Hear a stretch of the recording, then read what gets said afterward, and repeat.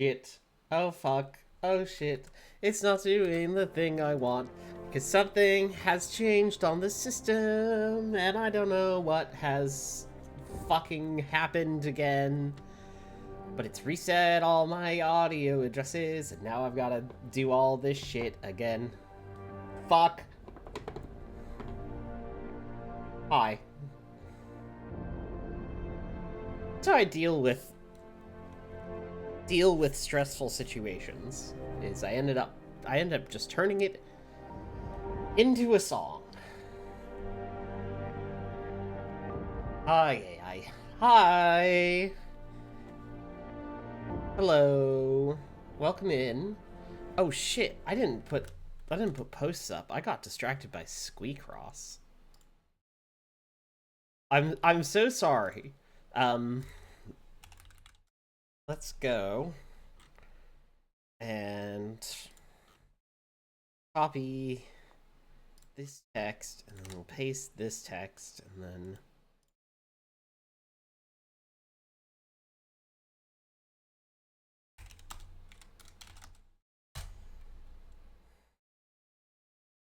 do that, and then we do the blue sky, and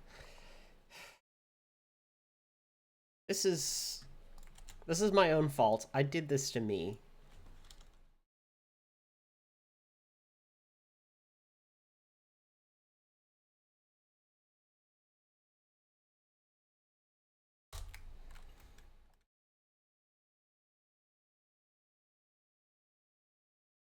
Okay. All right. There we go.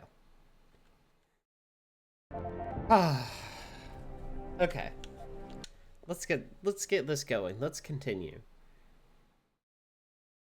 Spiriters are still one step ahead. Yep, because we survived the bell tower assault. That was where we left off, and we saw the glitch in our augmentations is affecting other people.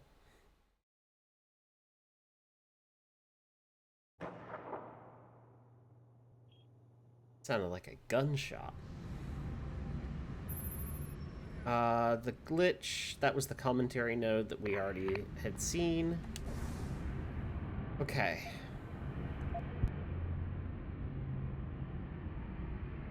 So then, our objective. Floor 2... Oh, yeah, it's back in Yuzhao. We gotta go for a bit of a walk.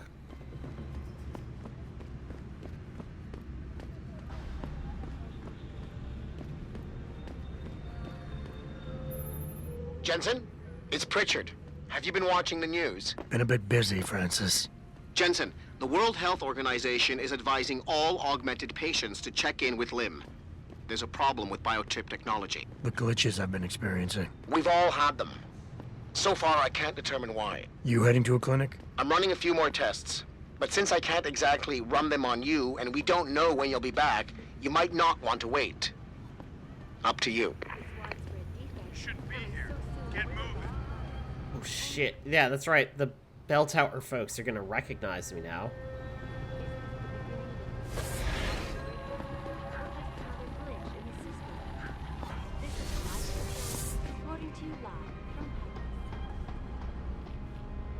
Beyond that, we also have to deal with...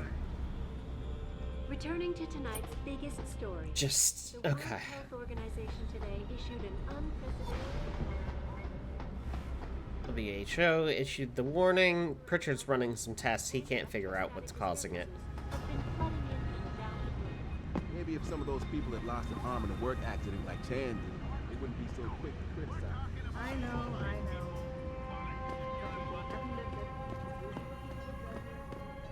Okay, so, and we should be able to get into the Yuzhao district from here.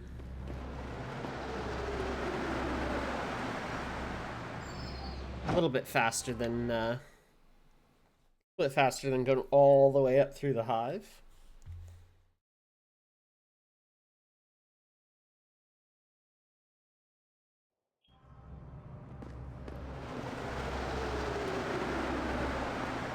Our destination is in Court Gardens, which are just outside the metro station anyway. Mr. Jensen, Hugh Darrow here. Oh, Jesus. Please forgive this intrusion, but David assured me of your cooperation and discretion. I find myself in need of some assistance. I'm listening. A contact of mine, Meng Yao, is in Hengsha, waiting to fill you in. I'll upload her coordinates now. Okay.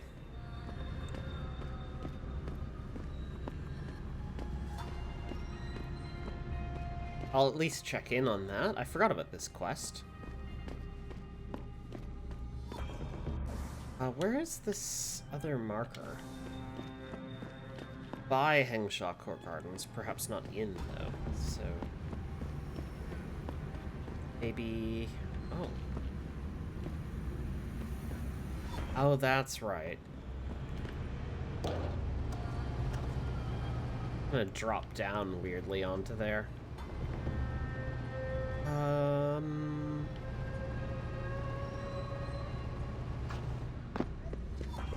But the best way up? Might be. I don't remember.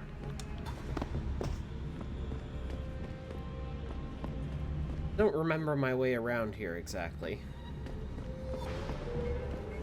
Let's exit the gardens for now. Kind of just go around this way.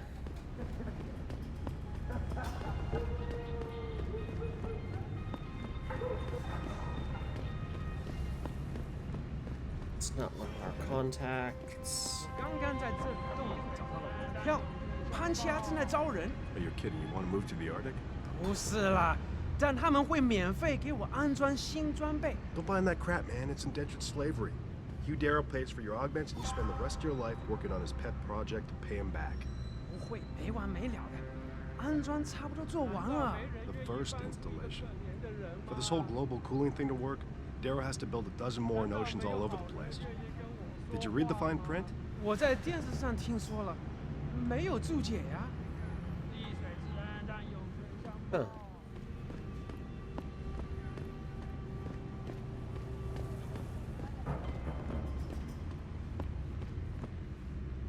Darrow definitely looking to exploit his workers then.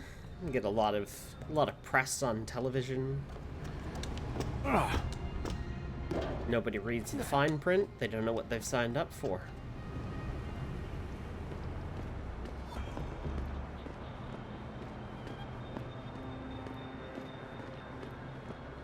So these are the gangsters down there. That means...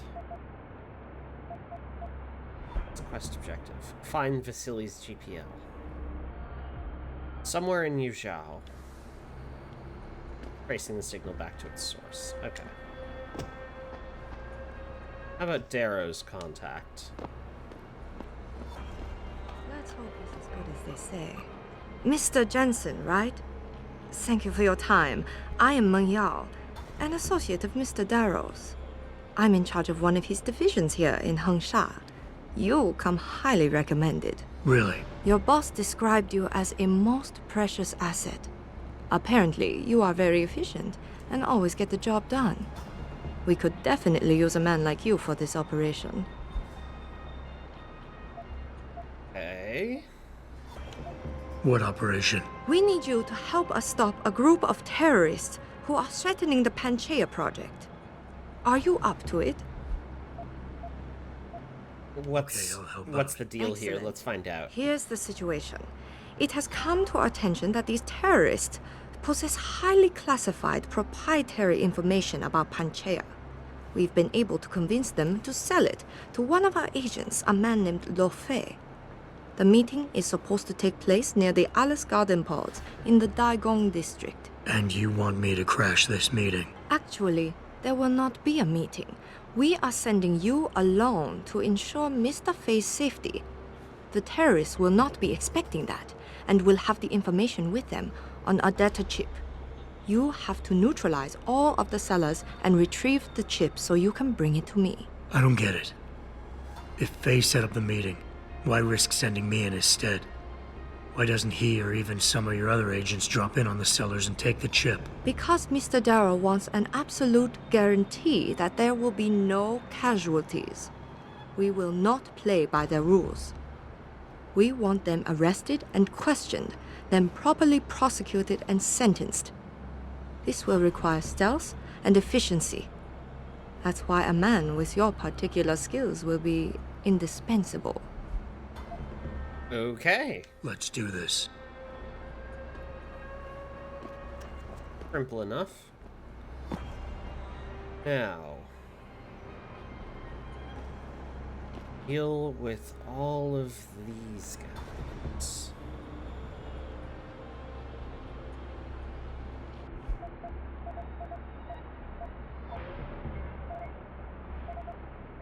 I came loaded for lethality.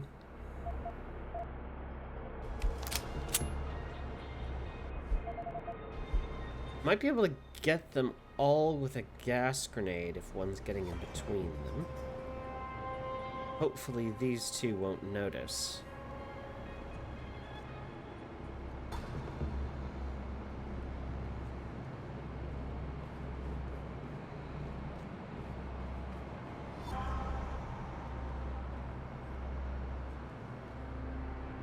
Just wait a moment.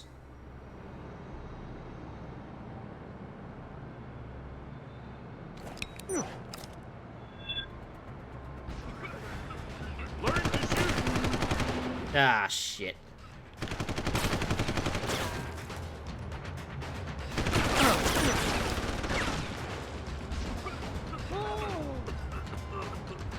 Other one down.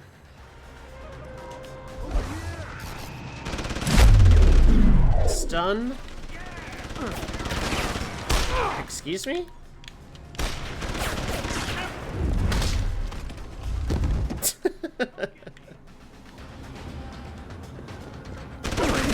Oh, there was a stealth guy. Okay.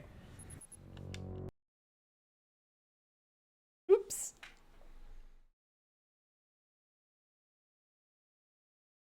Didn't see him until it was too late.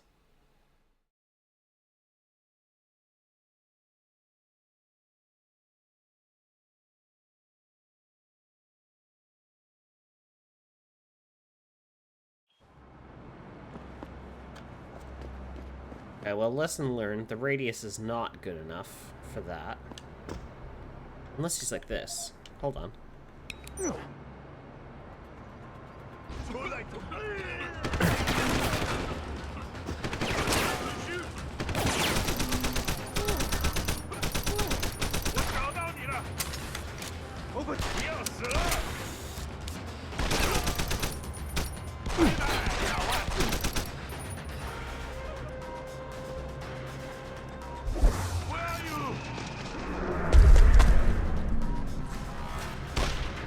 Death from above.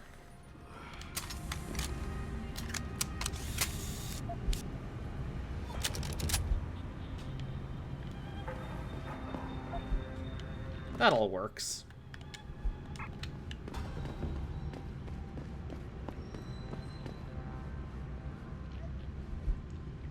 It's not like I need the XP. I don't need the XP. I don't need the XP.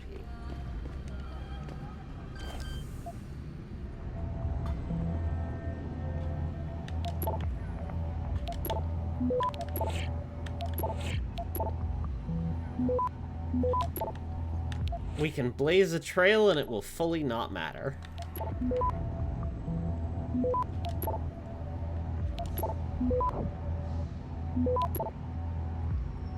Access granted. Thank you. Oh boy, okay.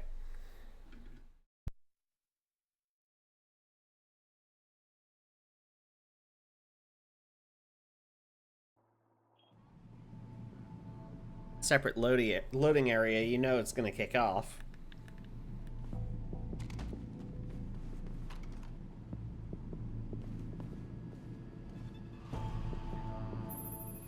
Well, now we enter in the harvester hideout, like the group of Tang Xiang. Actually, they were supposed to be scavengers in Bangalore, but since we cut Bangalore... yeah, we had the whole idea in Bangalore that Bangalore is like this technological city. It rose on the height of the technology boom, and then when it all fell apart, it busted. And so that you'd have these people who were scavengers in Bangalore who were taking the tech and repurposing it and trying to make a living off of that. And they became the harvesters in Hengsha, and actually they were inspired by the scavengers we see in the AI movie from Steven Spielberg, where all the robots are going to try to go for the parts they're missing, and that's why also the harvesters have all kind of those souped up augmentations and everything. Access granted. And I think also that they're kind of they were supposed to be the organized crime that was really related somewhat loosely to the triads of the X1. By putting all the events of Bangalore, by putting all the events of Bangalore into Hengsha, the return visit, we were able to beef up Tong Si Hung's crime organization. And since he's a reference back to DX1, his son Tracer Tong is part of the triads. So the harvesters became, the scavengers from Bangalore became the harvesters, who are part of the triad groups in Hengsha. Oh yeah, in that way. Okay, I see what you mean. Okay. One of the constraints of storytelling around a prequel is just you have to have characters that are from the thing, so you know, oh, it's the thing. Which is an annoying limitation, but you know, it's one that you just gotta deal with. I don't have time for this shit. Access grant.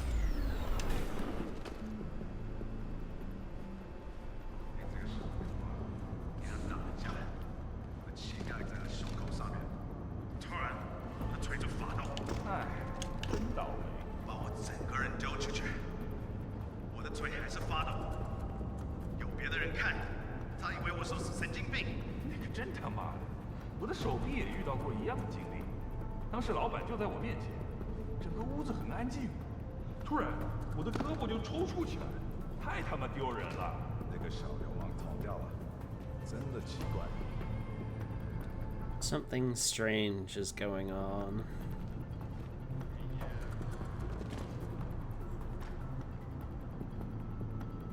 It must be like all of these people are experiencing the glitches as well, because they've got the augmentations.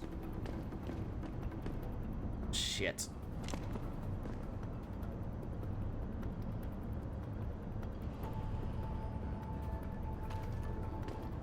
Don't worry, buddy. You didn't see anything. Keep that minigun away from me.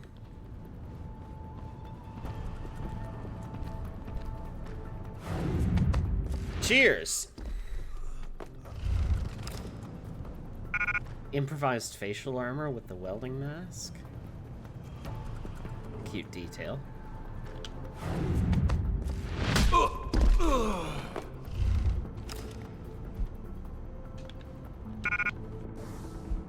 Okay. You're the lucky one, despite how badly you let me down.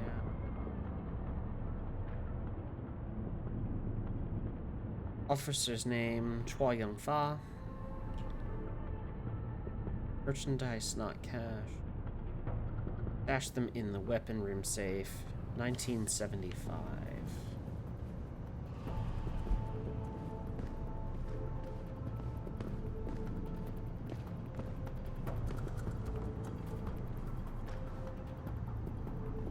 Got a little bit of an engineering operation down here.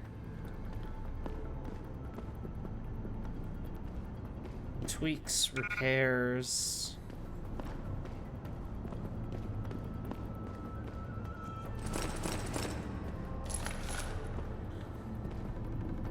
Small armory.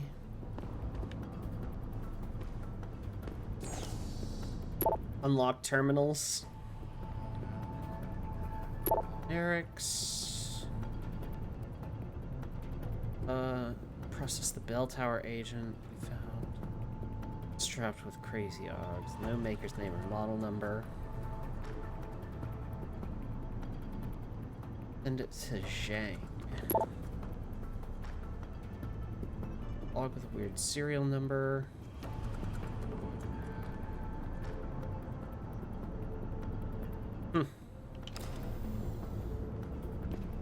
day-to-day kind of operation. This is Zhang's. I wonder if some of the puzzles in Hengsha... The mini-games in Hengsha are modeled on, like, Chinese characters. It feels like the sort of thing that they would do. Granted. Exciting find. Seraph series arm with a combat chassis.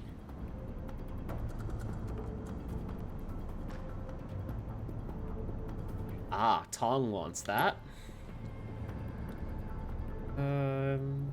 Steiner Heppel Obturator 3/4. Orbital.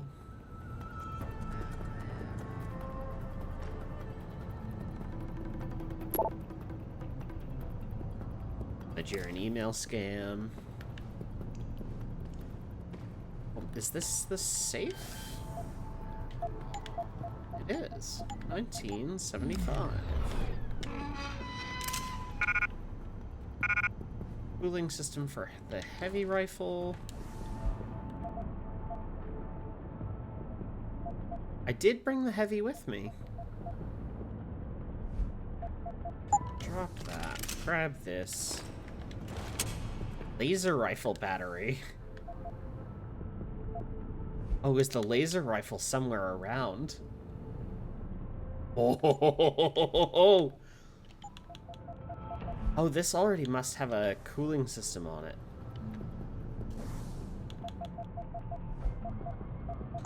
Examine. Yeah, this is already upgraded with that. Actually, don't need it. No, I just said I don't need. What? That.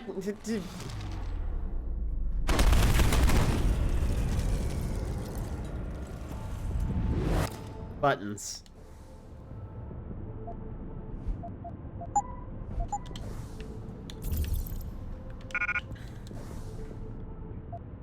Okay. Drop. No, I didn't.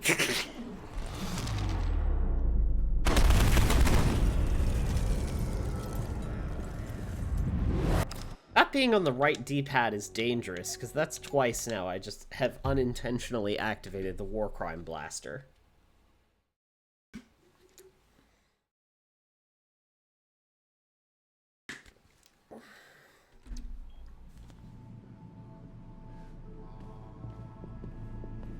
Alright.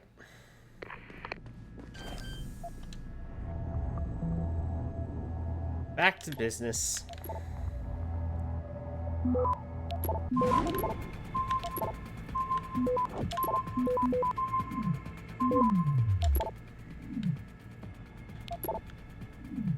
Access granted. Thank you.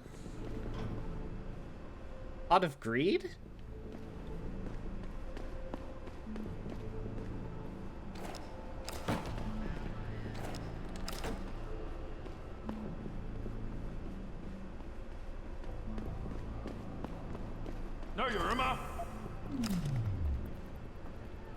Shit. What? Someone upstairs?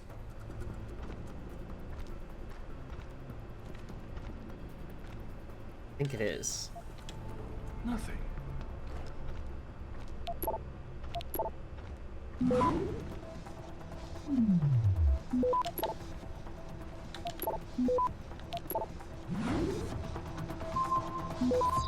Fine. Access granted.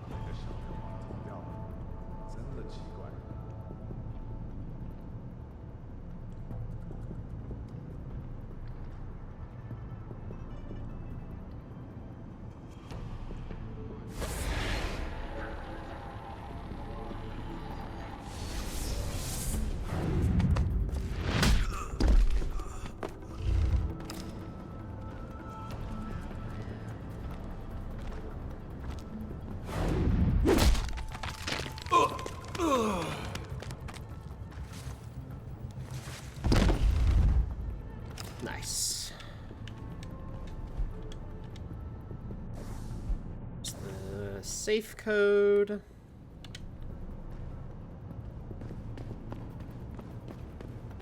And you know, let's simply not fuck it up this time.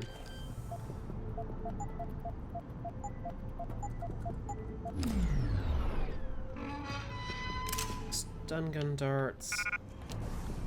Laser rifle battery I would be too full to use, huh? How about dropping this revolver rifle? Sorry, revolver rifle? That's something that's in Fallout. Revolver ammo dropped. Then Zheng's computer has a couple of things on here.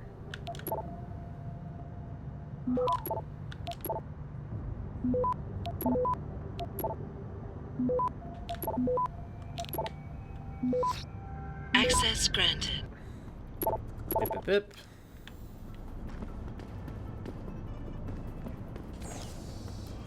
Bip, bip, bip.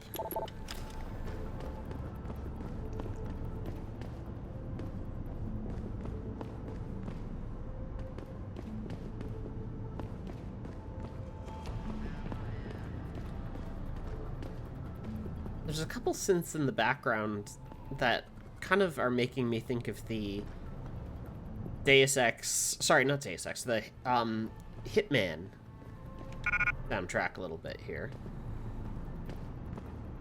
Specifically 2016 and the Niels by Nielsen score.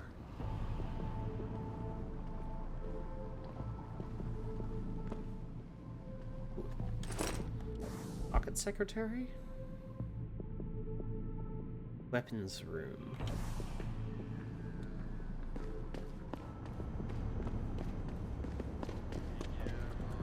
Is this considered to be the weapons room? There was those racks.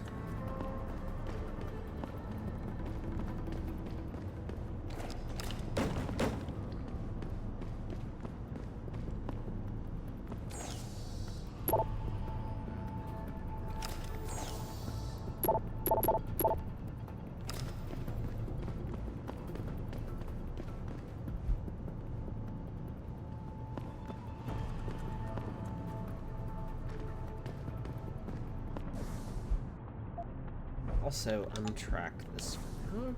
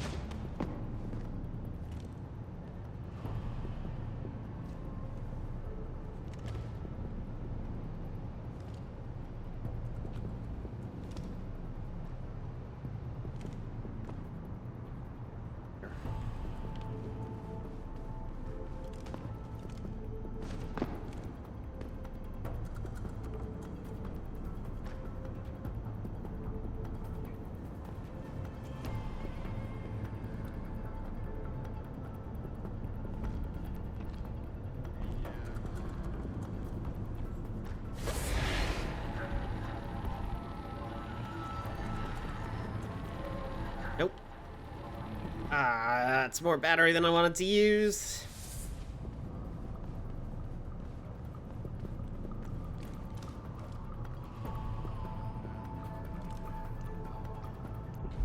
Let's have a munchie.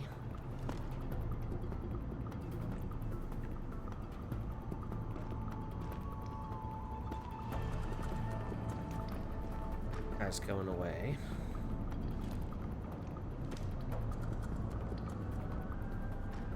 He's asleep.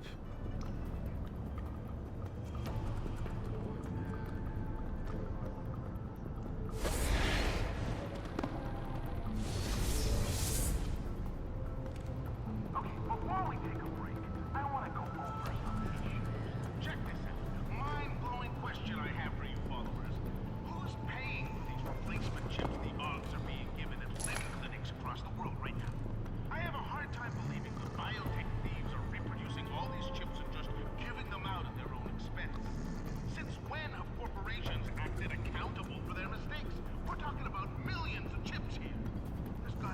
some outside funding here, and that outside funding can only come from one place. Illuminati. What? Start inserting these chips inside of you so that they'll be able to track your every move. Do the math, Euclid! This has always been a crucial element to the execution of the master plan. And now the master plan is fucking upon us. This one couldn't be laid out any simpler for you, followers. He does raise one interesting point there, which is, who is funding all the replacement ships?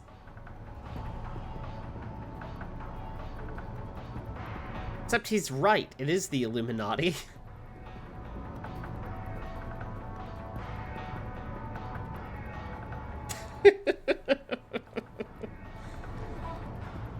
Oh, this fucking game.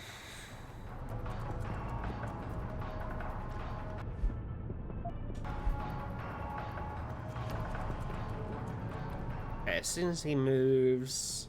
There's more of this to come, followers, so stay logged in. And if you Tap tap, bonk.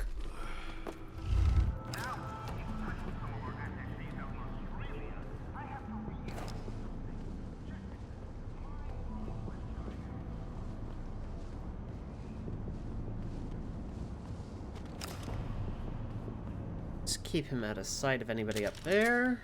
reproducing all these chips and just giving them out at their own expense. Since when are corporations accountable? Sewers? Oh! Okay, this is an exit to the main city sewers, I guess.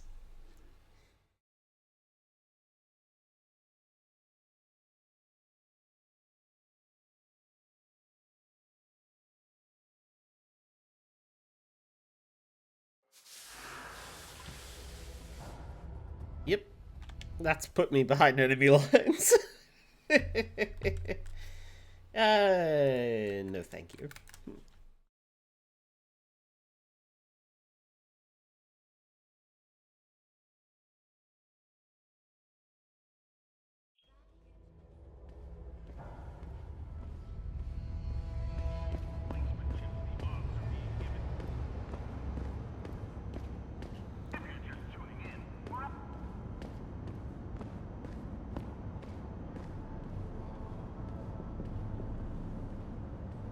Bunch of them in there.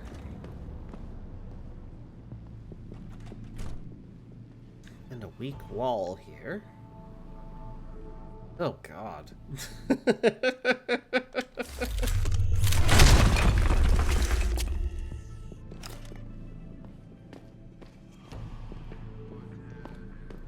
Okay.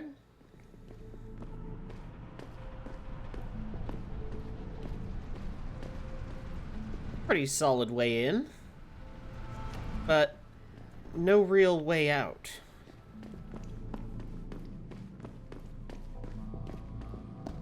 It's like half of an infiltration plan.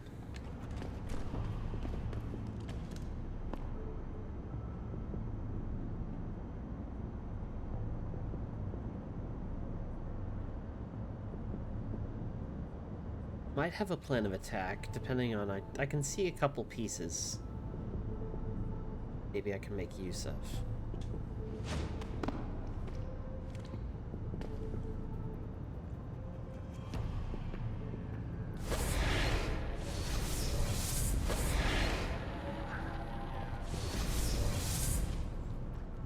Oh... okay. Updated. These are not movable.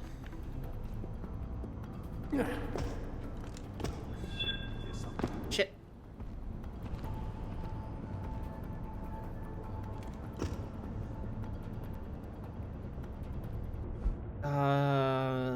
Okay. I saw that! I'm stalking you, Lao Wai! Can't run! And it's showtime.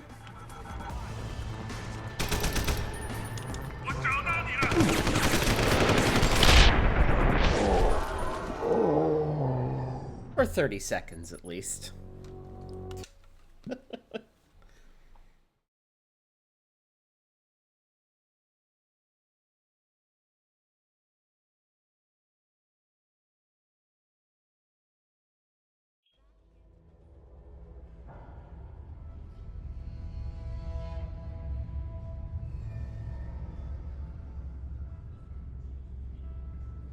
Okay.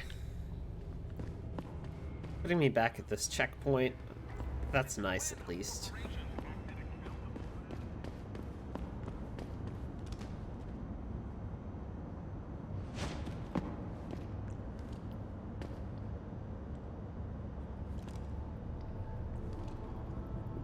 Up and over is kind of an option, but not really.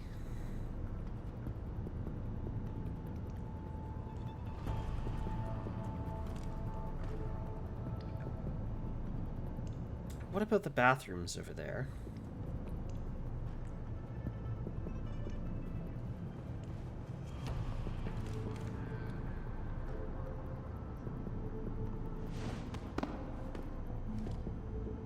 Roll.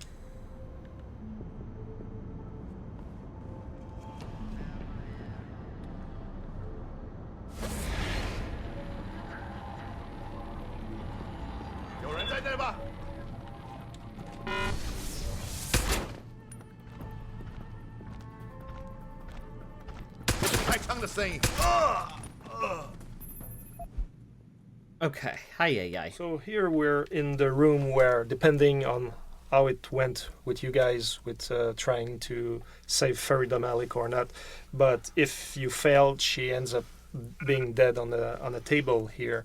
And originally, like, now she's just dead there, but originally she had severed limbs and everything. It was more a gruesome scene to make it even more disgusting. Like, I think we even saw some of her, like, bowels sticking out. Yeah, it was really, really gross. Yeah. But we had to modify it because we were not complying with the Japanese ratings for the game. And I'm glad that we did, because I know that a lot of fans who failed to save her were absolutely super upset about this. And I remember one person telling me at a convention that he went there, and when he saw her body, he dragged her out of here. He searched through all the streets of Hengsha to find a safe place for her, because you do not leave a comrade behind. Must have been a Marine. Yes. The cool thing about that room as well is that it's one of our great showcase of a bit kind of like underground black market augmentation thing, because it was an important theme in the game and in some of the stuff we wanted to do, but in the final product it ended up not being all that present. And in that room you really see like all the mess, the blood, the awkward tools, I guess, and stuff like that. So it's the other side of the metal, basically. Yeah, there's good, there's all shiny and stuff, and then there's the aftermath. That's it. Which you don't see. Ah.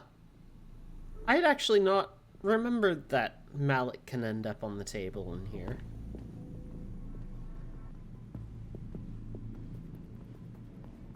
Definitely a grotesque feeling room, though. Like, you feel wrong being in here. But it looks like this is the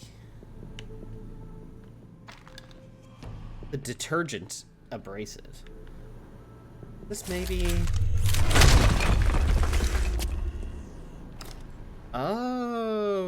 Okay. So there's maybe a few weak points to punch through. That one actually does lead to a relatively safe area, which you could get a through the wall knockout if you time it correctly. Standing vision. My inventory can't contain painkillers. Well, that would be unfortunate. Let's find some room for those. In my body.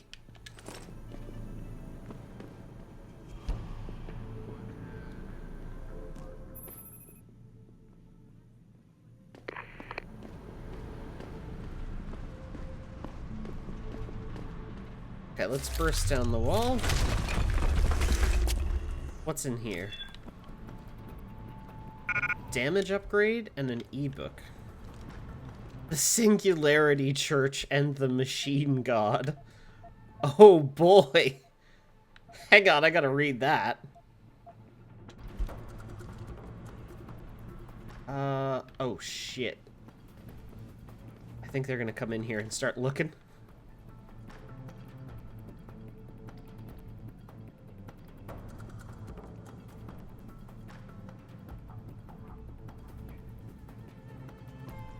He definitely heard that something was going on. Shit, did something move?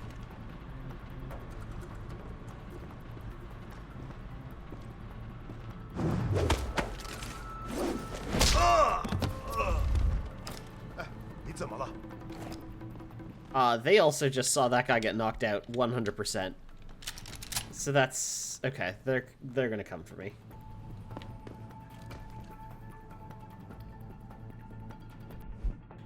One heavy, one stock, gas.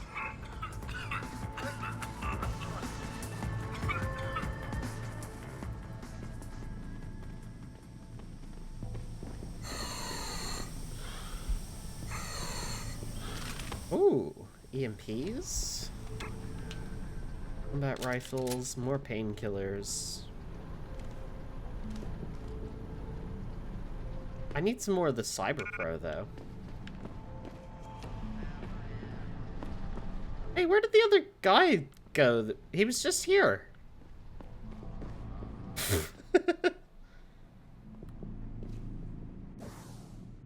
Okay, so damage upgrade.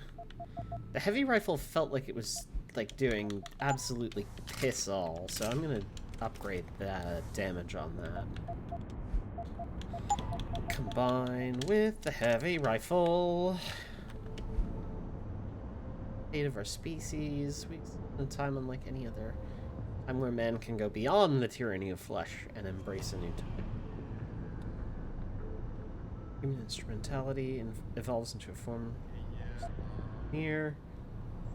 This is the singularity, the god in the machine.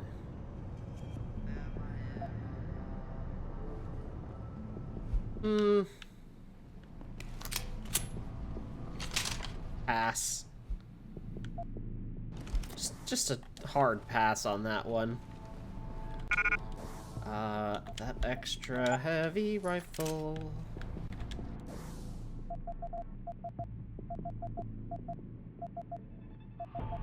Lethal bits and bobs hanging out.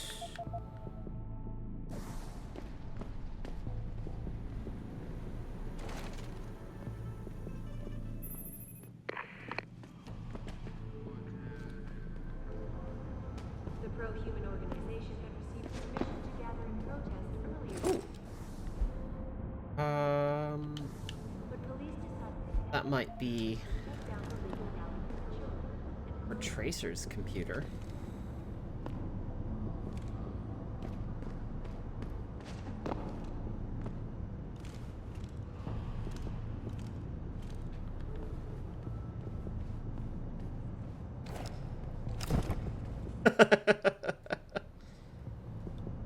Busted ass drywall all around there. It's cute.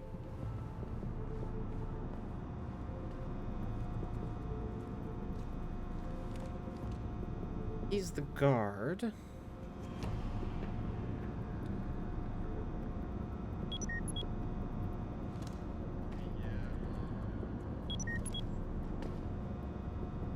Where's number 3? Ah. Okay. So, I mean, this should be pretty easy, right?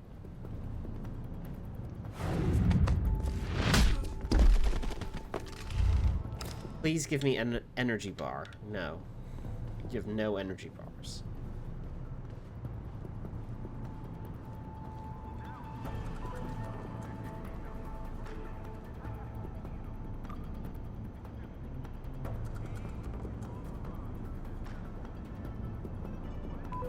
Qualms about being lethal.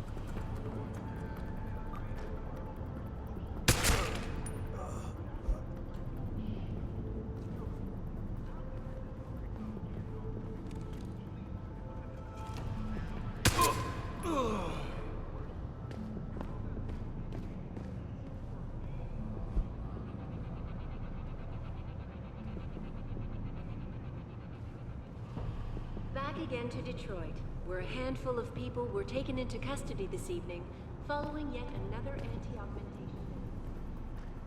This time, patients attempting to access the 2nd Avenue lymph node found the road blocked by supporters of Heavy. Humanity runs. The pro-human organization had received permission to gather explosives, but police decided to shut down the legal rally prematurely and closed the Broadview Tunnel. Perhaps they feared what might happen once the hostage situation at Seraph Industries.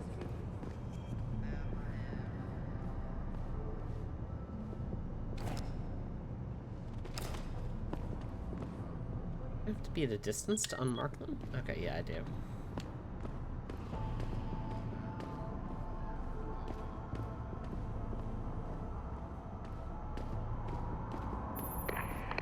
Might be Tong's computer here. Yep.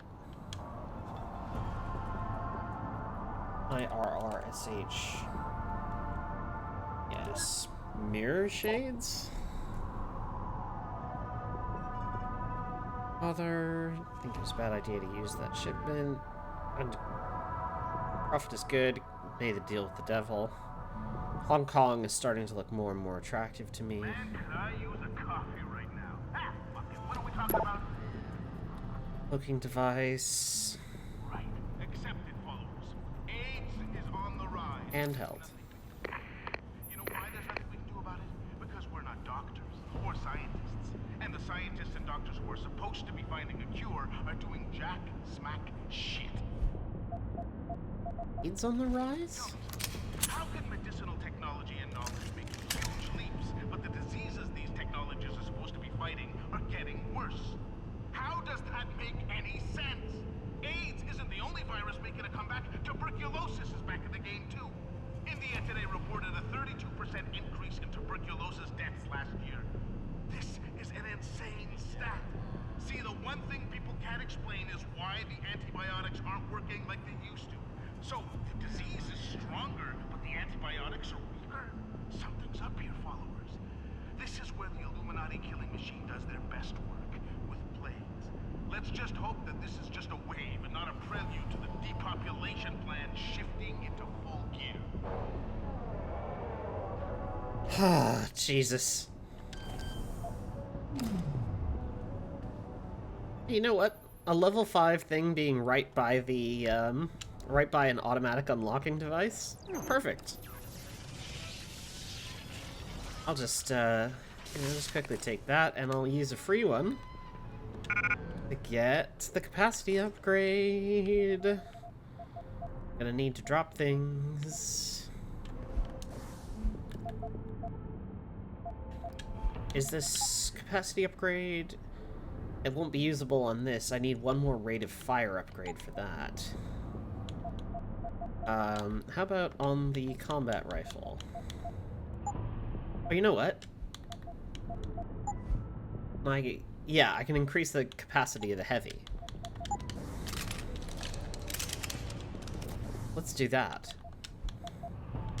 Fine. Then swap.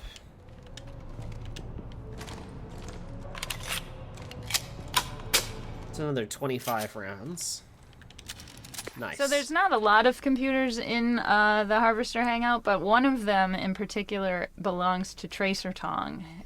We needed to establish his presence, first of all, for the link back to Deus Ex, but also because you could have, in different versions of this, depending on what you do, you might be sent on a mission by Tong to rescue his son Tracer. And so we kind of tried to put evidence around through emails and things about Tracer, his connection to the Harvesters, and foreshadowing how in Deus Ex 1 he's going to end up being kind of anti-augmentation. Yeah. And so we did it, and one of the computers here in particular belonged to him. And thanks to Steven, because he was the one really pushing for us to nail Tracer Tong, and you came up with, like, I can't remember, you had a document at some point about how to do it right. It's because we had this bonus mission that we were adding, and I really wanted to put a lot of emphasis so that the real DX1 fans would be able to recognize, and people who aren't, they'll play, they'll enjoy it, but I really wanted to send at least a message. Devoted fans, like, here's some information about Tracer Tong that you might not have known about, or stuff like that. Just little throwbacks are always fun. So because of you, we didn't screw it up. Yeah.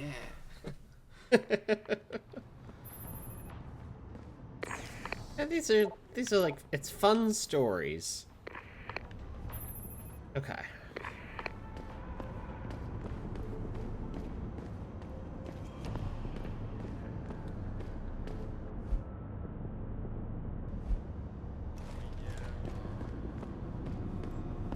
I guess we just walk in, right?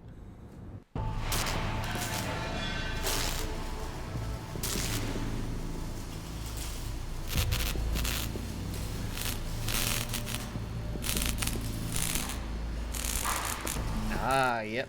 There's the Seraph farm. That's far enough, Guilo.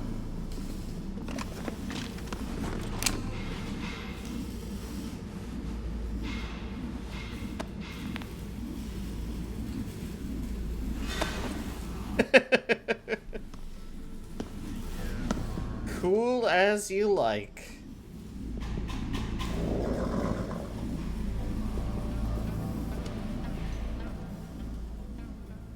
Tong. You disappoint me, Jensen. I thought we were friends. Then my hacker goes missing. You break into my place of business, and you don't even have the manners to knock when you enter our room. A lot of bell tower heavies looking for you. Any reason I don't just turn you over? Yeah. Vasily Sevchenko. Never touch the stuff. Your weapon's arm. GPL device inside it. Let me straight to you. Scavenged tech. Get you every time.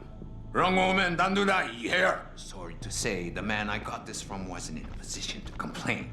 Bell Tower gave us his corpse a few weeks ago. Bell Tower? Not Tai Young? Tai Young's not the one grabbing people off my streets then giving me choice og, so I closed my eyes. Sevchenko had 4 other scientists with him. I'm not wearing any of them. So maybe they're still alive, and maybe I help you out with this. Go on. I've got a pretty good idea where Bell Tower's been dragging people. Problem is, bastard's got my son. And he gets a bullet if I step out of line. See where I'm going with this? Where's he being held? One of my harvester boys will tell you all about it. Meet him in the sewers near the Alice Garden pods. Then, when you free my boy, come back and we talk some more. I can hardly wait. Okay. So this dialogue that you have with Tong Si-hung here was quite challenging to write in many respects. It was actually one of my favorites, but it was very challenging because we had to react to so many things. We had to react to whether you'd killed the harvesters. We had to react to what had happened to Ari Van Bruggen. And so there were all these variables that we had to do. And the one that we almost missed until the last moment was the fact that you might have played all of Hengsha 1 and Tong would never have met you because you could have snuck through the vents and eavesdropped on him. And I didn't catch that because the dialogue was always starting with, oh, you again kind of thing, like, oh, you've ruined all this. And how do we kind of explain that he doesn't know who the heck you are until you walk in here? So we almost missed it, but we caught it, and I was very happy that we did. But Tong was a fun character, very interesting. And also at this point, like Tong, I mean, we just wonder how many players really make the link that the scientist Chevenko in the walk and talk at the beginning of the game that he has this really weird augmented arm, and now it's not Adam Jensen, Tong Si-hung has it right now. So because now you've played for about almost 20 hours, Yeah. like to which extent, like because we've never heard anything from the fans or forums or fan art or whatever in relation to that. No. So it's, or even the articles, reviews. I don't think it's either nobody remembered it by that time. We thought it was bigger than it is, and people really don't care. People were just like, oh, okay, cool. It's that okay, been there. That guy with the mustache at the beginning, that's his arm. But the Movember guy. Yeah, the Movember guy. The room as well is a good example of something that was important to us in the game. Sounds like all my stuff started with something that was important to us in the game. So this was also important to us in the game. Was every time there'd be something mundane, you know, like this is kind of like a boiler room or something like that. To always, not always, but as often as possible to give it something special. And if you look at all the dozens, hundreds, whatever, of light bulbs on the ceiling, I love those. It's a bit that. Say that again. I love those. You like them? Yeah. So nice. Well, see, there we go. Thanks. Yeah. That's kind of like that was the goal. It's like it's so commonplace in video games that. Hey, this is a boiler room. You know, here's a picture of a boiler room, and then you know the level end up looking just like a regular and mundane boiler room. Or I don't know. The example I give all the time is you know, it has to happen in the lobby of a bank, and it just looks like a boring bank. Yeah. And we always try to make sure that those places would have some spunk nonetheless. And this is what these light bulbs do. The rule probably is that a boring room doesn't have to be boring, right? Pretty much. Yeah. I want this for my bedroom ceiling. I don't want to make it for you. Looks like a lot of work. It must be expensive in electricity, though.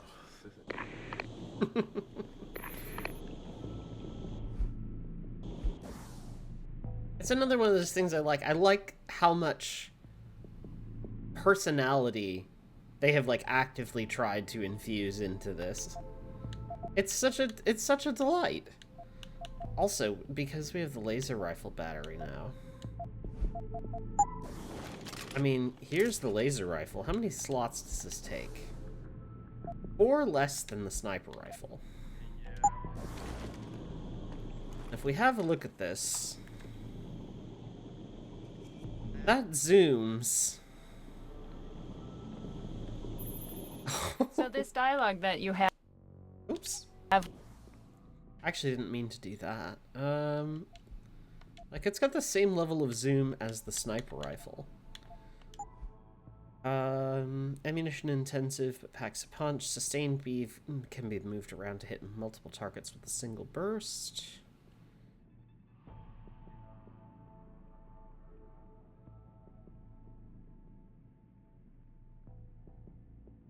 Does it not support the...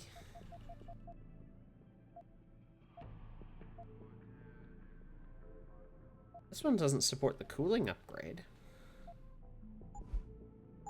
With Tong Si Hung here was quite challenging to write in many respects. It was actually one of my favorites, but it was very challenging because we had to react to so many things. We had to react to whether you'd killed the harvesters. We had to react to what had happened to Arie Van Bruggen. And so there were all these variables that we had to do. And the one that we almost missed until the last moment was the fact that you might have played all of Hengsha 1 and Tong would never have met you because you could have snuck through the vents and eavesdropped on him. And I didn't catch that because the dialogue was always starting with, oh, you again kind of thing, like, oh, you've ruined all this. And how do we kind of explain that he doesn't know who the heck you are until you walk in here? So we almost missed it, but we caught it, and I was very happy that we did. But Tong was a fun character, very interesting. And also at this point, like, Tong, I mean, we just wonder how many players really make the link that the scientist Chevenko in the walk and talk at the beginning of the game that he has this really weird augmented arm, and now it's not Adam Jensen, Tong Seong has it right now. So because now you've played for about almost 20 hours, like to which extent, like because we've never heard anything. From the fans or forums or fan art or whatever in relation to that, so or even articles, reviews. I don't think it's either nobody remembered it by that time. We thought it was bigger than it is, and people really don't care. People were just like, "Oh, okay, cool." It's that okay, that guy with the mustache at the beginning. That's his arm. But the Movember guy. Yeah, the Movember guy. The room as well is a good example of something that was important to us in the game. Sounds like all my stuff started with something that was important to us in the game. So this was also important to us in the game. Was every time there'd be something mundane, you know, like this is kind of like a boiler room or something like that, to always, not always, but as often as possible to give it something special. And if you look at all the dozens, hundreds, whatever, of light bulbs on the ceiling, I love those. So if this is a prototype, hold on.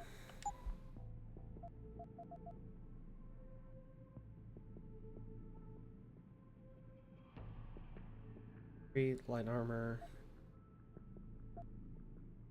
Penetrate low density obstacles and cover to deliver damage. targets. It hits through walls.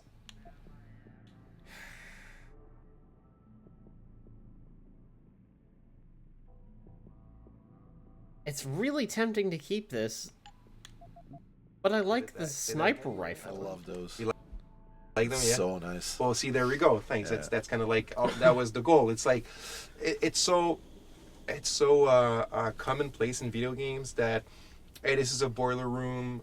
You know, here's a picture of a boiler room, and then you know the level end up looking just like a regular and mundane boiler room. Or I don't know. The example I give all the time is you know, it has to happen in the lobby of a bank, and it just looks like a boring bank. Yeah. And we always try to make sure that those places would have some spunk nonetheless. And yeah. This is what these light bulbs do. The rule probably is that a boring room doesn't have to be boring, right? Pretty much. Yeah.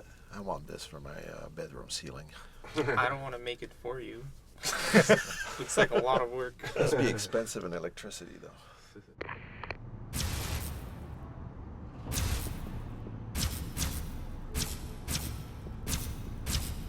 Yeah, that is... Okay, so that's loud, according to the, That's really loud, in fact.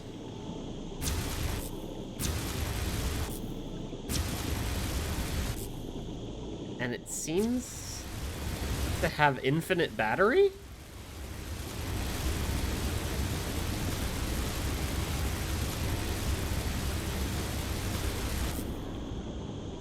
Now, wait a second. I'm just gonna quick save there. Perhaps they feared what might happen once the hostage... I need to see something. If I fire this at a target, is that the only thing that consumes battery? Nope, even that doesn't.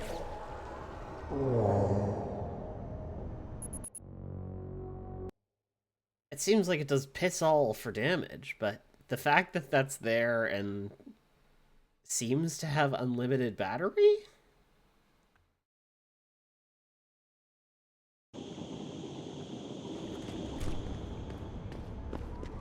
Let's make a more serious effort at using this thing. 我找到你了，拜拜，老外。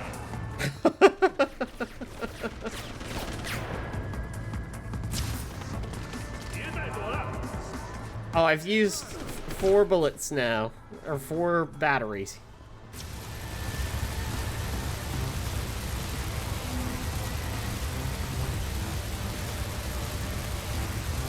It seems to basically not consume any power as I fire this, though. I don't know why... Oh, I've lost 2. There's another 2.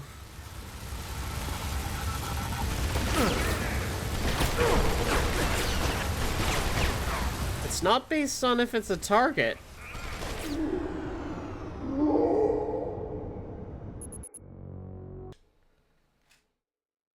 That is very strange.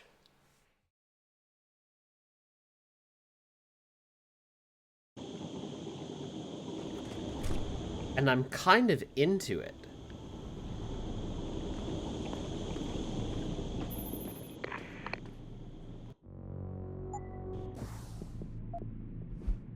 It's the noise level that annoys me, so...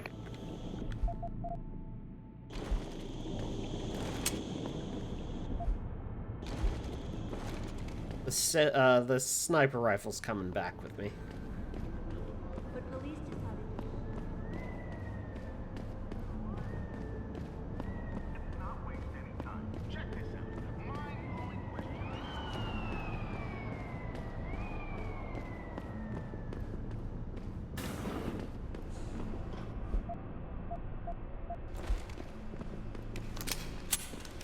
Let's get out of here. Street level. Higher.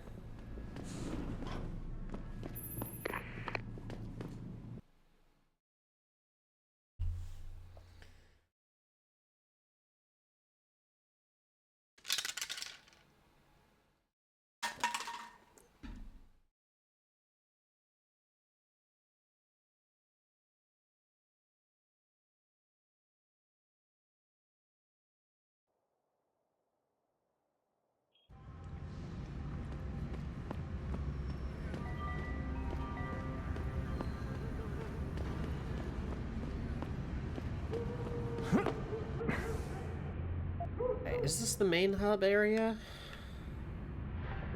Harvester's hideouts.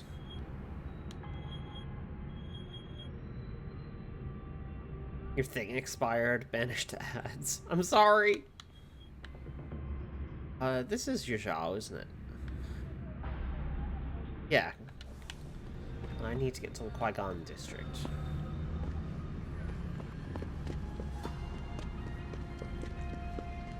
The Alice Garden Pods. They're in Qui-Gon as well.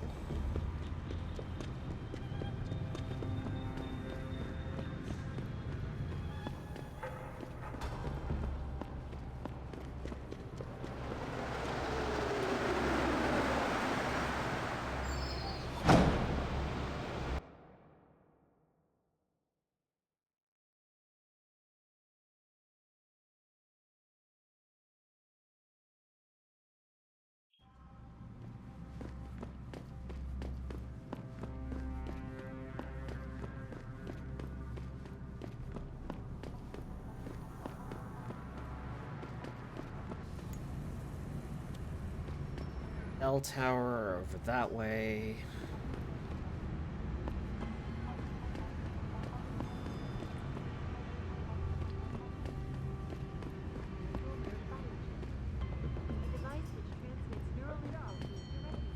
Don't want to deal with bell tower.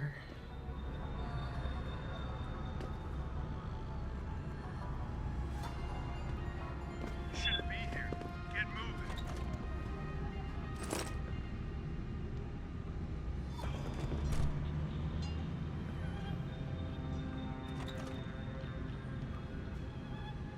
市场上最好的，我向你保证，这些人不可能都弄错了吧？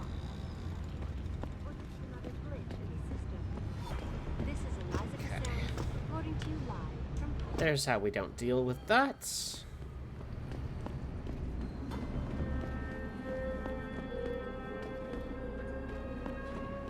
Way to the hive. This is all blocked off.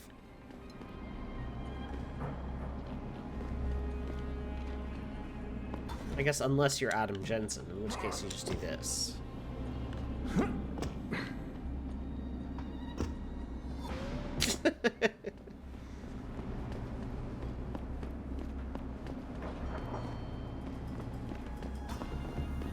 So I imagine VersaLife's got to have an opinion on things. Think they'll give up all that money they get on neuropozyne sales? Nuh-uh. They can't have that much influence, not if the whole UN decides to pass restrictions. Biotech companies have got to be scrambled. Let's see. Oh, good. Back away, sir. This is none of your business. Keep our distance from the bell towers. I'm trying to remind people that the only way they can get in touch with me is by online interactive streaming. We'll stream you through and answer your questions as best we can. You want best in the city? You come to right place. Look on computer and see for yourself. See what you got. Silencers, heat targeting system, target seeking, cooling. I actually don't need any of those upgrades.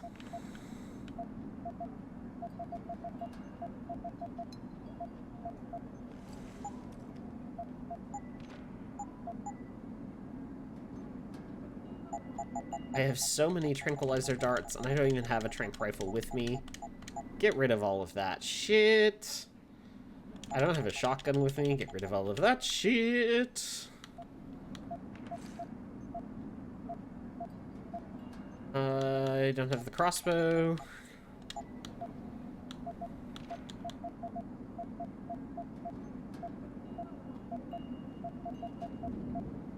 Everything else is fine. Thank you. Come again. Should hopefully free up some more room for like heavy ammo and stuff. Oh, there's no sort option. I got what you need. Let me actually check that. You make me poor. I bought you things. Leave me alone.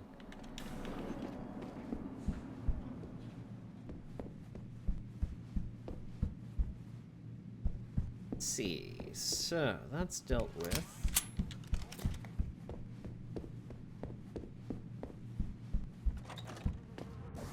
Both my main quest and side quest collide at Alice Garden Pods. Hey, I know you. Oh, You're shit. the one Bell Tower is looking for.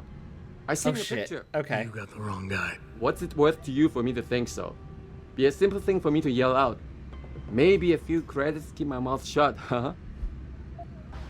Intimidate. Not giving you anything. How about I find some other way to keep it shut? Permanently. That won't be necessary. I see now that you're much taller than the man they're looking for. I thought you wouldn't see things that way. Now move it. It was a good attempt at a shakedown, but no dice.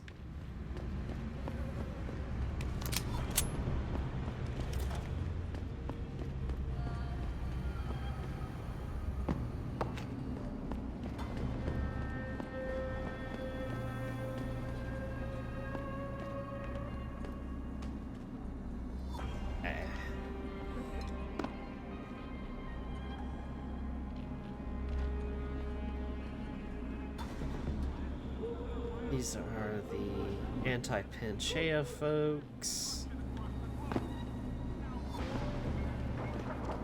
Get around to the other side here. Oh, that's a bell tower. Okay. Touchdown in the poop.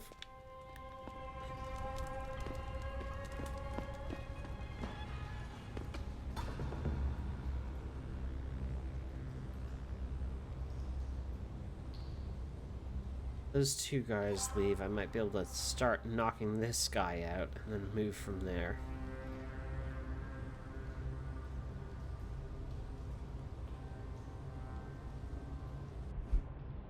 Have any energy bars? I don't even have any non-lethal options. Besides melee. Oh, and gas. That would actually work.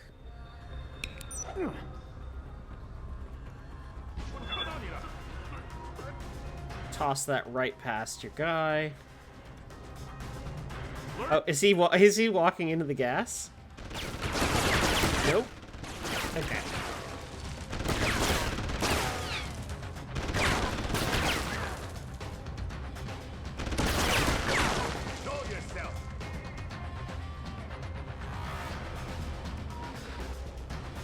Nobody's seen anything.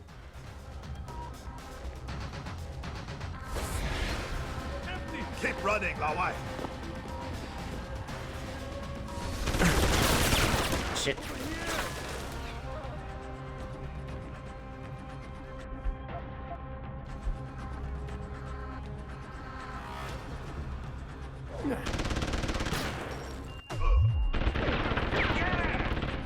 Over here! Where are you? You can't escape yourself! Just need to run in circles for a moment.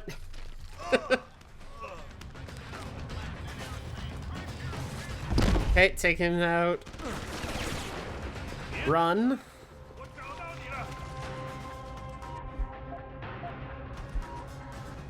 Concussion mine.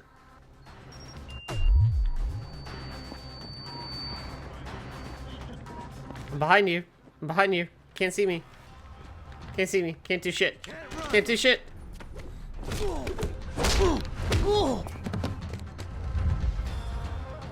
Nothing happened.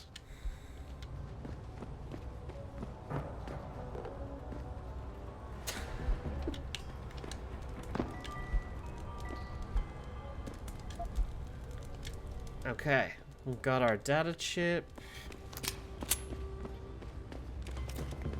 And I wonder as well if it's possible for me to, I wonder if it's possible for me to actually do the meeting at the Alice Garden Pods.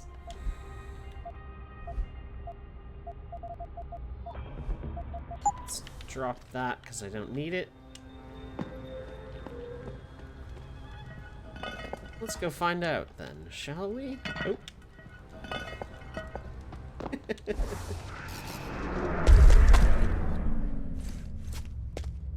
Adam Jensen is strong enough to lift a manhole cover while he stands on the manhole cover.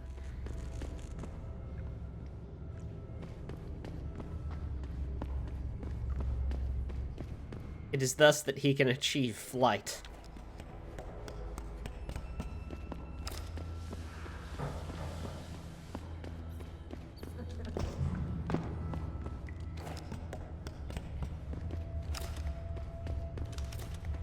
Alright. Huh. Funky little hangout you got in here. Entrance to the old noodle factory.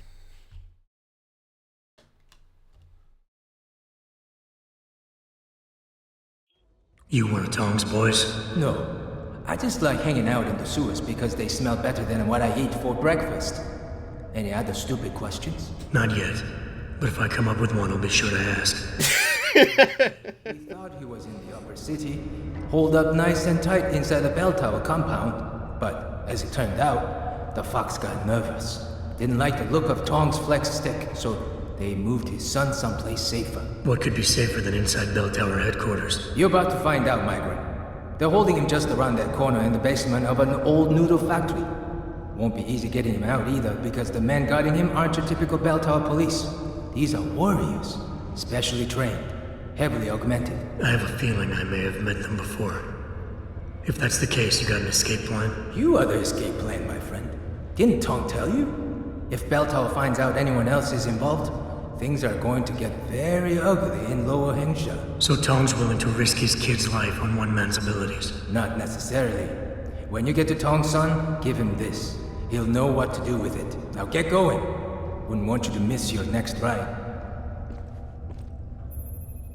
Right? And commentary?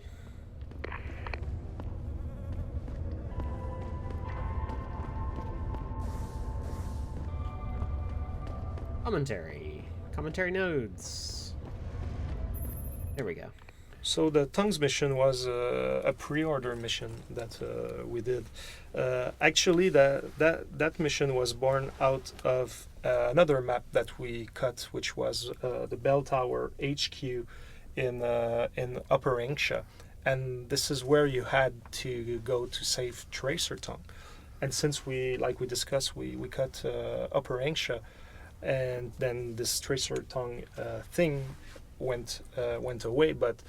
As we had to make this new mission, wait a second, we can recycle what we cut for Bell Tower and do the Tracer Tongue. We couldn't recycle mission. Everything because we did want to have in Bell Tower. We wanted to have more of the evidence about the Namir and Fedorov, and we were unable to salvage that. But we did get the idea of rescuing Tracer back into this area of the game. Yeah, but you had to rewrite quite extensively the dialogues for that you already have planned for Bell Tower, which didn't fit anymore with this new environment, which was an old factory. Yeah, well, the big rewrite for this was actually just the Tong sending you on the mission itself, Okay. and we had to rewrite his dialogue and explain away. If you didn't get this mission, we had to explain why he sends you off to the port without getting something in return for it. That was kind of, for us, the big rewrite on this. But then this got to add some interesting new dialogues for Tracer and for all of that as well. So it was a fun little thing to add back. Huh.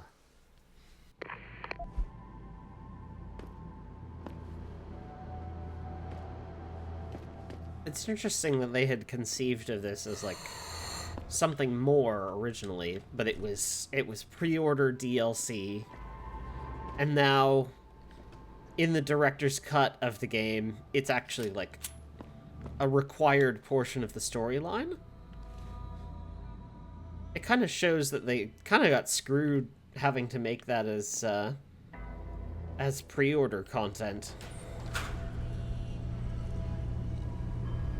Hey, you know what? I'm gonna give these guys a bunch more machine pistol ammo. If I have any, I don't. Okay.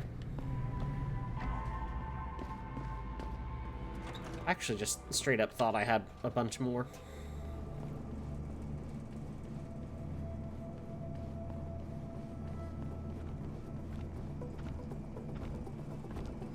Those are... The sneakers have the cool, like, almost hoof augmentations.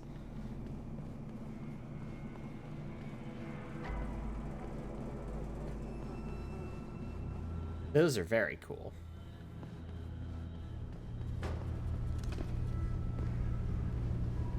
Okay, all clear. Ah, okay.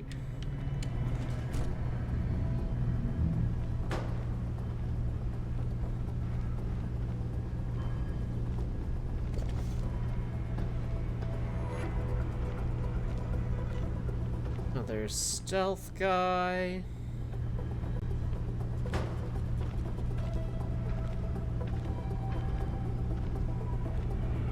He's looking directly at the camera. He knows the camera's here.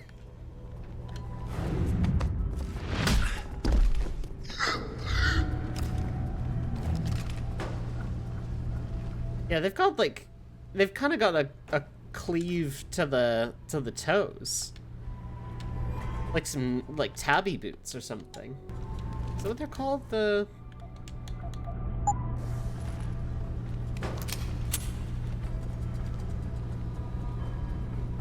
ABI boots.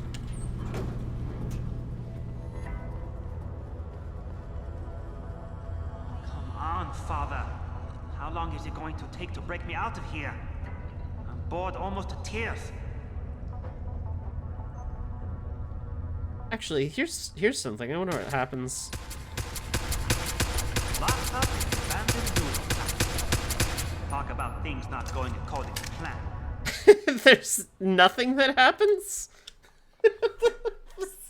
No consequence?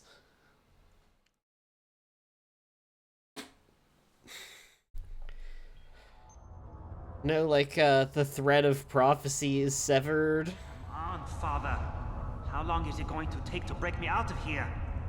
I'm bored almost to tears.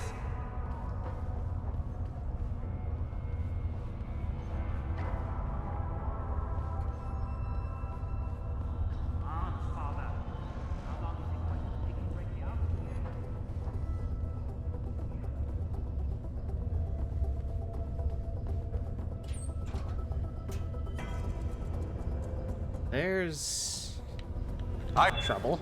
You didn't hear anything. Don't worry about it. Go to sleep. Security hub.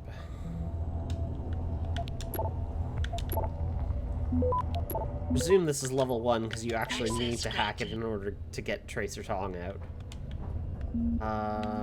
Cameras off, and doors open. So yeah, that intuition appears to be correct. Weak wall? No. Rolling. One of the interesting things about Tracer when I was making this level was that I got a chance, well, to go back to Deus Ex 1 and look at some of his dialogues. And one of the things I actually requested was that one of the very famous quotes that Tracer says, I wanted Adam to say it to Tracer so that Tracer says it later on to JC, but that's so cool. But it was kind of like this little throwback that I really wanted to do that I thought was really interesting that for sure the hardcore fans would recognize. But I believe I also remember with Mary, you were a little hesitant to write about Tracer because... Well, yeah, Tracer is such a beloved character, but he was, beloved from 10 years ago, and people have a tendency to remember differently than it actually exists. And I know that when because we had to write dialogues for Tracer in here, that he would be talking or even talking to Adam in the dialogues. And so the writer who I assigned to this, Anakin Slade actually, went in and he was listening to all the dialogues and he was doing all those dialogues to try and get the tone. And I remember him coming back to me and saying, man, he's just flat as all get out and there's no personality to him.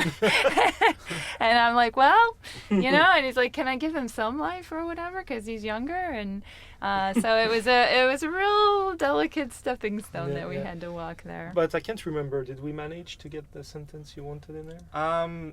Maybe. Go check for yourself. Go in the vent above his cell and park yourself there for a while and see if Tracer says something. Huh.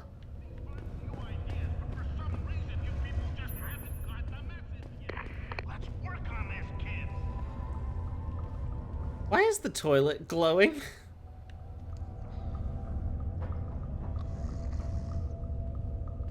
Like, there's just an energy bar in here, but why is there also a glow?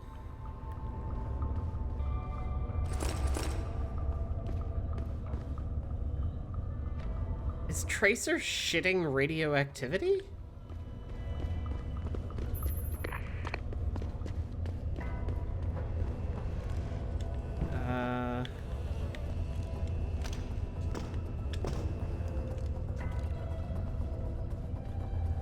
Let's park ourselves in the vent and see if he says anything. All I heard was, come on, how long are you going to take me to get out of here? Come on, Father. How long is it going to take to break me out of here? I'm bored almost to tears. We're talking about Eliza Cassan's frank interview with Zhao Yunru. Frank, what a fucking farce, eh, Steve? Oh, come on, Father. That's the only thing he says.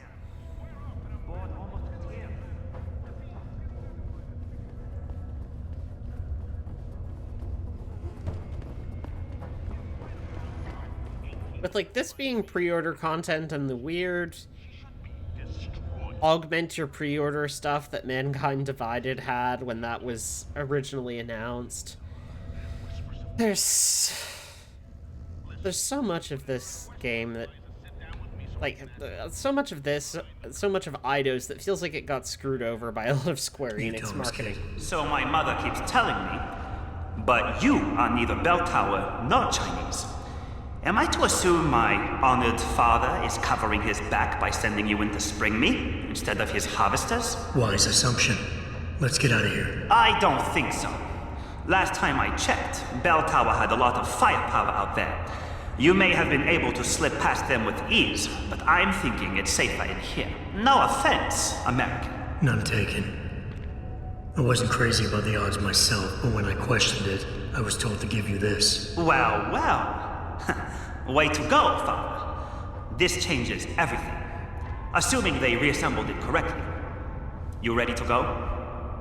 What is the device? I'd feel a lot more confident about things if I knew what the device was and exactly what you intend to do with it. You mean they didn't tell you? Not surprising, I suppose, given how much Father enjoys his little secrets.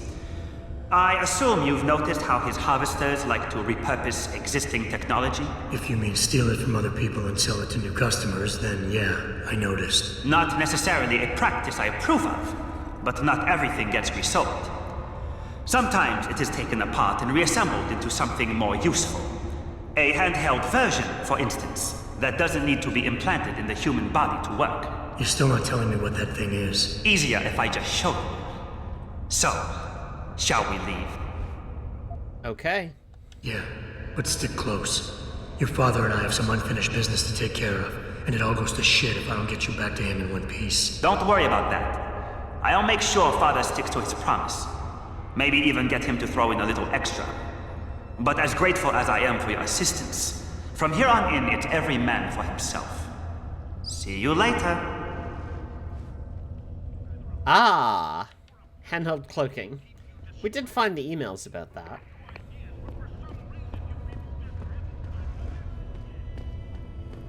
Okay. Let's get out of here then.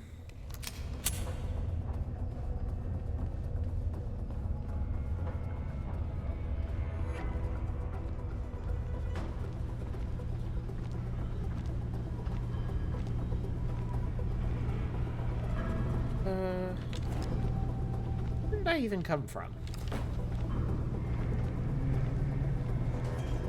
Oh yeah, it was further over here.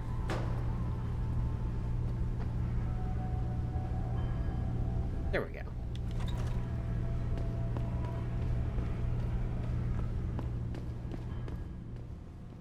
Can I get up into the roof?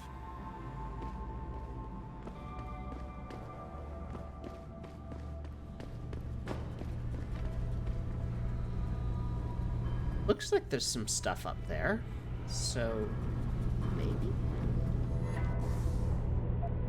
Check the map and see if it... It says that this is the highest floor. And then everything up there is just props. Oh well. Here.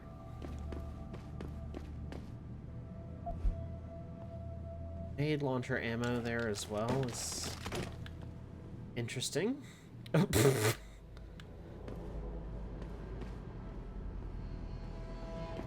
Shotgun carts. I'm not using the shotgun. Yes.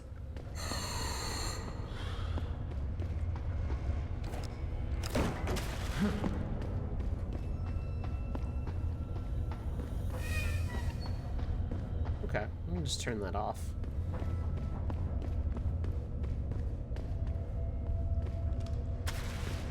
Anything else of note down here? Laser grid.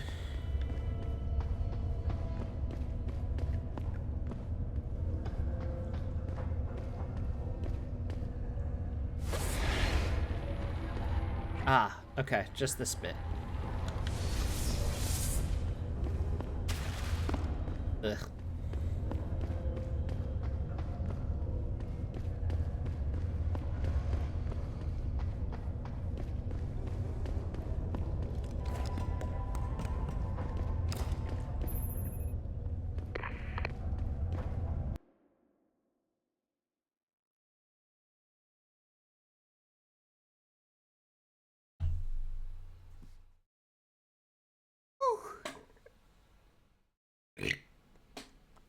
Excuse me.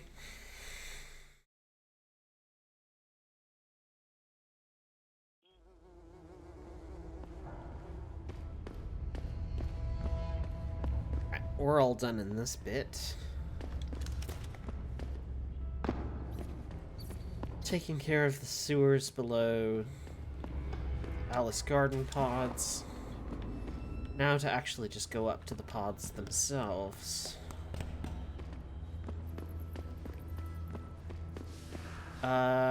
This is where I just came from, isn't it?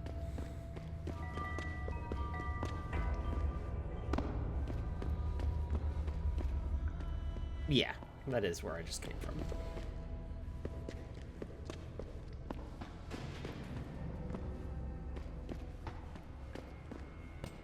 Bunch of the bell tower types hanging out down here.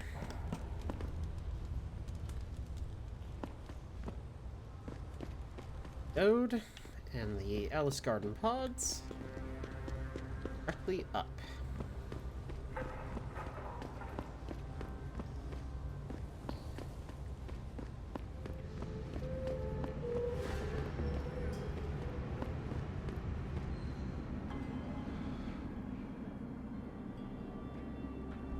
Right.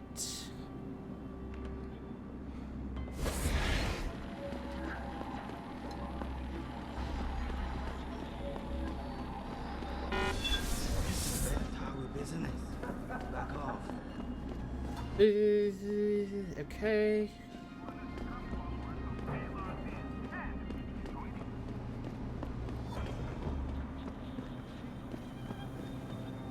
Leftover machine pistols and such.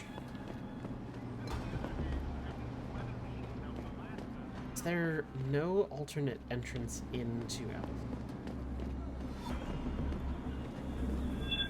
This is bell tower business. Back off. This has nothing to do with you.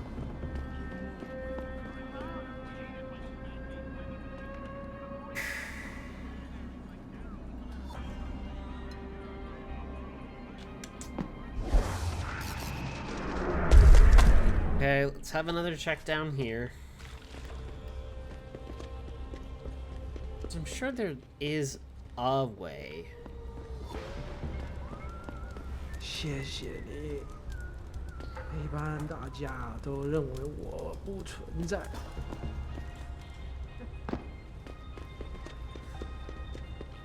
Yeah, I can use the manhole cover from over here. Direction I would need to head is...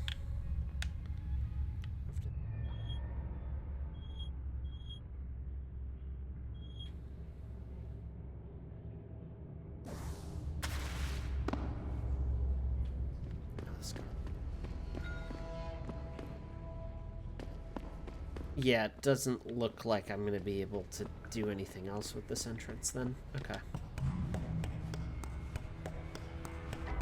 So what are my options? Is it simply just I have to fight my way in?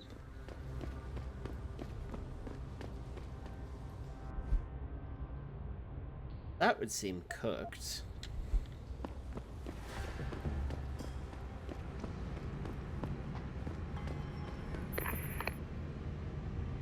I mean, let's give it a go, right?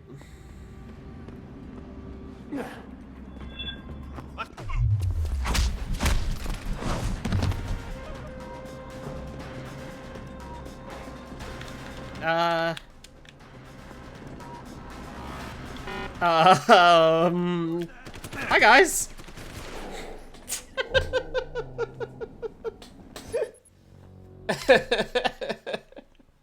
Okay, not that plan. That was a bad plan.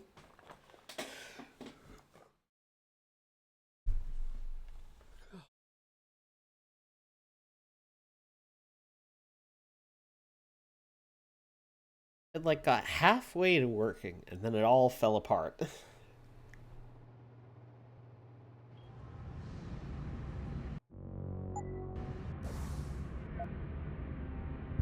If there's an alternate entrance, Oh, it might just be locked down entirely.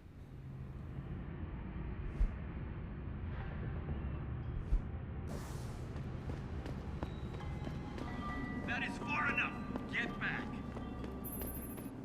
I'm not sure if you've discovered this yet as you've been playing this game, but Human Revolution is full and full of Easter eggs. There are thousands of Easter eggs within this. And one of the Easter eggs that I was particularly fond of, that I didn't know about but was told by the artist, is that the level designers and level artists for Hengsha actually thought it would be really, really cool to put the codes for the storage units in plain sight.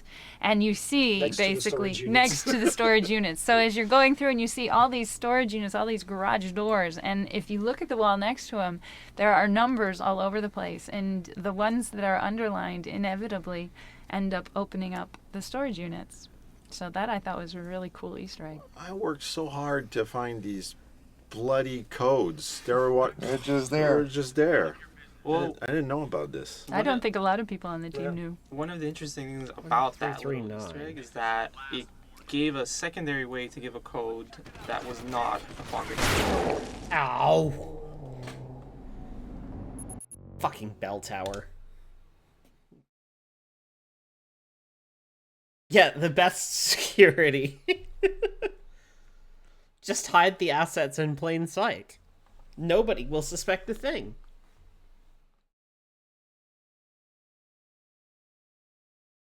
It's like writing your password down on a sticky note.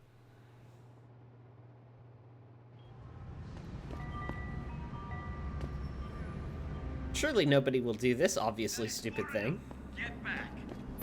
And yes, everybody I'm not sure will. if you've discovered this yet as you've been playing this game, but Human Revolution is full of Easter eggs. There are thousands of Easter eggs within this. And one of the Easter eggs that I was particularly fond of, that I didn't know about, but was told by the artist, is that the level designers and level artists for Hengsha actually thought it would be really, really cool to put the codes for the storage units in plain sight. And you see basically next to the storage units. So as you're going through and you see all these storage units, all these garage doors, and if you look at the wall next to them, there are numbers all over the place. And the ones that are underlined inevitably end up opening up the storage units. So that I thought was a really cool Easter egg. I worked so hard to find these bloody codes. They're just there. They were just there. Well, I didn't know about this. I don't think a lot of people on the team knew. One of the interesting things about that little Easter egg is that it gave a secondary way to give a code that was not a pocket secretary, which... True. As designers, we kind of had gotten fed up with pocket secretaries. And as writers who had to write them, so did we. Yeah. So exactly, we were a little fed up of people accidentally forgetting their codes and leaving them in pocket secretaries to be found. So this was a fun way to do it. Smart little bastards.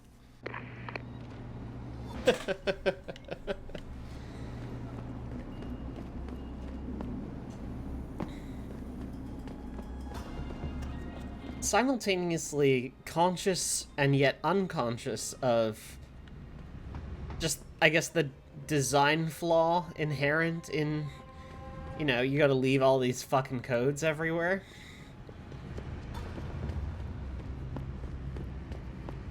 Back away, sir. This is none of your business.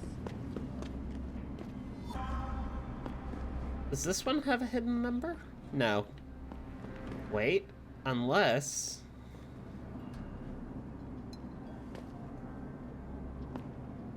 There's loads of them here. Nothing with underlines. Hello? Oh, he's just sleeping there.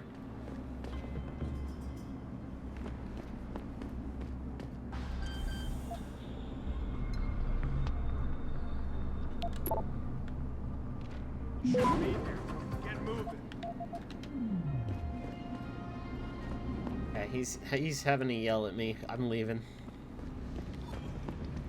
Hengsha Court Gardens, and the other district is just over here.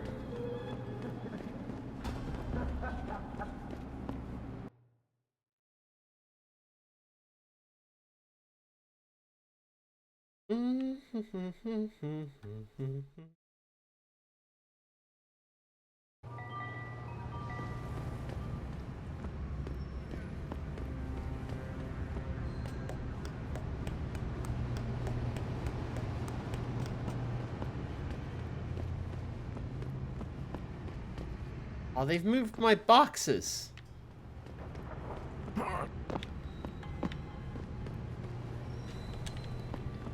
Spent time throwing these boxes over there so that I could make jumps that I'm not intended to be able to make.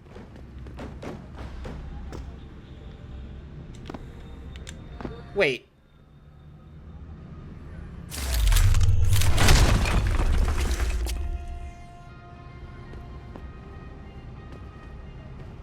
I had spent all that time as well hopping over by, you know, I would hop over by, I get up on top of here, and then I get up on top of here, and there was just a hole I could have punched in the wall. God damn it. There's another hole.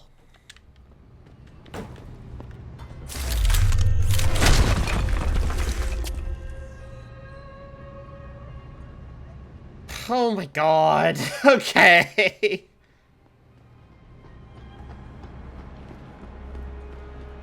You must get that chip back, Mr. Jensen.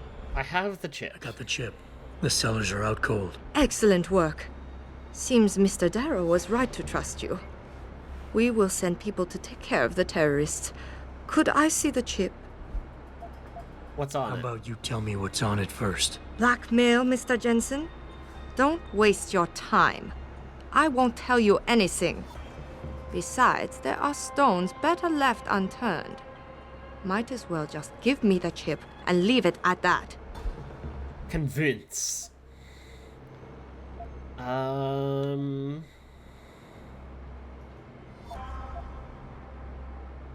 Appease, appeal to, pressure, appease. I get that you're in a tough position. You feel you'd be betraying your employer's trust by giving me proprietary information. But Seraph and Dow are friends, and they sent me here because That's they smooth both trust talking. me. You should too. Trust you? This is business, Mr. Jensen. And in business, trust is a word with no meaning. Now, will you please give me the data chip? Alright, take it. Good. Damn. Now get lost. Jeez, okay.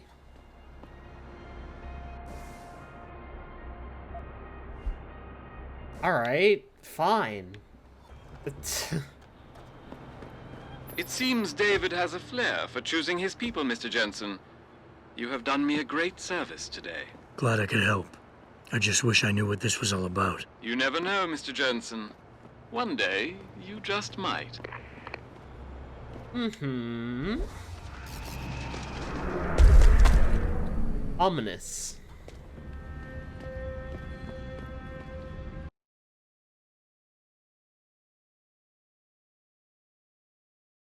Ominous indeed.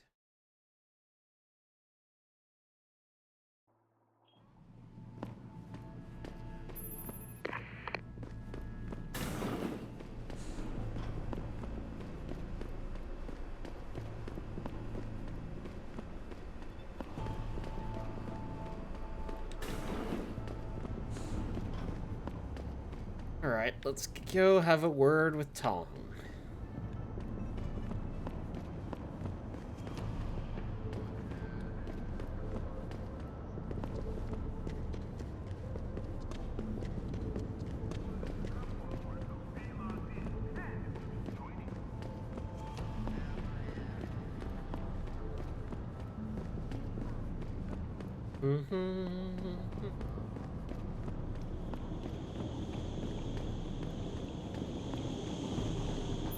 Tong, what do you got for me? You have talent, Jensen.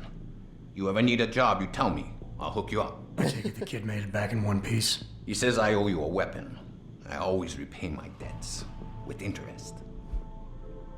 What do we got? One debt paid, I'll settle for telling you what you know. That's one debt paid. Now tell me what you know. Ooh, grenade launcher. 2 ships in port. They think nobody notices, but I keep an eye. Every couple of days, one of them loads up in the middle of the night and sails out. Heading where? A wise man doesn't ask. I just know the Heizen Su pulls out tonight. And where she make port, I bet you find your scientists. That's a whole lot of maybe, Tong. True. But maybe you lucky more times than I can count. Bell Tower runs tight security.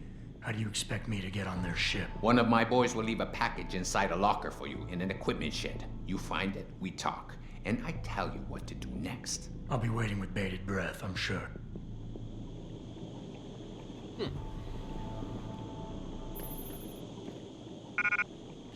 So this dialogue that you have. Oh, we did that already. We've gone through this dialogue already. With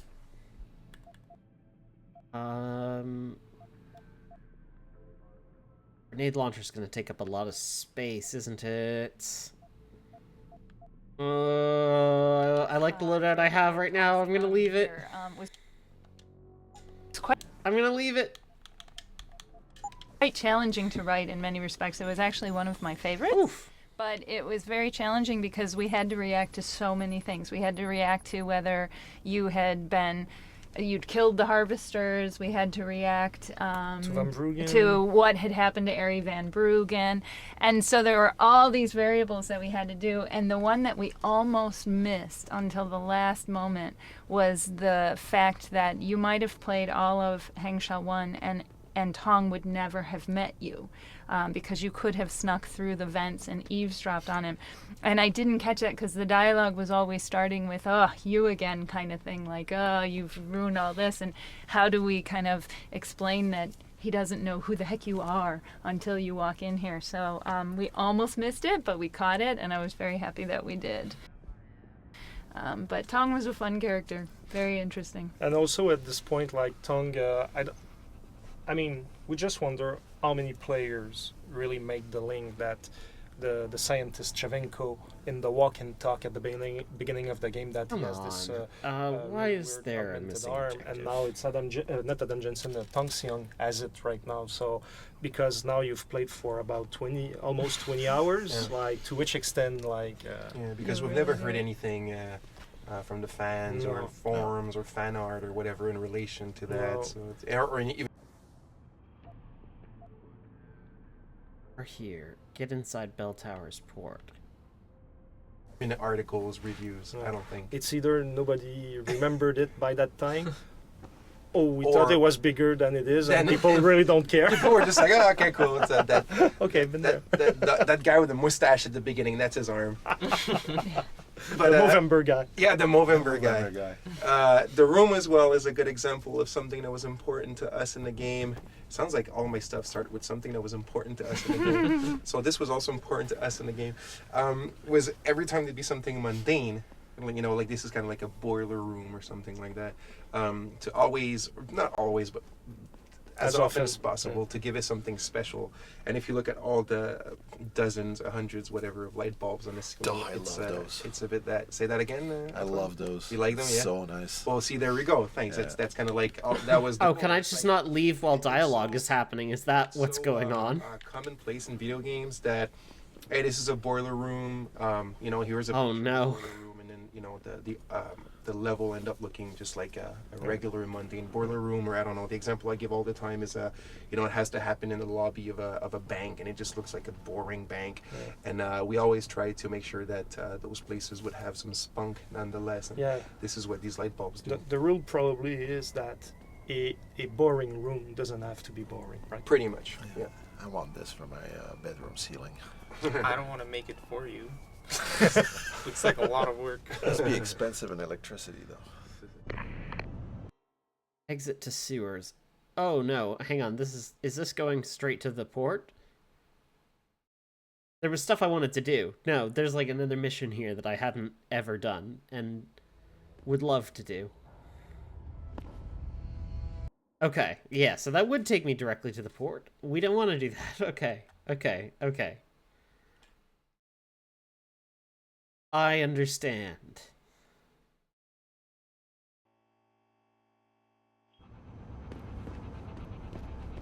Okay, here's what we're gonna do. We're gonna go to the limb clinic. Not to get our chips replacement, because there's a quest that I have never done in the original version of this game, or in this version, and I want to do it. Say that I have seen it and done it.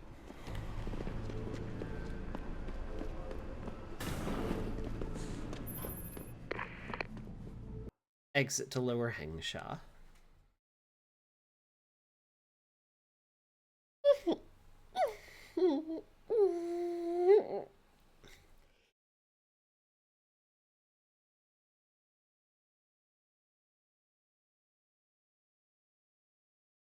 Big stretch.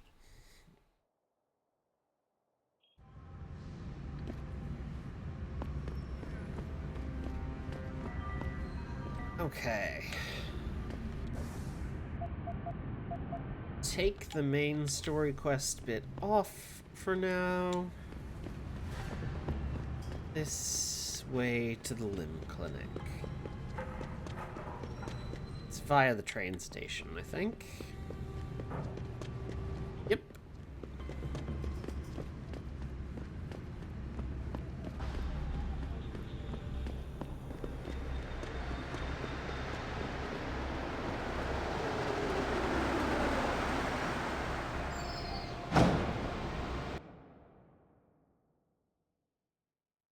Okay.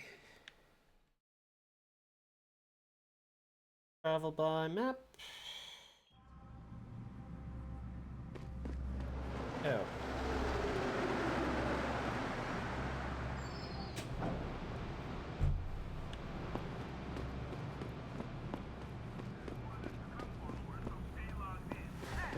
Shouldn't be here. Get moving. Alright, running past. Major malfunction in the multi-channel peripheral nerve 哎，怎么回事嘛？为什么我们还 What's the commentary? So we're close to the limb clinic in Angsha too, and now it's the recall has been going on where they ask people to get to the limb clinic nearby to get it fixed and everything. But Jensen has a conversation with Pritchard, and Pritchard leaves the door open for Jensen to make his call and everything. But when you look at it throughout the game, most What? I was just there. I was just hanging out. I guess he must have eventually clocked, like, oh, you're Adam Jensen. You're the guy that we've been trying to fucking chase down. Get his ass. And he's the only guard here, so I'll knock him out and deal with it.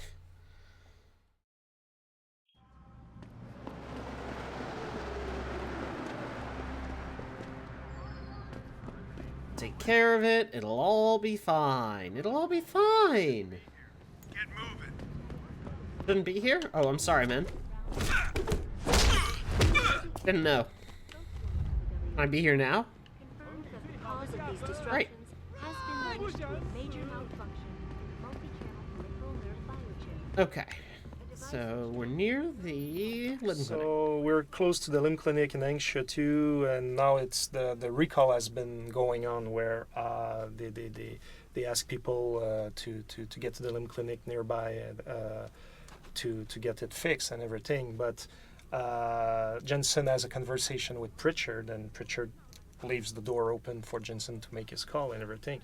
But when you look at it throughout the game, most people lie to you, and probably one of the few characters that don't lie to you are Pritchard and Malik.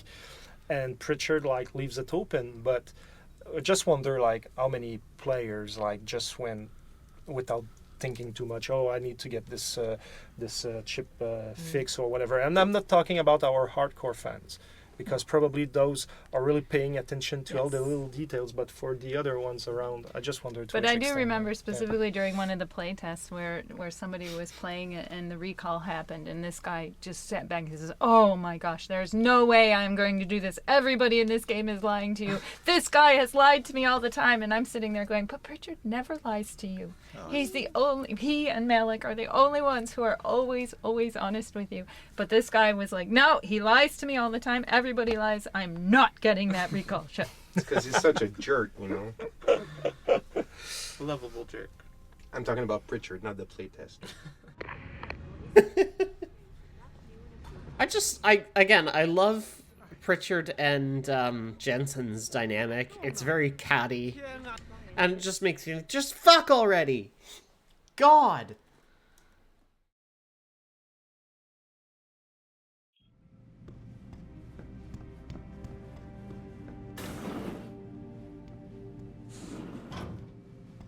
Maintaining order, quote unquote. Huang Ling. You here for recall? There is problem with the peripheral nerve interface. We fixed with upgraded chip. You want it, yes? No, I do not. I'll think about it. Clinic is very busy, but if you want something else, we will service you. Sweet. Oh, thank God, I can get more batteries. You're very welcome, sir. Sir, could I borrow a minute of your time? I am not mistaken. You are Mr. Jensen, right? That depends. Who's asking? I am sorry, Mr. Jensen. I am being impolite. My name is Wing Hui. I am a doctor here. I can see that. What I really meant to ask is, how do you know who I am? Yes, of course. Excuse me, for I am a bit nervous.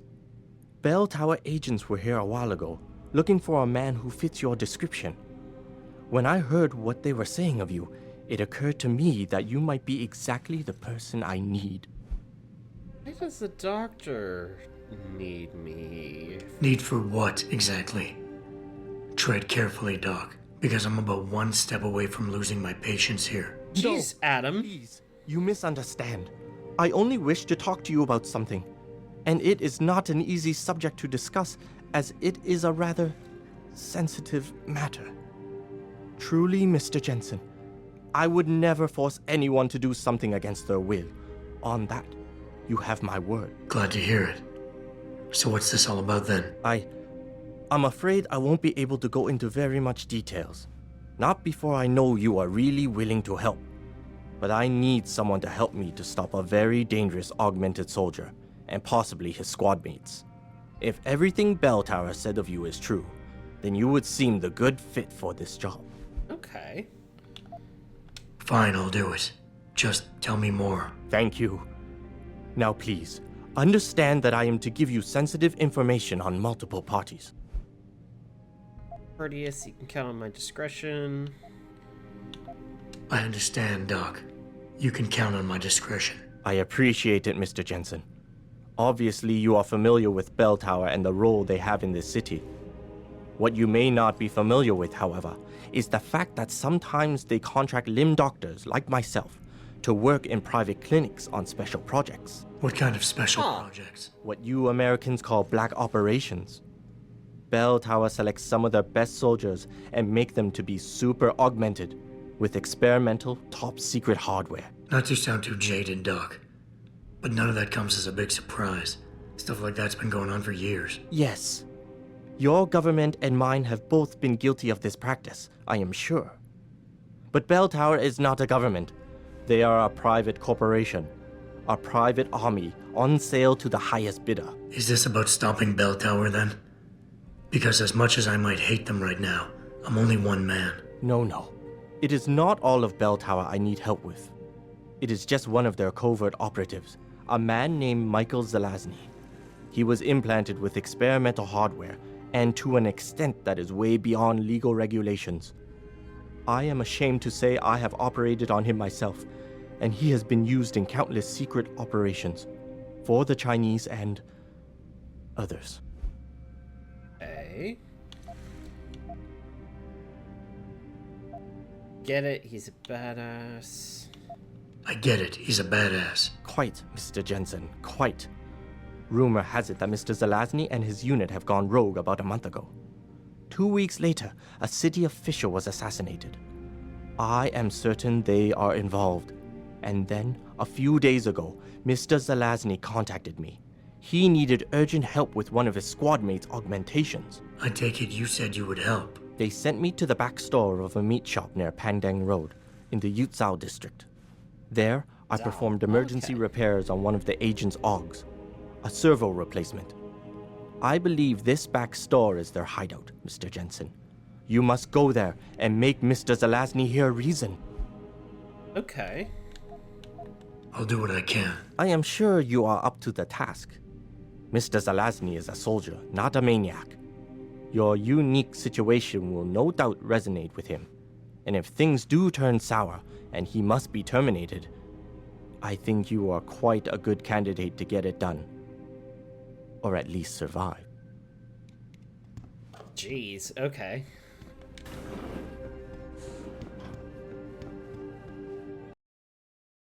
Keep it going.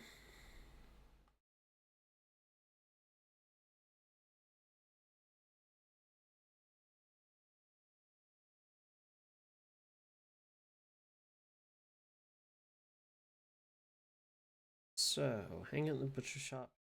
Convince him. What are we convincing him of? There's like a bit of a hole there. Just to turn himself in? That what? Is that what this is about? The World Health Organization today issued an unprecedented recall on augmented. Okay. Get back to the Yutzao district.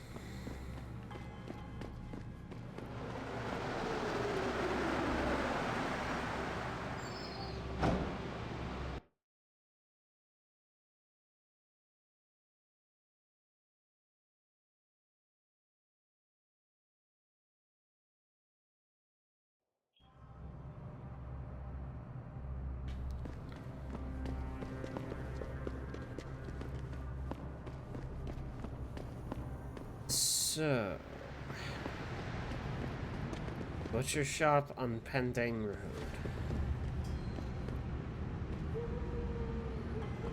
Pendang, does that continue over here then?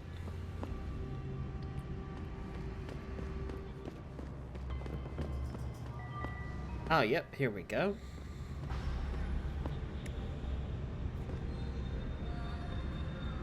Into the back room.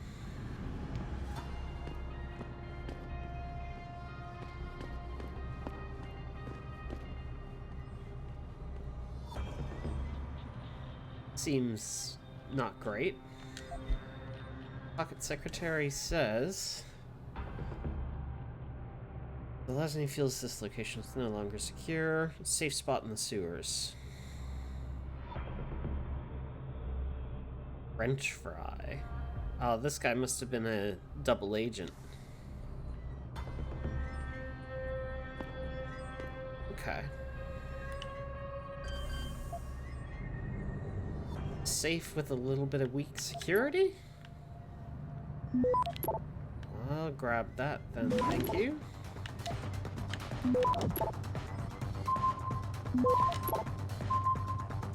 Access granted.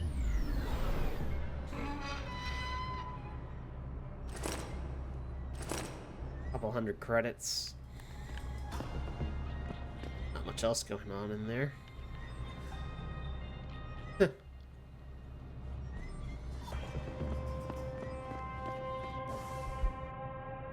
Okay, so the sewers are where he's hiding out, potentially?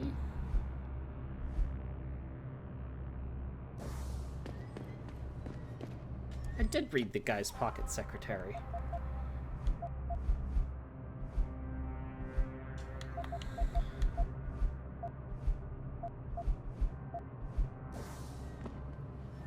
Alright.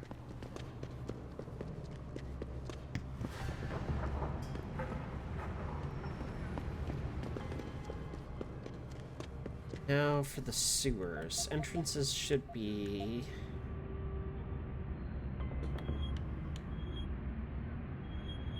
to the metro station. Sewer access... near the apartments?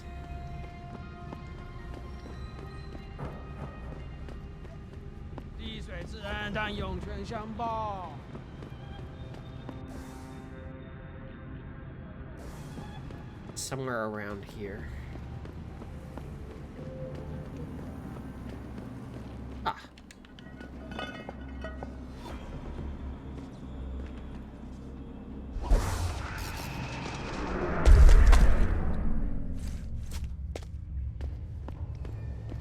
Parking area. That's where the harvesters are hanging out.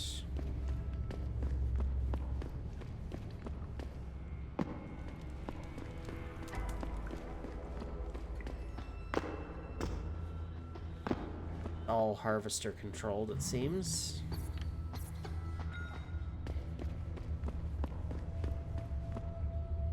To the hideout.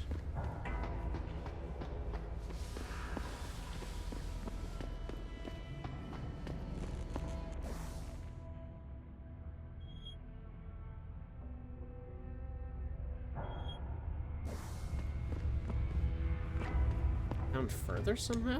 Doesn't seem to be an entrance to further down. Oh. Yeah, okay.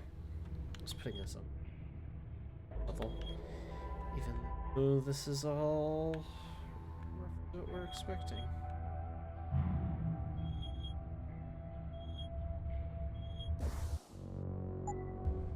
If I try and read that Pocket Secretary again, it's not doing anything for me.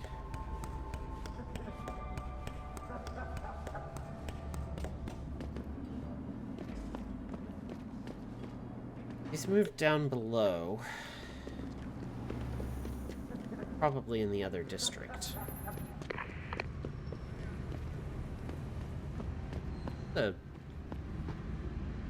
You buy or... Weapon salesman? Oh, hell yeah.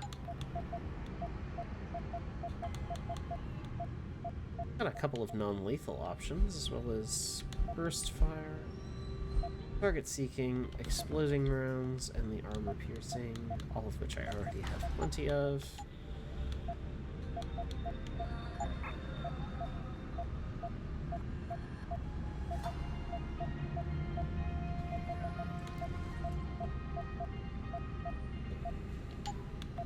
Everything else in there is all stuff that I want. But I do I want will the be gas right grenade. here.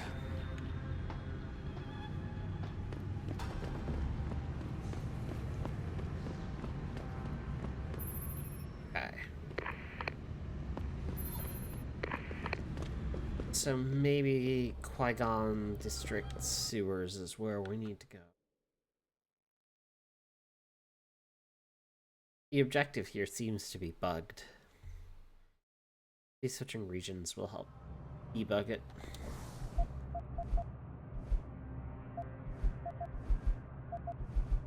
Oh.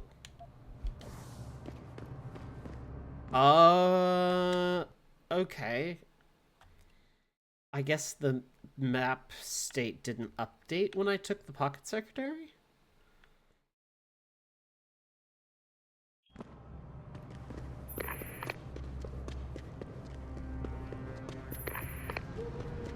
So I thought I grabbed it, and it was like, nuh-uh.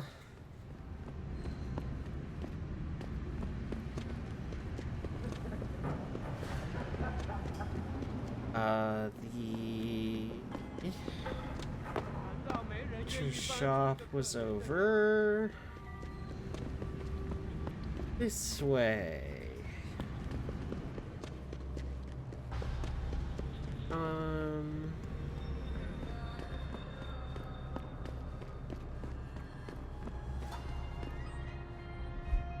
Dead body. Oh, the Pocket Secretary is not there.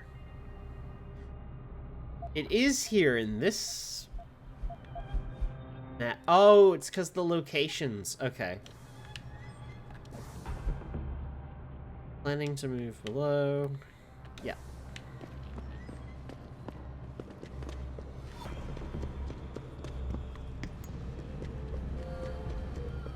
So then you're let loose to find this on your own. Okay, I understand what happened there and why I got all confused.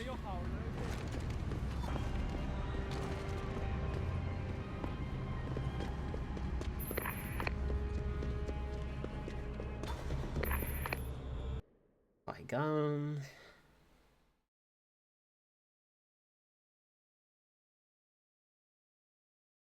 Need to check the sewers around here. Access ways from...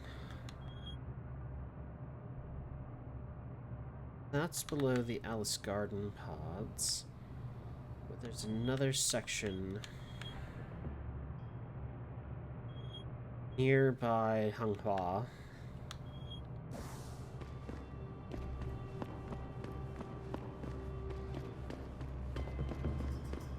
Okay, let's see if we can find that then. So rumor has it that Hugh Darrow is going to hold some sort of surprise UN summit. This has nothing to do with you.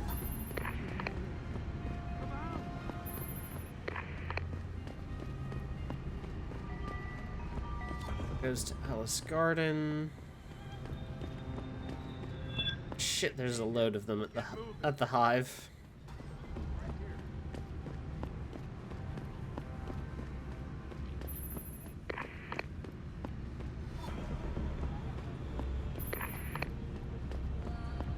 Let's see if we can take an area down here.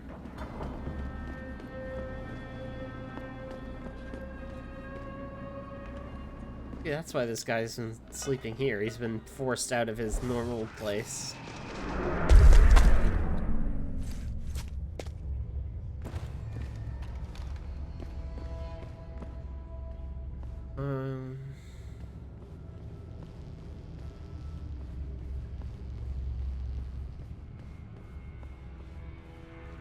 The hum of electrical arcing. This goes... Oh.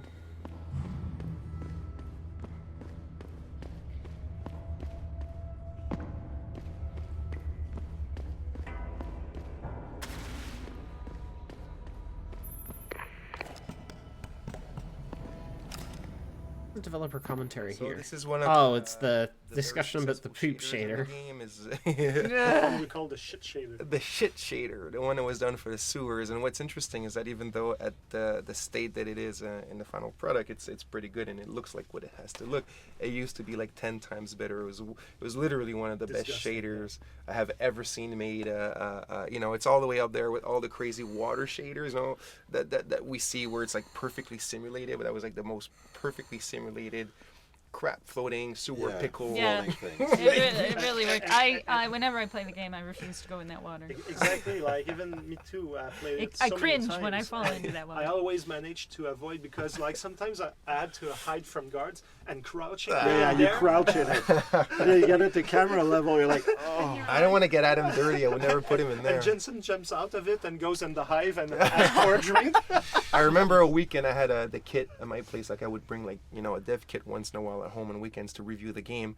And my ex-girlfriend at the time, when I was in the sewer and she saw that shader, like the original really creepy one, she really reacted to it. But one of the real reason why we changed it is not because it was too gross, it's because to get this perfectly amazing gross effect, it was like an extremely expensive shader. Like literally, as you would get really disgusted by it, the frame rate would also go down. Well, that makes it memorable. Yeah. You would it would be like in slow motion for you to see it even better.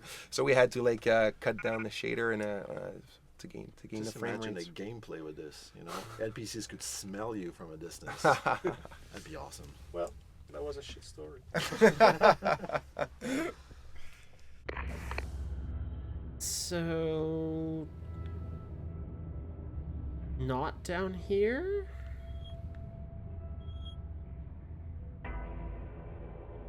The only place I could... Yeah, they should put the shader back for this edition. That's okay, it'll be there in the remake. You just have to include... You have to include the shit shader.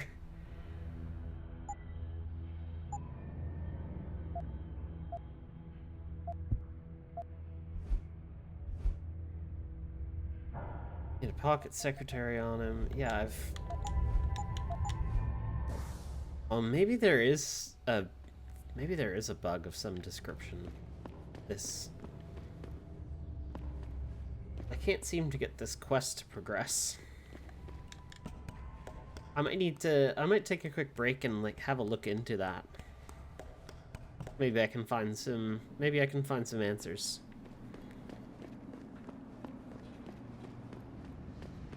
Go check out the sewers by the Alice Garden pods first, though.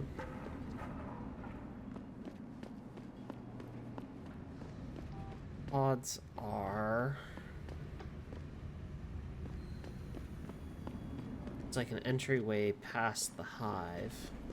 Oh wait, hang on, there's this bit here too. I don't know what this is.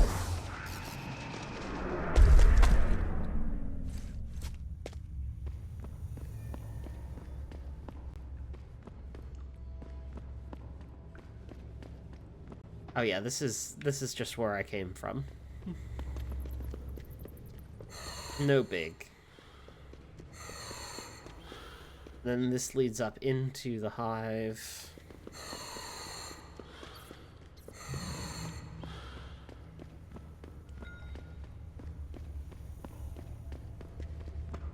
Okay.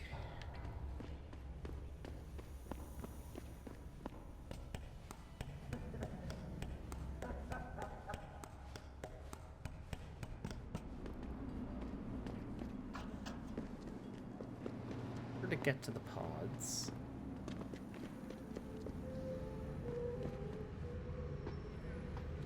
Way. There's all the bell tower guys there, so I have to go around.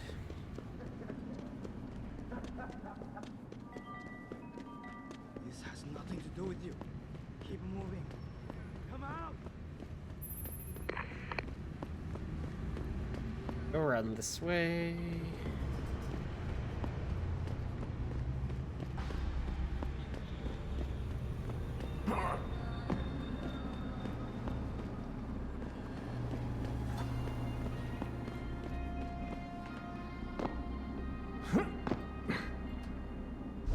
attempt to not land in the poop. I think success. These guys have all been dealt with.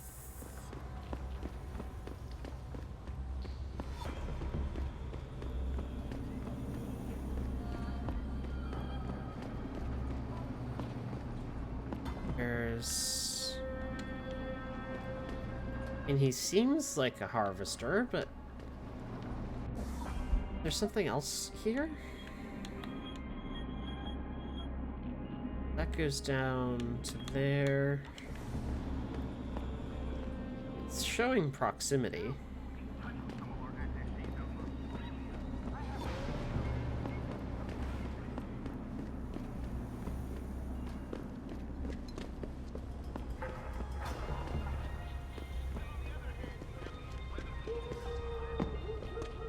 Maybe down here.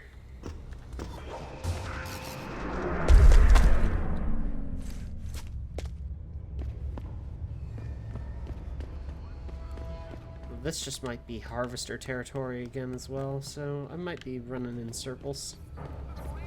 Ah, okay, now locate Zelazny and his team and deal with them. See how they respond to me being here. If you're talking about your former buddies at Bell Tower, the answer is no. Wait a minute. You're Jensen, right? I heard that some of my former buddies have been looking for you. Okay. Could be. What's it to you? They just don't get the message. Could be. What's it to you?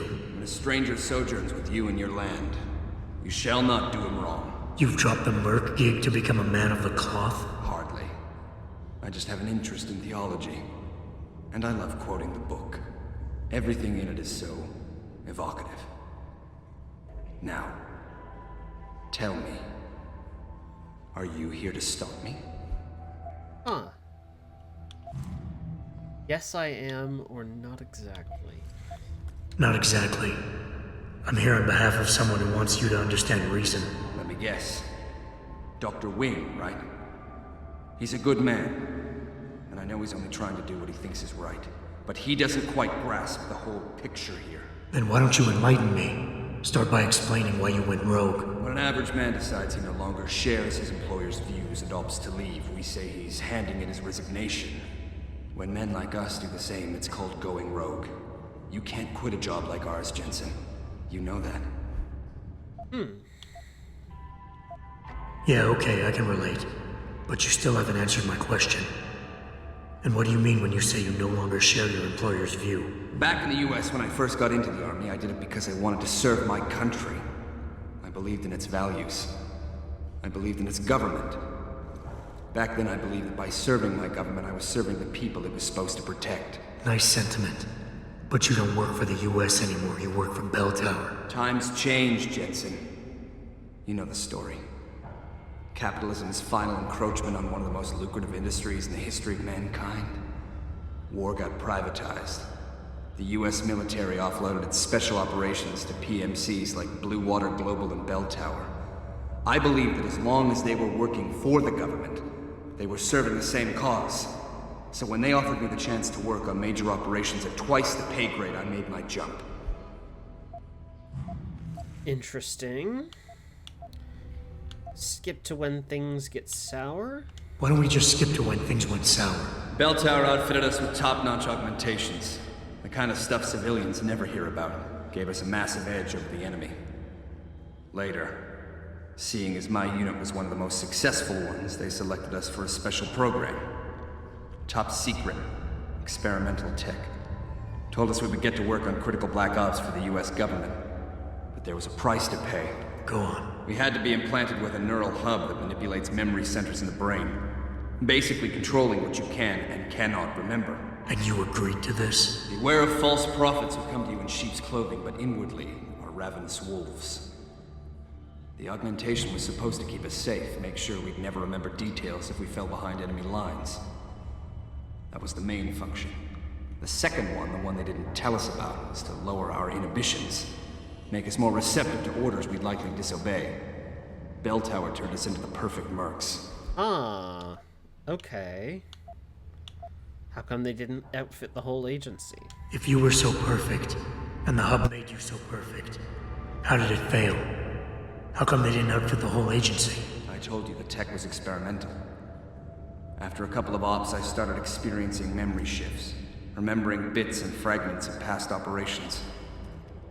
Slowly, I realized some of these operations couldn't logically have been orchestrated by the government. I was asked to do highly questionable things, even by professional standards. Aren't we all? Not like this, Jensen. Our services have been sold to corrupt officials in the American and Chinese governments. A combination of lies and use of the neural aug made sure we complied.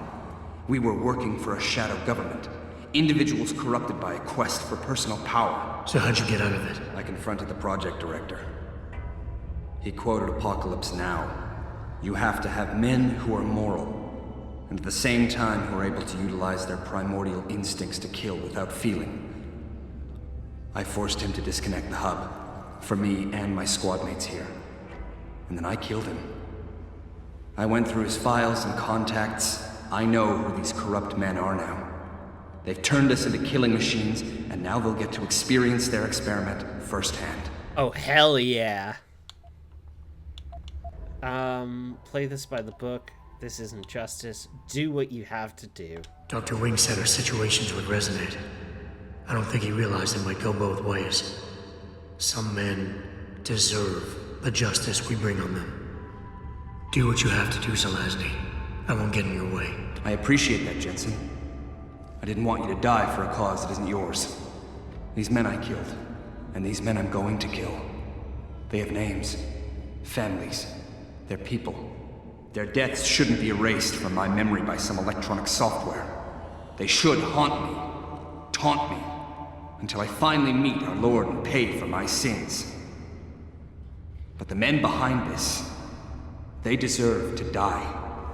And I think there's poetry in the fact that they engineered their own demise. Huh.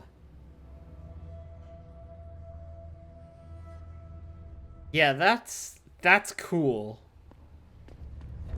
That's an interesting, that's a really interesting quest. And Zelazny there is a really interesting guy. I like that. I like that a lot. Hey, Jensen. Zelazny here. Zelazny? How'd you get this frequency? You're no stranger to top-secret augmentations, Jensen. You figure it out. In the meantime, just want to let you know I've contacted some of my old pals at Bell Tower. Got them to reassign a couple of local patrols. You should have a few less problems to deal with for a while. Thanks. Don't mention it. Hey. All right.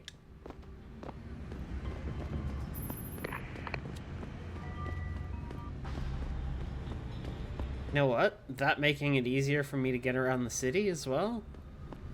It's not bad. Tell me that augmentation giant. Not bad at all. Okay.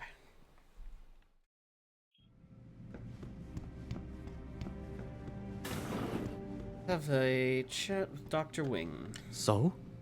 You have found Zelazny? I cannot stress enough the importance of this task, Mr. Jensen. Found him. I found him. Really, Mr. Jensen? You have been able to make him understand reason? Will he turn himself in? Already gone when I got there. After talking to him, I decided to let him go. It's a long story, Doc. I tracked Zelazny and his men. They were hiding in the sewers. And after talking to him, I decided to let him go. What? But he is a dangerous man, Mr. Jensen. You should not have done this.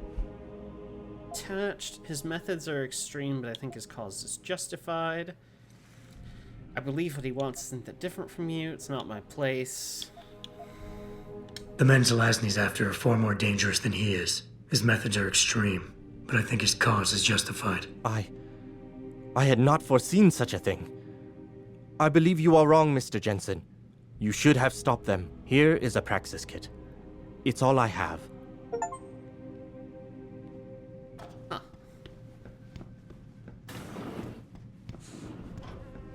Seems like very little remark on that quest. Like Wing doesn't seem to have much of an interest in this quest. He's not a very interesting character in it, but the actual guy, Zelazny, that's cool. Yeah, he should have denied me a reward. Just like, I can't do anything for you. You didn't make him see reason. You agreed with this guy. I can't do anything for you. It feels like a cop-out. Anyway, I'm gonna take a quick break. We'll be right back. We're back. Okay. I am pretty sure that side quest and the other one are the only ones that are here. Let me just double check and see if there is any other Hengsha 2 quests that I've missed.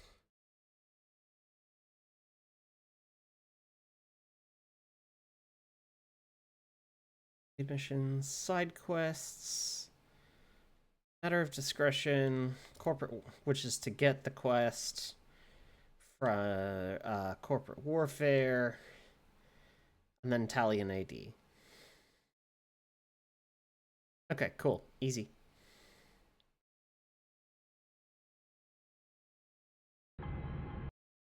Nope.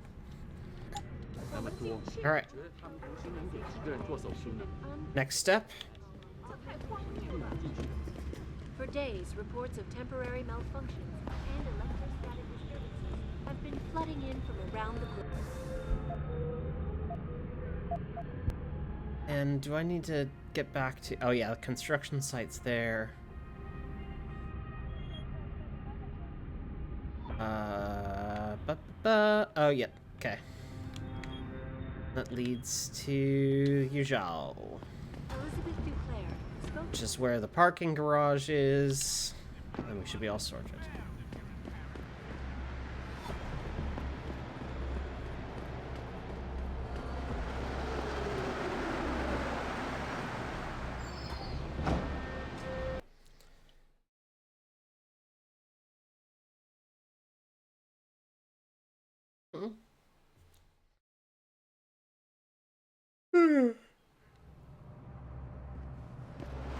The Despia, did I see that you're messing around trying to get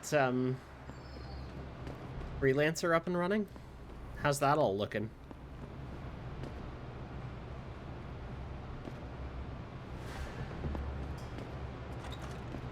You want tea, man? 你怎么了你？你怎么了你？你怎么了你？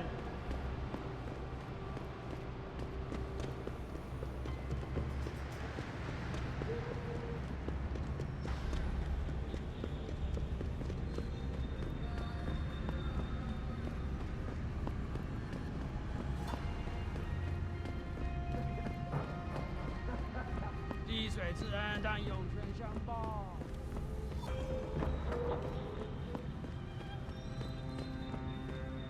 Oh, these are all just the leftover weapons from when I knocked everybody out of here. Oh, jeez. At least I mostly knocked people out, because otherwise I could have seen that going very badly for me.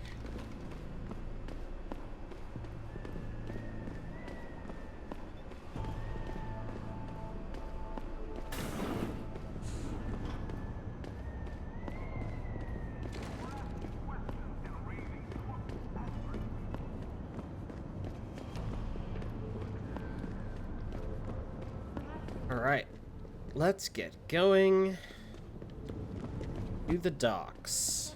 Violent skirmishes did break. I think this will put us on to the DLC portion of things? Basically just one mission.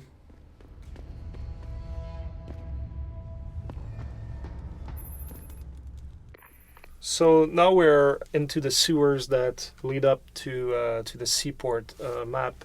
Actually, when we look at the lower Hengsha map, and the fact that the seaport, obviously, it's on the shore, on the seashore. The way of the geography, the way we build the city, and we didn't have a real credible access to the seaport, and like the seaport technically is much more farther down the road, and we were like, okay, how do we cope for that? Like, how do we fix that? And we thought, like, you know what, Jensen just going to walk into a sewer, and then is going to get out in the seaport, and therefore, since he will have no point of reference, he will buy the fact that it's totally illogic, but he won't see it. So I think in the end it worked well. In the end it works. Yeah. That's fair. Luke, You buy or sell? I do it all. Look at a computer and see for yourself. reload speed and ammo capacity. Come back anytime. Do I need either of those on the pistol?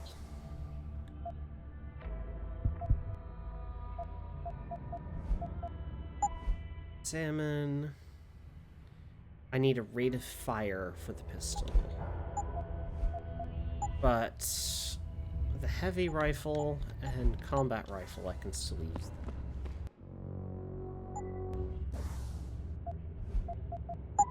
Drop that real quick, then we'll speak to you, pick up the items. Reload speed, ammo capacity. Bye-bye. I see you. Not rate of fire, because we don't need that. We go to combine. Reload speed. Heavy rifle. Combine. Ammo capacity with the heavy rifle. So this should reload a lot faster now. Nice. I don't think so, American.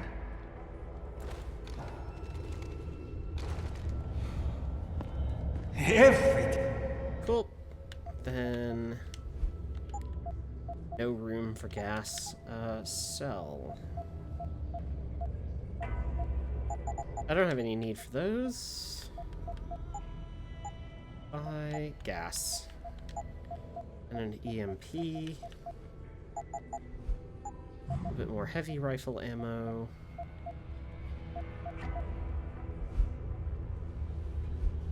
Come back anytime. Cooling system, I'm pretty sure I already have on here.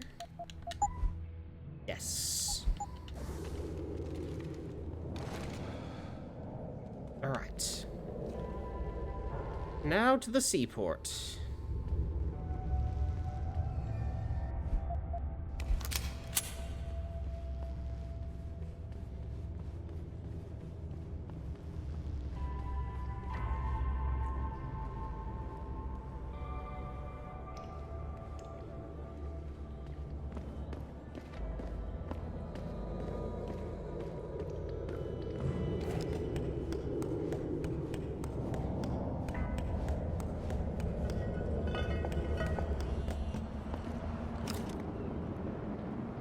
Covers quite a distance, this.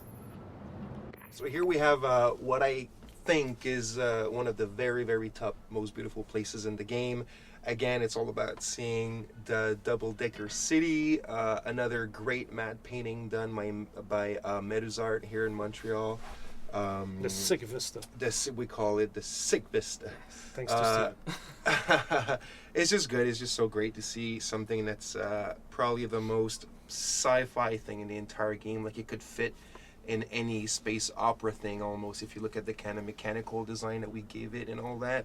But yet this very kind of 20th century city that's at the bottom of it, and the very normal kind of docks and piers things and oil refinery things we have in the foreground. So great contrast here. Very impressive stuff.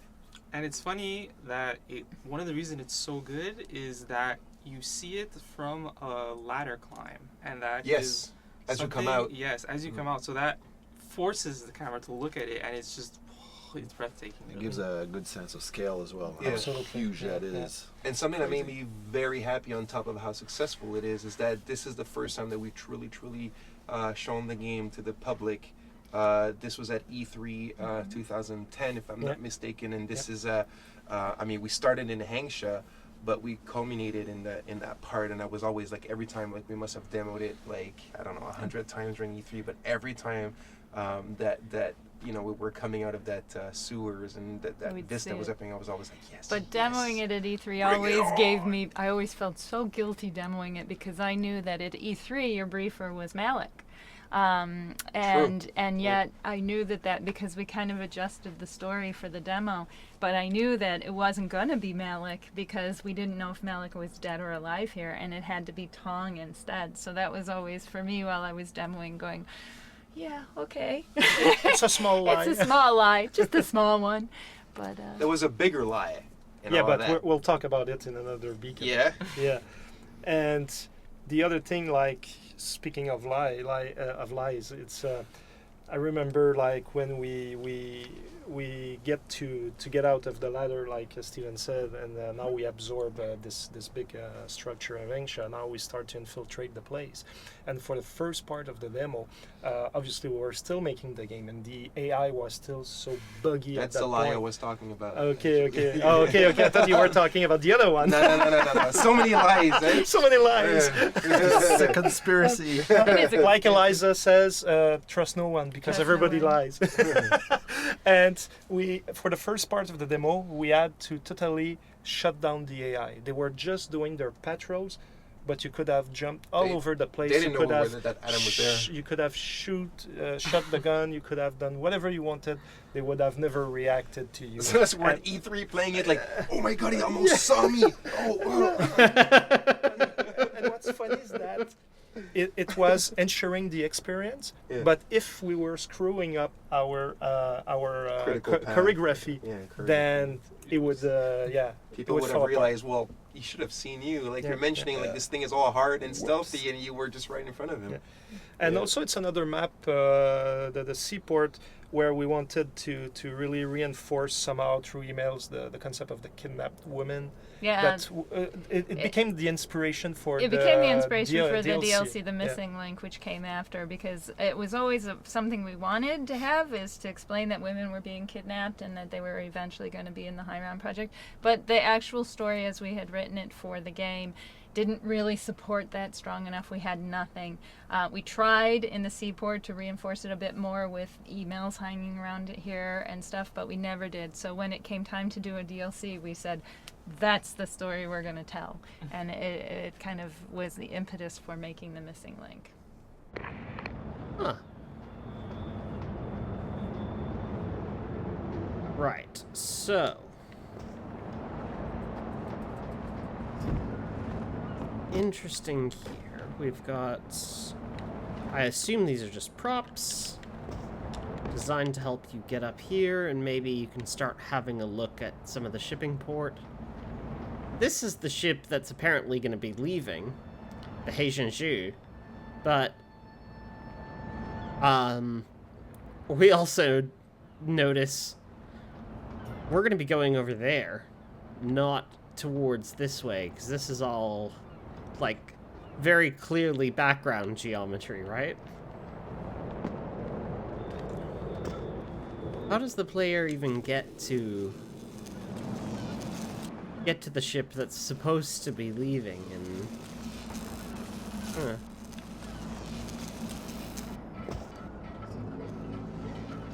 where's all this power coming from?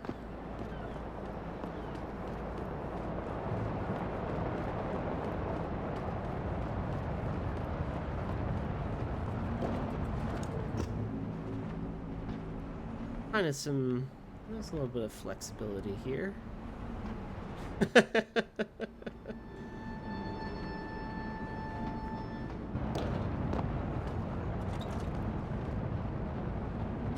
Automatic unlocking, breaker box. Even with the automatic unlocking, the security hub is just a level 1.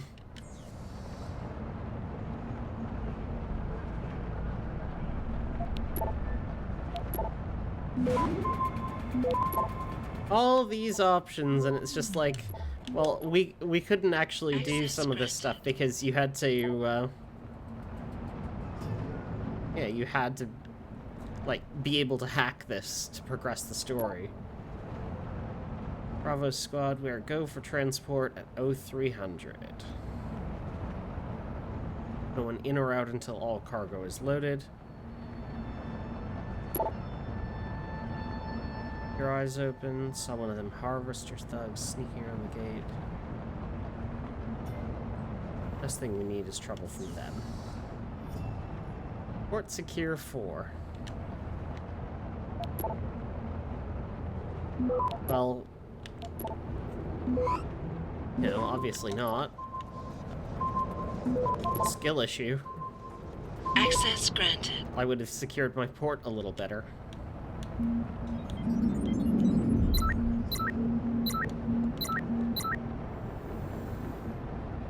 Okay, robots unleashed on enemies.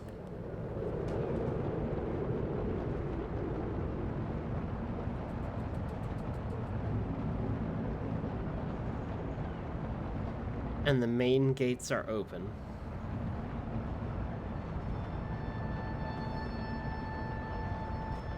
It's so weird packing, like from a design perspective, it's so weird packing all of those options in here, though. Hostile? Oh, okay, yep. The robot. We got the crossbow kind of hanging out here as well.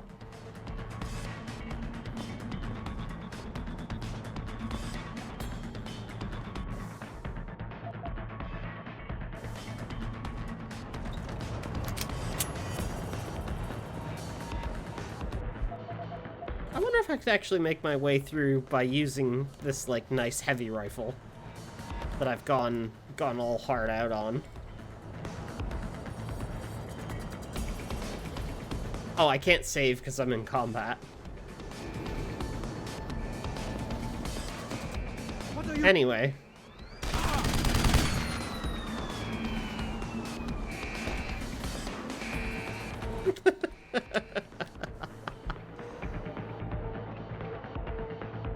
Valuable client, but you aren't paid to be a watchdog.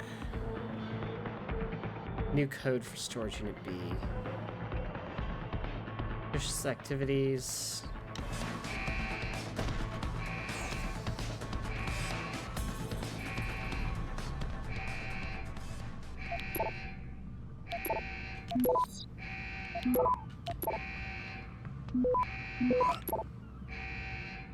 Access granted.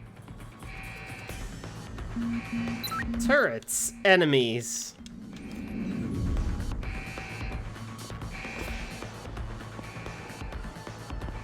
And the robots are making their way through as well, too.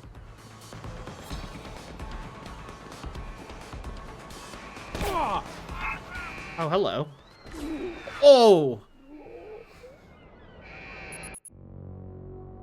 Fucking sniper rifles.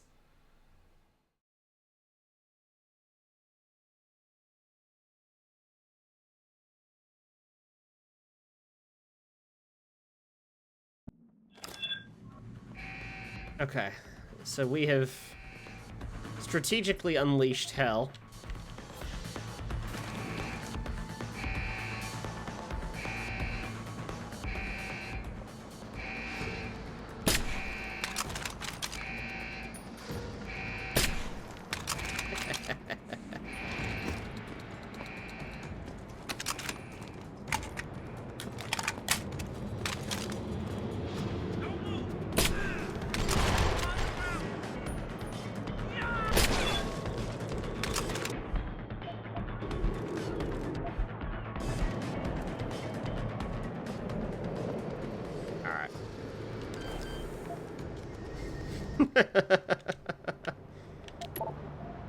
So much easier when you're not doing stealth. You just have to plan for it.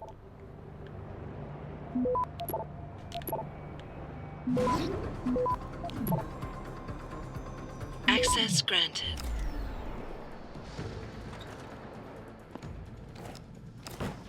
Boxes in here for.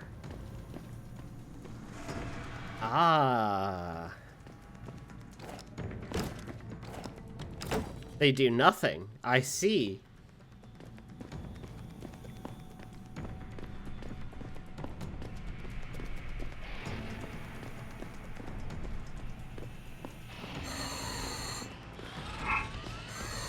I thought those are supposed to target enemies, not me.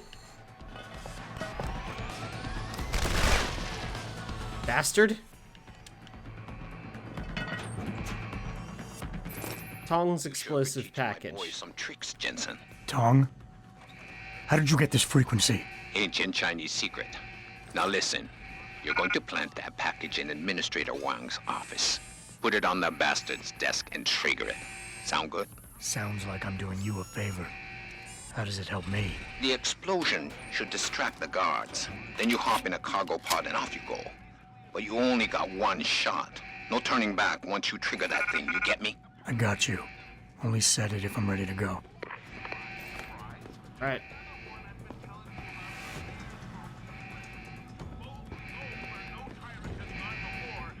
Maybe some of these bots aren't switched over to enemy mode yet.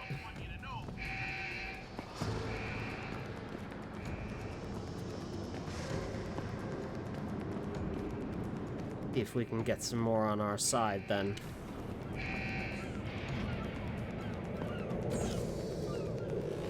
Secure 5? Secure these nuts.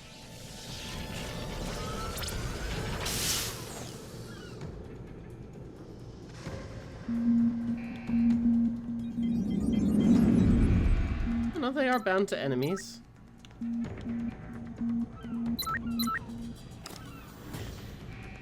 Maybe it's just because the alarm is on.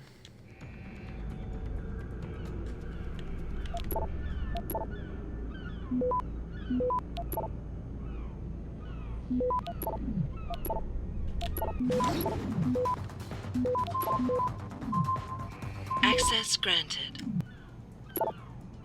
Storage unit A.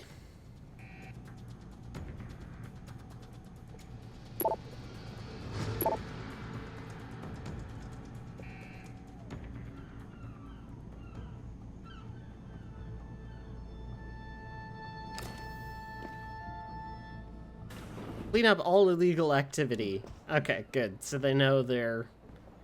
These guys know that they're in deep shit. New terminal installed.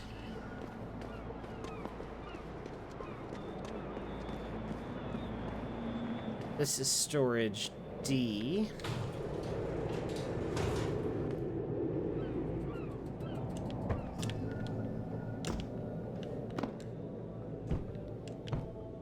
Anything hiding back here?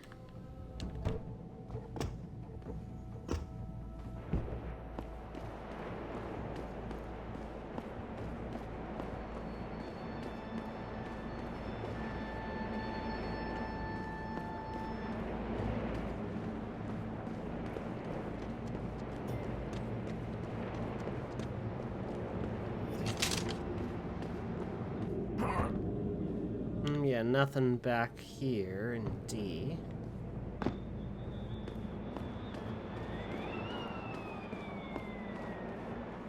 No hidden vents down there.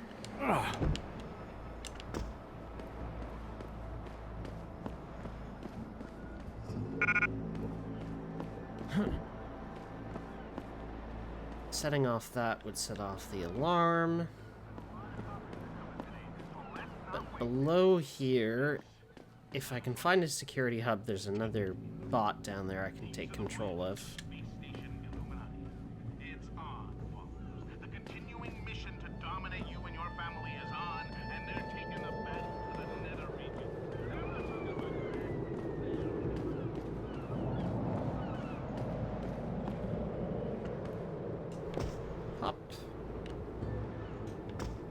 These must be some of the other storage units then.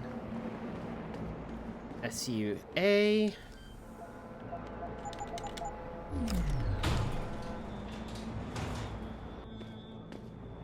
The final rate of fire upgrade.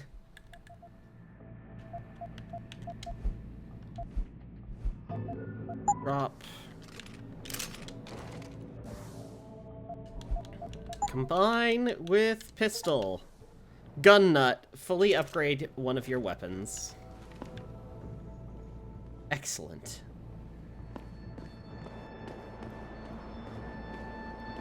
Friendly turret. SUB is open. Generic upgrade for damage.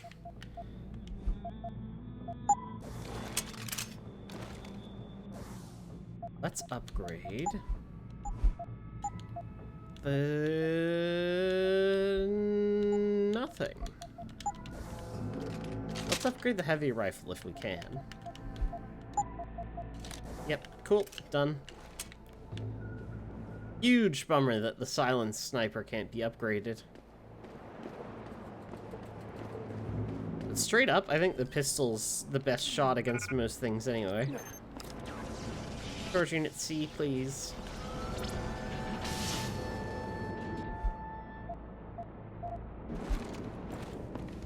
Rockets.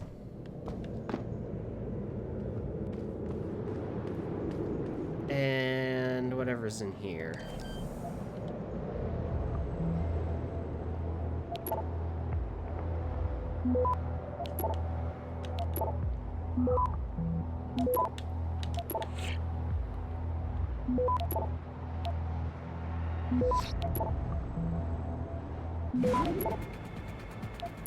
Access granted. Gosh.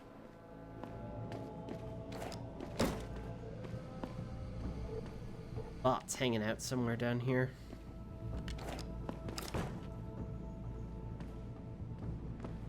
Ah.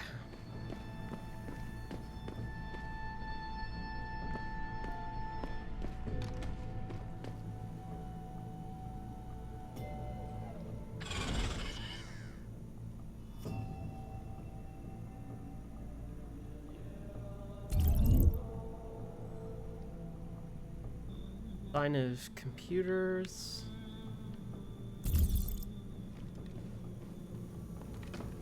Nothing that I can see. This just leads to the other side of the storage units. Yep.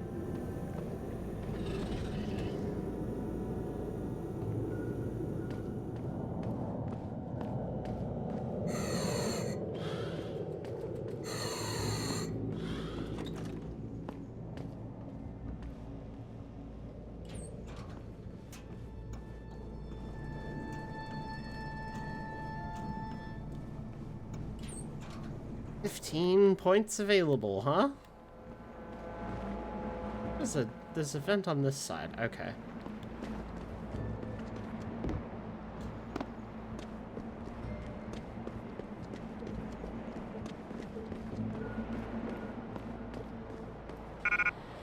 It's just some heavy rifle ammo.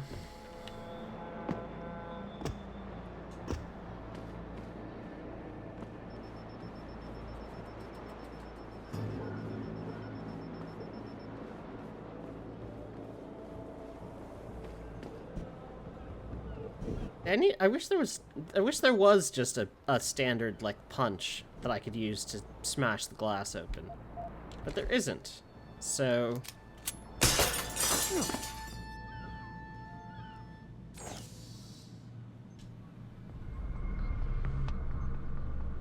your only option is gun.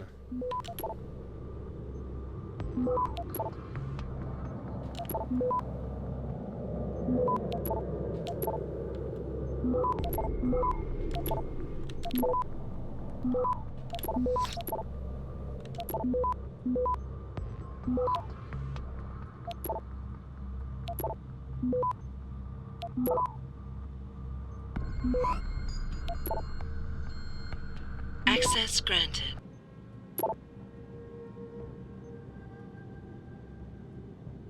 Tower.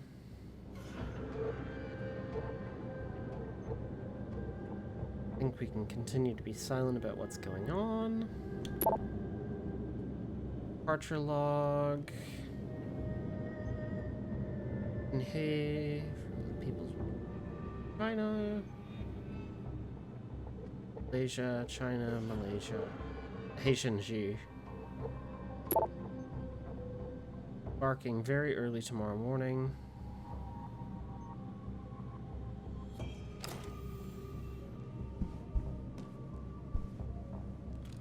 that way. Security hub.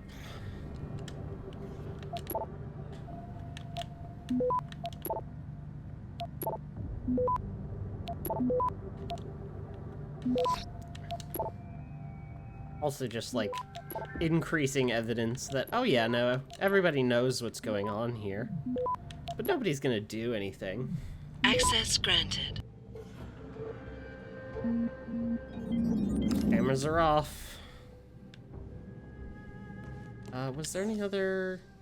No, no other devices in there.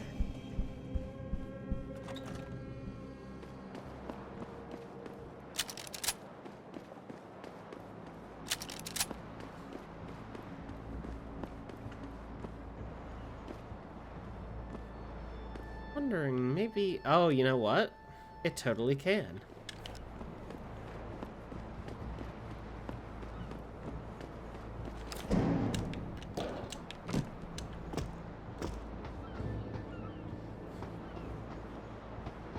Many solutions to the same problem.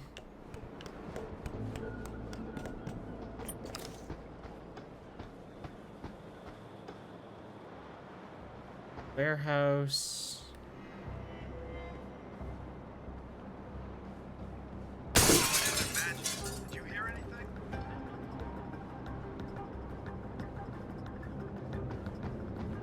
Like the one time you could... This is the one time you can drop down on these guys.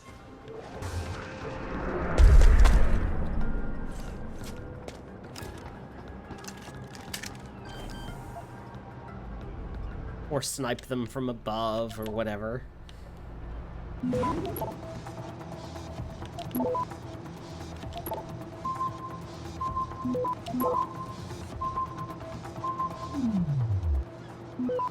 Stop, thank you. Access granted. Sniper rifle ammo.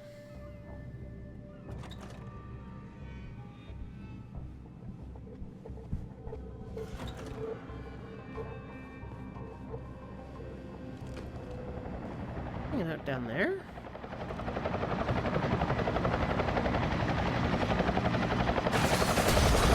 Oh shit! That's the box guard.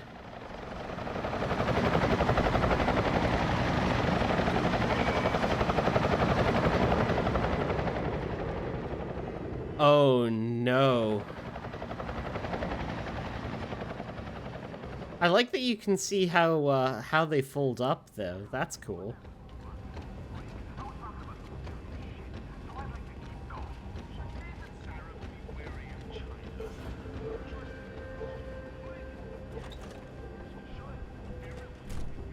Close that.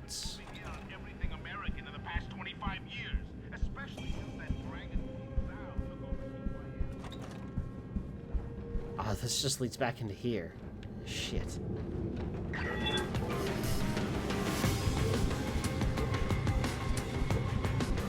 Oh!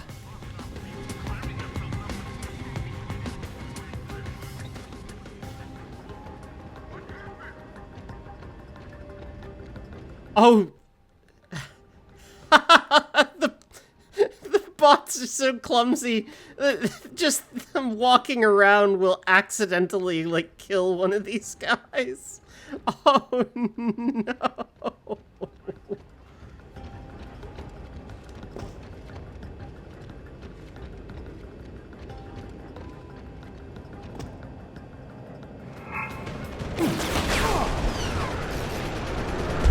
Shit! Give it up! Oh!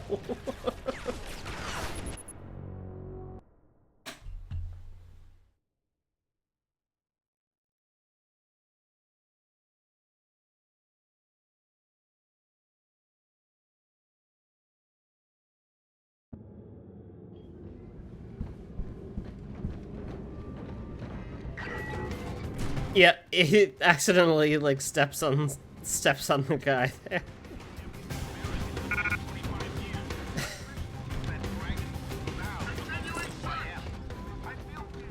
That's such a dumb possible outcome. Nothing here. I think it's gone. Report it and stay alert. It's not here. Stay ready. Got it, sir.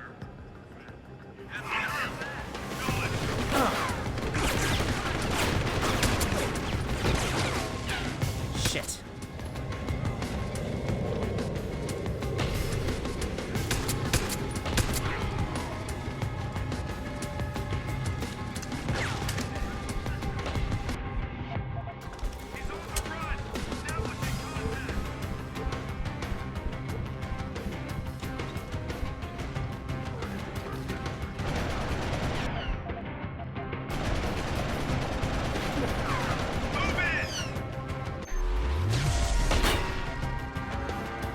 Okay, box guard down.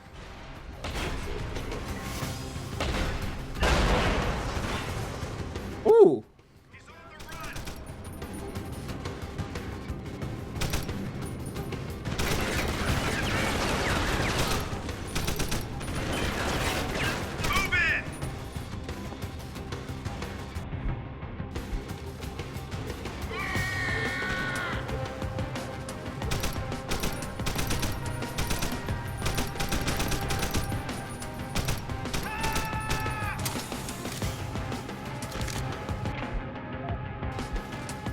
Okay, that's a grenade. Ouch.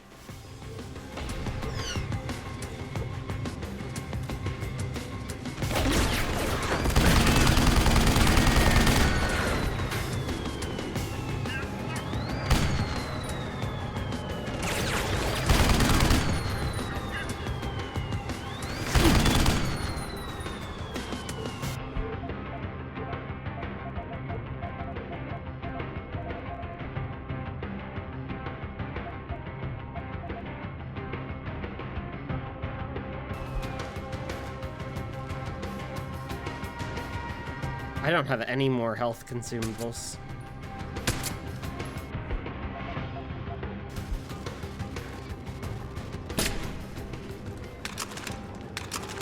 But that's everyone.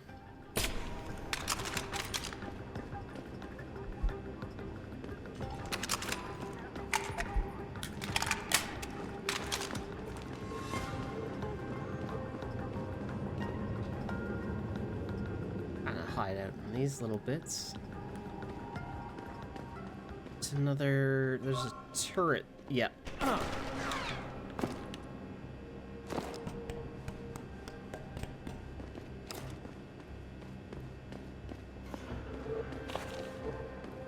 Heavy ammo.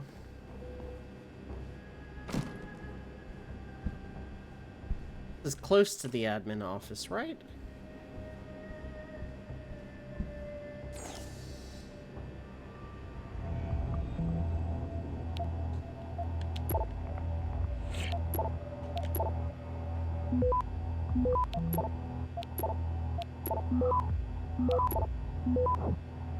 Access granted. Yep.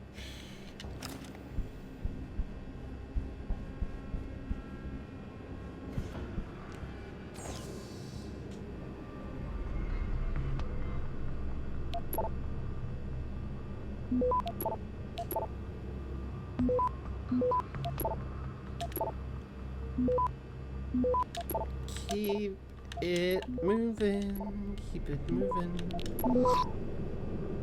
Access granted. Gosh. Bang. Expect to deliver fresh products if there's not enough oxygen available. Oh, jeez.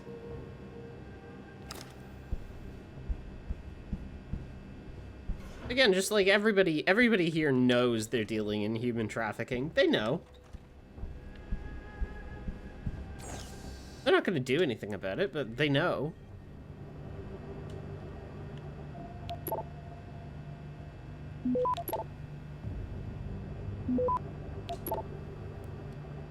Kia Vadim. Access granted. Tong Jr., be on the lookout for Tong Sun. He slipped our net.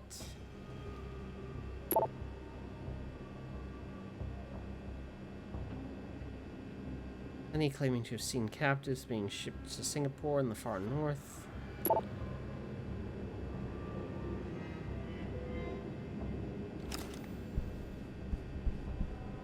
Alright, Tong's explosive package.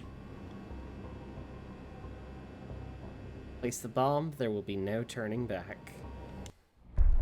A bomb!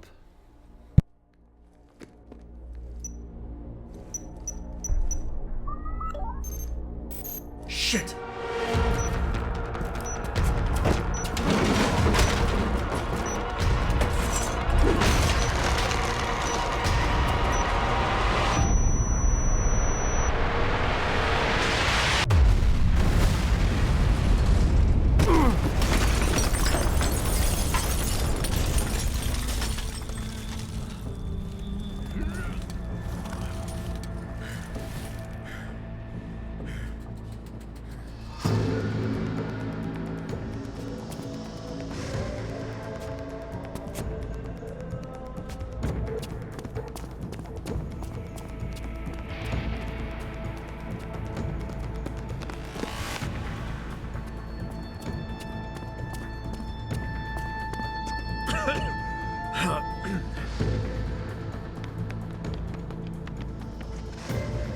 So that distraction wasn't just for me, was it, Tom?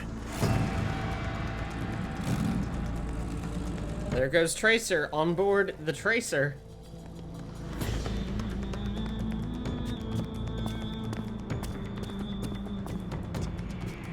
Richard, I'm going off the grid for a while. Not sure how long. Why? What are you up to, Jensen? Following a lead. And where exactly is this lead taking you? You there! Get that cargo, clear the fire! We're pulling out now! Load and secure those pods! Answer me, Jensen. Where are you going? Hell if I know, Pritchard. Hell if I know.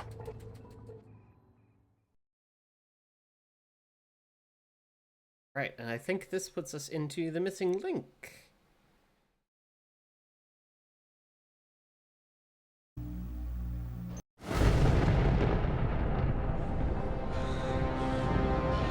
Yep, definitely.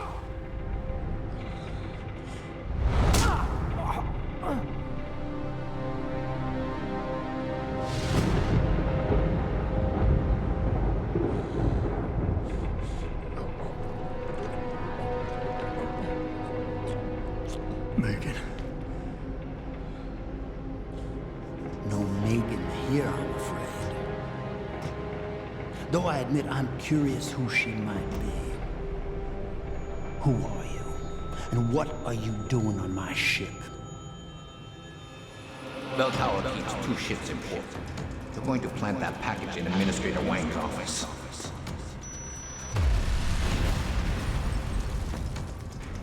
Then you hop in a cargo pod and off you go. And where she make port, I bet you find your scientists. You the cruise director? Because I've got a complaint. You think you're funny, do you? Well, let's see how funny you feel after Lieutenant Keitner gets through with you.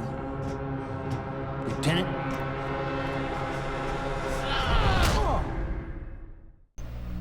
It's useless to resist. This chair has a built-in EMP field generator. Your augs are nothing but dead metal right now. Is that so? No doubt they will have reset to Factory Zero. You need a limb clinic. You can't have it both ways, you know. You can't play the good cop when you've been playing the bad cop. You think you're clever, don't you? But this ship is heading to a bell tower naval base, a military facility for the confinement and interrogation of unprivileged belligerents. And when we get there, we're going to take you apart. Challenge, joke, and shrug off. You can always try. Get me there first. Can't wait to see how that looks on my resume. Unprivileged belligerents. I can't wait to see how that looks on my resume. Keep laughing, funny man, because in my experience, comedians always break first.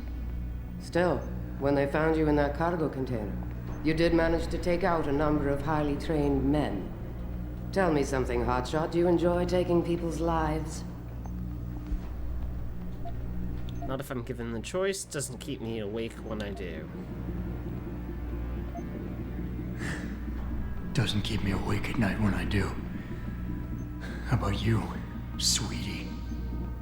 I'm not the one planting bombs and blowing up dockyards, darling. Don't know what you're talking about. Like hell you don't. We may not know who you are, yet, but Burke's running your profile as we speak. High-grade combat spec augmentations, built to be somewhat unnoticeable so you blend in with the civs. Someone spent an awful lot of money creating you. Lucky me. So I guess the real question is, are you a terrorist? Or some kind of corporate thief? Threaten and redirect, would you be happier if I told you I'm neither? Would you be happier if I told you that I'm neither? You have absolutely no idea of the shit you're in, do you? Rifleman Bank Station is a black site. It's off the grid. No one will come and rescue you. No one even knows where it is. You'll be dropped into a deep, dark hole and never see the light of day again. Stew on that for a while, tough guy.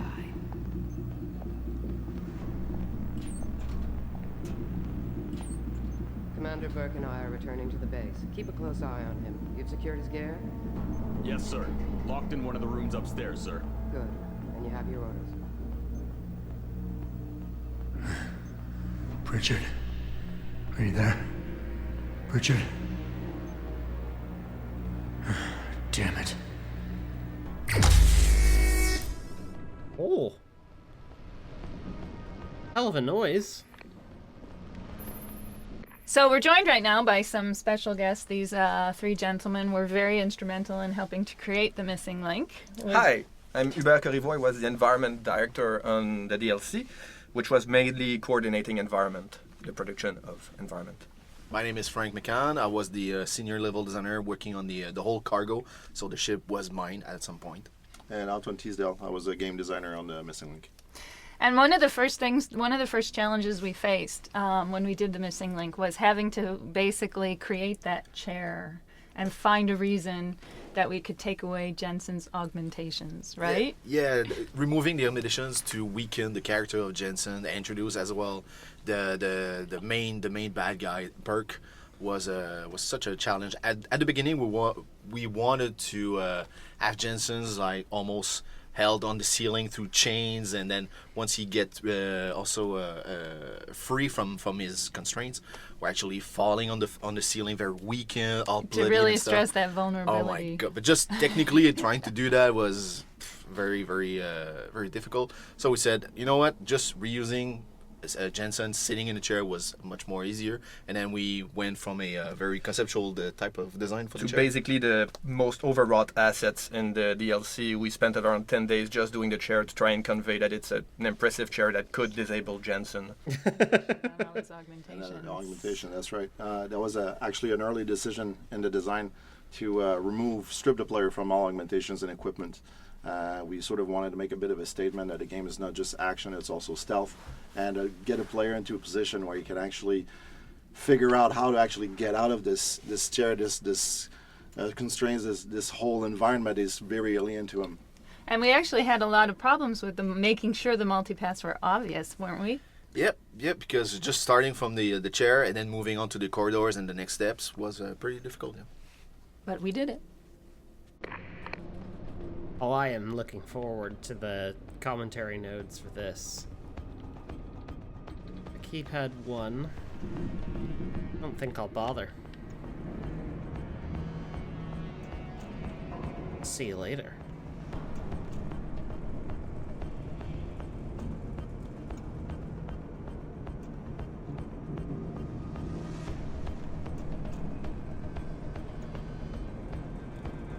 And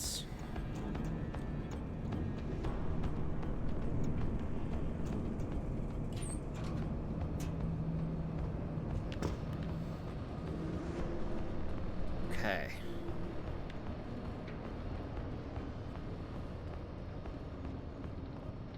Just slip past this corridor, I think.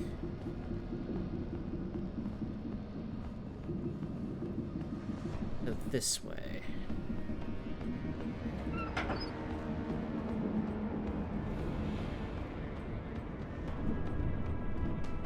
Patrol to Charlie. Anomalous reading in sector D6. Monitor. So you may have just heard a voiceover over the PA, someone doing something. That was supposed to be a very subtle hint that Jensen has a secret helper on board, doesn't he? We were supposed to have so many elements playing in favor of player, but without actually telling too much that someone was trying to help Jensen. We had monitors that were monitoring the ship status because the ship was automated at some in the design. And the monitors would just change their visual to indicate that the player, you can go now, and all this based on the timing of the patrolling guards in the immediate surrounding for the player. And we also had the camera shutting down just at the right moment, the lasers being shut down right at the proper moment. But all this trying to support as well the multi-path, multi-options of a typical Deus Ex game was like. Actually, it felt more like there were bugs or badly communicated stuff happening to the player. Didn't understand. So I strongly suggested to just rip them out. At least we kept the PA announcement with the over guys who were just being changed to a new patrol. But that worked well, but the rest, we just scrapped it.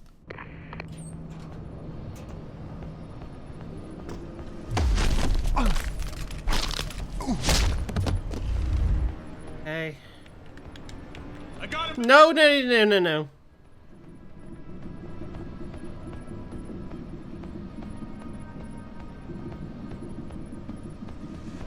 Shit. What hit me? That's a good question. Don't think too carefully about it.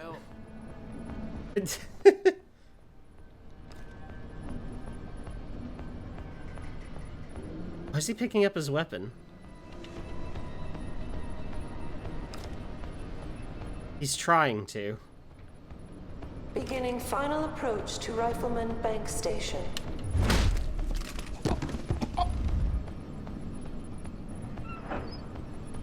Let's just shut that. Now, what I am going to try and do this time as well is there is an achievement called Factory Zero, which is for beating this DLC without using weapons, augments, anything. So I'm going to try and do it. Go hard or go home.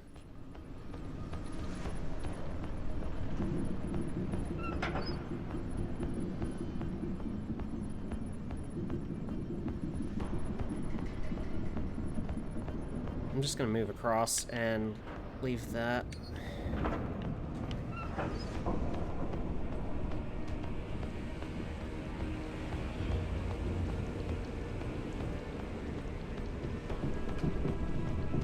It's going to limit my options, but the DLC is designed in such a way as that it's completable without any weapons or augments, so let's see how this goes then, shall we?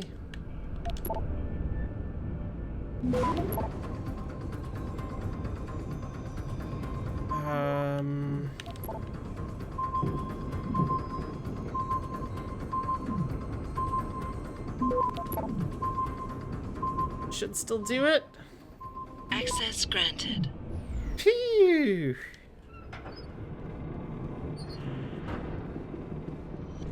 Okay.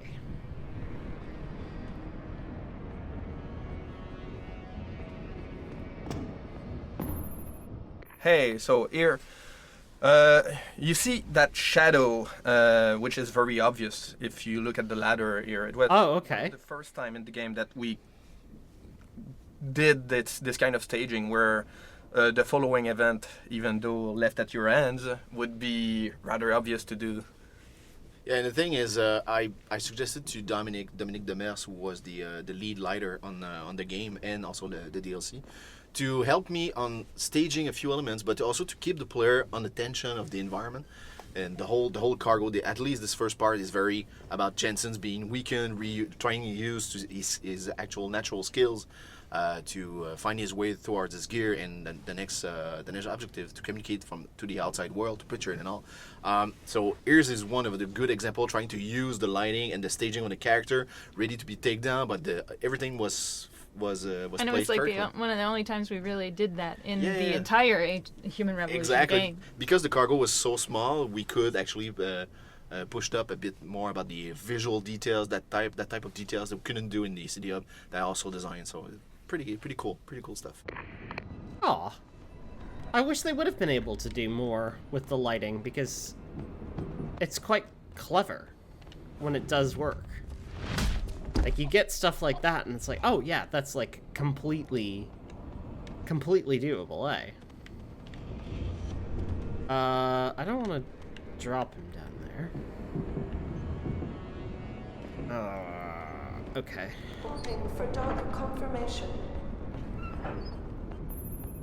So one of the things that was kind of important for us is we had this whole discussion at the beginning, because you start out in a boat, and since this wasn't a part of a Human Revolution, it was supposed to be a downloadable content, we wanted to kind of start the player off not necessarily knowing they were in a boat, but giving these subtle details. Yeah, we were trying to convey that. We didn't tell you outright, at least at first we didn't want to tell you outright you were in a boat, but we had to convey the impression that, okay, you're in a boat, so it moves and it sways from left to right, you have everything rocking. And the thing is, we had very little tech development for the DLC because it was an expansion, it wasn't a new game per se. So we tried faking stuff like just shaking the camera, but it would look a bit weird because the character wouldn't react to the swaying of the boat, so you'd have this impression that people are magically standing perpendicular to the swayed floor. So we only had stuff like, if you look at the ceiling right now, the nets are moving slightly. We had the few animated objects to try and convey, and of course sound ambience mostly gave away the idea that it was a boat, but we were very limited in how we could convey the feeling that it's a rocking boat and there's a storm outside. Huh. I don't like the... Is this gonna hurt me if I stand in it? 5 knots. Okay. Ooh. Okay, that's not great.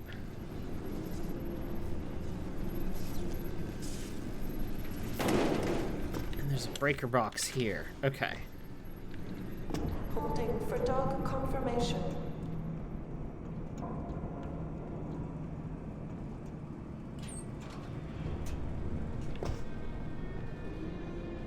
Ah, this puts me on the other side of that room here. And there's a pocket secretary? If you're reading this, it means you're still alive. Let's try and keep it that way. I wasn't able to acquire all of your equipment. Or I was able to acquire all of it.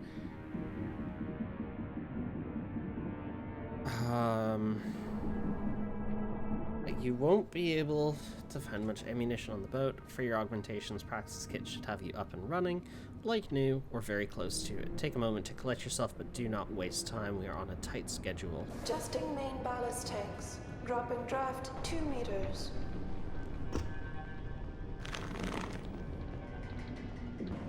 Body armor is good to have.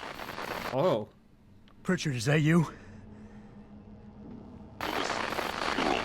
I'm unlocking the door to the... You're breaking up. Find the CIC. Does that give me...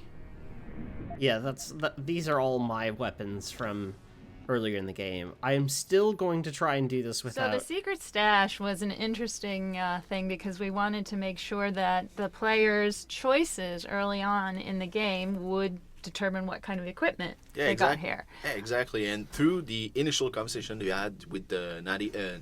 Netanya. I mean, Netanya, Nadia. I always confuse it. Anyway, So yeah, during the conversation, I suggested that we have some kind of a branching moment inside the conversation, not necessarily just role playing for the player, which from time to time we wanted to support in some moment, not always just a debate conversation, but having those little moments that behind the scenes, the player, without knowing, we're actually doing some checks, and depending on how you answer to Netanya, you actually have a different gear that we give you. So I basically have 4 scenarios that I triggered based on how you portray the conversation, how you did the conversation itself, and I just swapped the proper scenarios with the proper gear inside. And we were always curious because we didn't want to make it super obvious that you're picking stealthy and not stealthy when we were writing the dialogues, but we had to. And then the whole setup of the stuff, because we had to get across the idea that it had been left behind by the secret helper.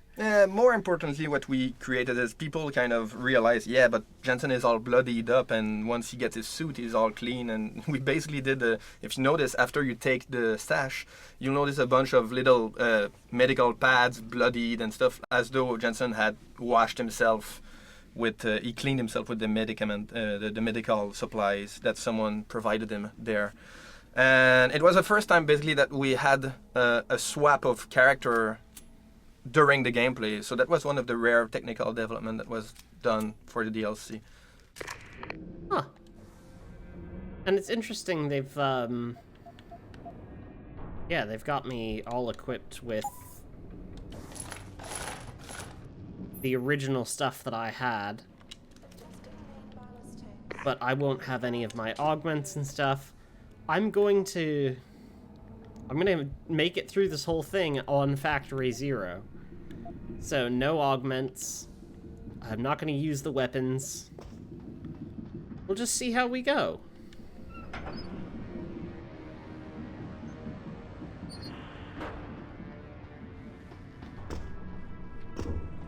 And like I said, I know the whole DLC is able to be completed in this way. There is an achievement for it. It's one of the rarest achievements for Deus Ex Human Revolution. For liftoff. Rifleman bank station control confirmed. So, let's make this work.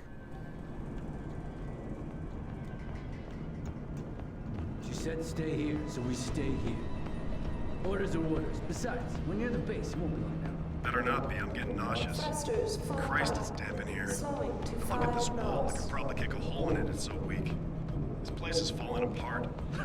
Don't try it. Saw a couple of barrels of explosives in the next room.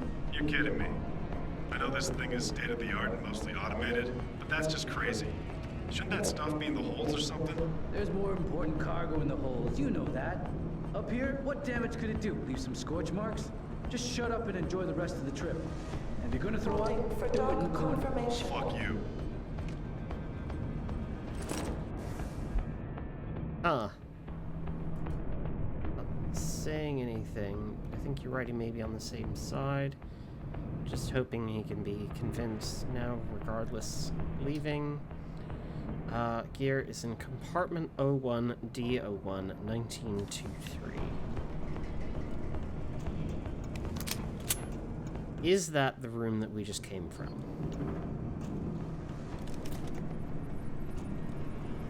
Adjusting main ballast tanks. Dropping draft 2 meters.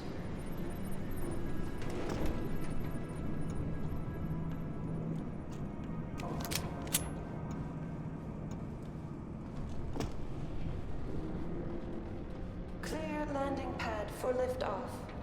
Rifleman bank station control confirmed. 01 D01. Yep. Okay.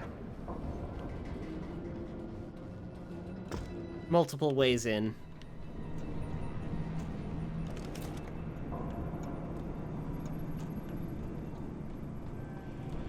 Holding for dog confirmation.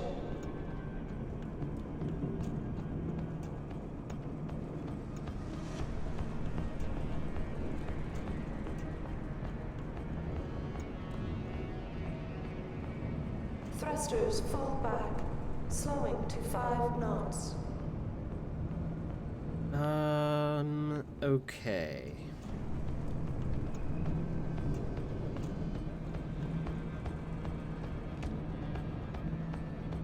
Adjusting main I think there's a guy. So there's a guy there. Oh, looking. He's like.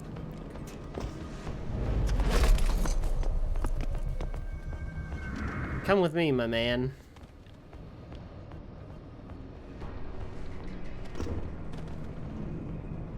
Holding for dog confirmation.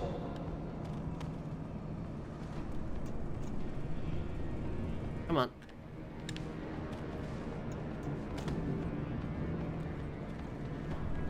In you go.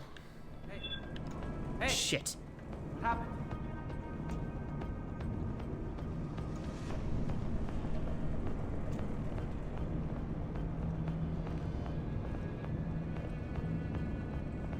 Clear landing pad for liftoff. Rifleman bank station control confirmed. Better keep a sharp lookout.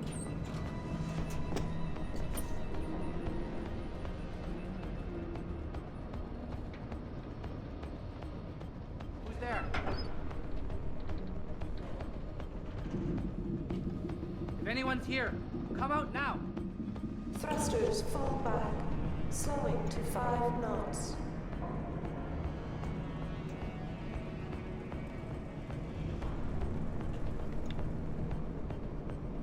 That was a waste of time.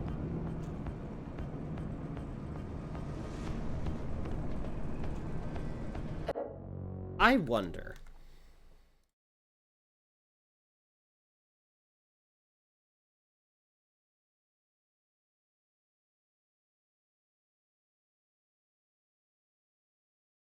Requirements. You can throw explosive barrels and fire extinguishers.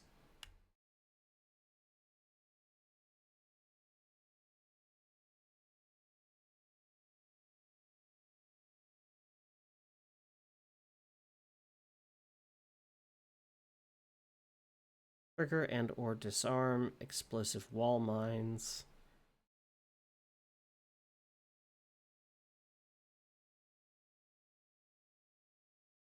Trigger typhoon turrets. Okay.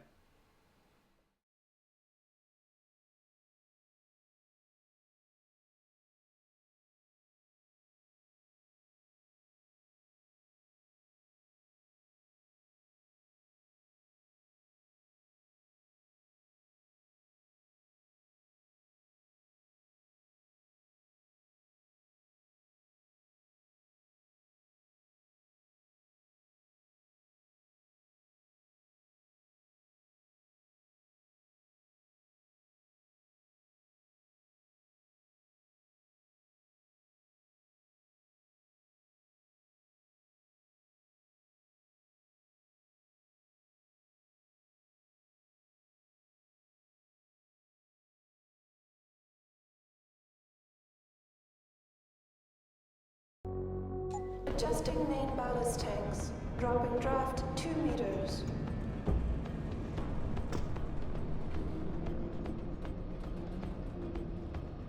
Being able to use the explosive barrels is potent.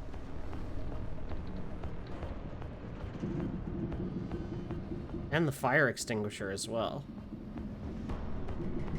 Holding for dog confirmation. No, come on.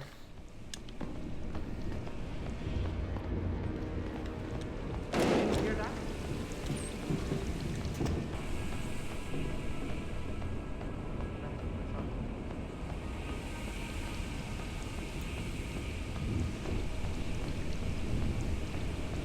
Adjusting main ballast tanks. Dropping draft 2 meters. Jesus. Okay. Yeah, from the playtest, those alternate paths inside the corridor itself came out very strongly, very good, and I'm pretty proud of those because I try to add alternatives to just walking down the corridor based on the timing of the patrol, or adding the infamous air vent, which I didn't want to do, even though we do have some air vents in the cargo, as it is obvious. But those work very well, so I'm pretty proud of trying to put the player in trying to figure out using his observation and still using the ability of looking at the patrol, still in the same environment, like inside the corridor itself, but still slightly off and being safe, and but not fully safe. So you have to time yourself between those openings, and it worked really well. I'm pretty glad about those. Find the cause of the disturbance.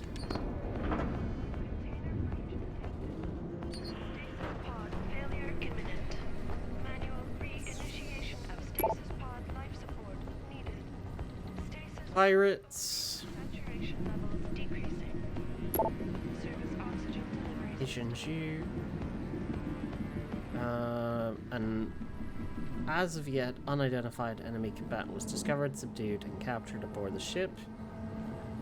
Fully armed and well trained. Stasis pod failure imminent. Manual re-initiation of stasis pod life support. Meantime. Stasis pod O2 saturation levels decreasing. Oh shit. Service oxygen delivery system.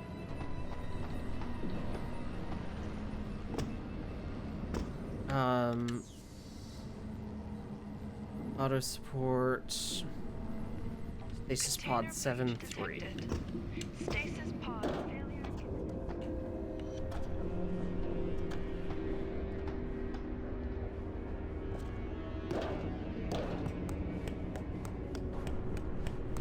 O2 sats decreasing. Where is 7-2 then? Yeah, over here we have the first cargo room, the first big environment that I wanted the player actually to play around with the environment. You can actually see the exit of that room towards the bridge, towards your actual next objective, trying to contact the preacher and help, actually get help. But the thing is, because you came from a very tight corridor-ish, a very narrow type of environment, very heavy intentions, I want to change the pace a bit. So I focus more about the environmental puzzle. And the thing is, since we just did the whole production of Deus Ex HR, Human Revolution, we were pretty good with our tools and the editor itself, and we were able to actually do more complex type of interactive objects. Like that one here. You're standing on a container that can move in different areas. To a player, it looks like a simple object. You just press a button and it moves. But it requires certain scripting, and this is one object that we could do only because we mastered our tools after the development of DX Human Revolution. So we were able of doing those more complicated objects. Well, to us, they are more complicated. And at little fees actually, so that's one of the added perks of doing a DLC, mastering your tools.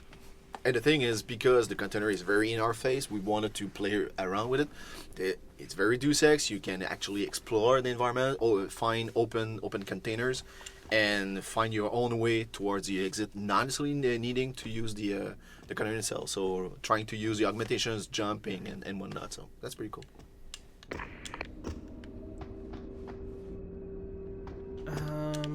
Trying to get at...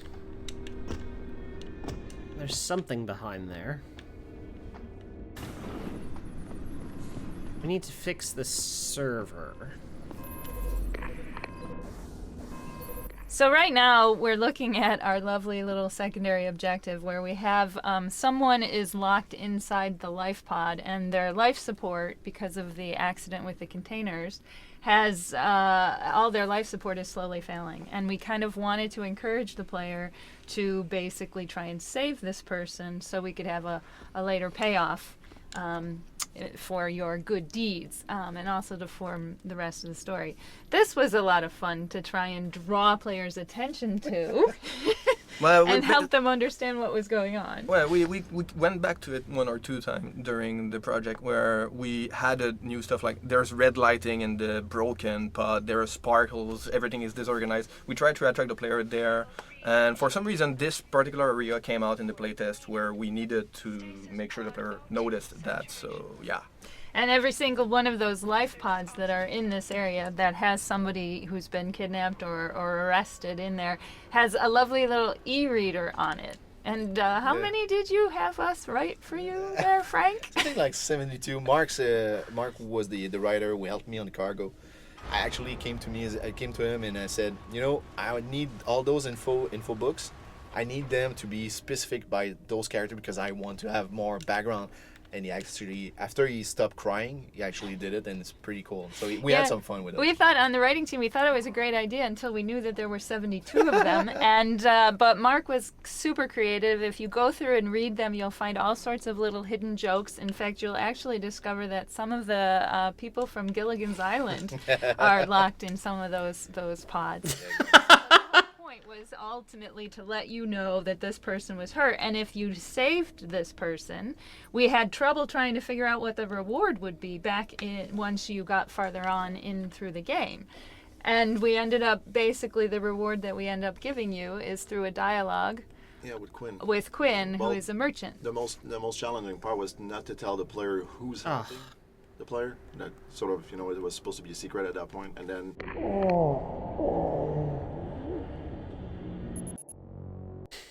We'll be listening to that voiceover again because I didn't realize that going up that ladder would actually instantly fail the objective.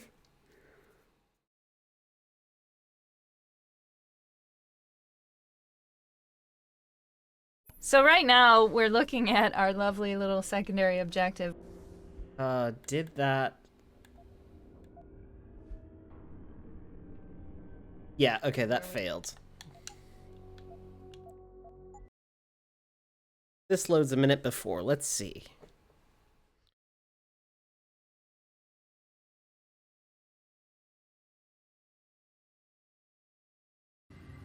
So right now we're looking at our lovely little secondary objective where we have someone is locked inside the life pod and their life support, because of the accident with the containers, has all their life support is slowly failing, and we kind of wanted to encourage the player to basically try and save this person so we could have a later payoff for your good deeds, and also to form the rest of the story. This was a lot of fun to try and draw players' attention to. And help them understand what was going on. Well, we went back to it one or two times during the project where we added new stuff like there's red lighting in the broken pod, there are sparkles, everything is disorganized. We tried to attract... Oh, fuck. Yeah, I need to reset the gantry for that one. It is the right... I've got the right idea, I think. I think you need to get the gantry to the level where you can kind of slide into that area. Secondary objective where we have someone is locked inside the life pod and their life support, because of the accident with the containers, has all their life support is slowly failing, and we kind of wanted to encourage the player to basically try and save this person so we could have a later payoff. Drop it down one for level. your good deeds, and also to form the rest of the story. This was a lot of fun to try and draw players' attention to, and help them understand what was going on. Well, we went back to it one or two times during the project where we added new stuff like there's red lighting in the broken pod, there are sparkles, everything is disorganized. We tried to attract the player there. And for some reason, this particular area came out in the playtest where we needed to make sure the player noticed that, so yeah. And every single one of those life pods that are in this area that has somebody who's been kidnapped or arrested in there has a lovely little e-reader on it. And how many did you have us write for you there, Frank? I think like 72. Mark was the writer who helped me on the cargo. I actually came to him and I said, I would need all those info books. I need them to be specific by those characters because I want to have more background. And he actually, after he stopped crying, he actually did it, and it's pretty cool. So we had some fun with it. We thought on the writing team, we thought it was a great idea until we knew that there were 72 of them. And but Mark was super creative. If you go through and read them, you'll find all sorts of little hidden jokes. In fact, you'll actually discover that some of the people from Gilligan's Island are locked in some of those pods. Yeah, exactly. But the whole point was ultimately to let you know that this person was hurt. And if you saved this person, we had trouble trying to figure out what the reward would be back in once you got farther on in through the game. And we ended up, basically, the reward that we end up giving you is through a dialogue. Yeah, with Quinn. With Quinn, Well, who is a merchant. The most challenging part was not to tell the player who's helping the player. That sort of, it was supposed to be a secret at that point. And then the reward needed to be something kind of casual, kind of, it's a good deed, so you're supposed to feel good about it, but I'm not going to help you too much. So if you do save the person in the pod, then Quinn, which you meet later in the missing link, it turns out to be helping you and give you like a bit of a discount at his little like on the side store sort of thing. So everything has a payoff somehow in this game. Everything has a purpose. Choice and consequences. Cue Deus Ex music.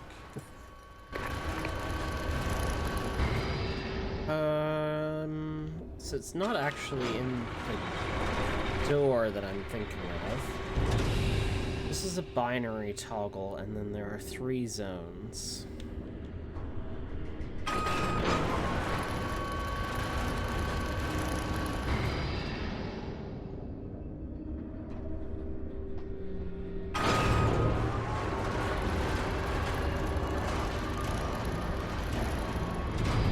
This is the standard position. Yeah, over here we have the first cargo room, the first big environment that I wanted the player actually to play around with the environment. You can actually see the exit of that room towards the bridge, towards your actual next objective, trying to contact the preacher and help, actually get help.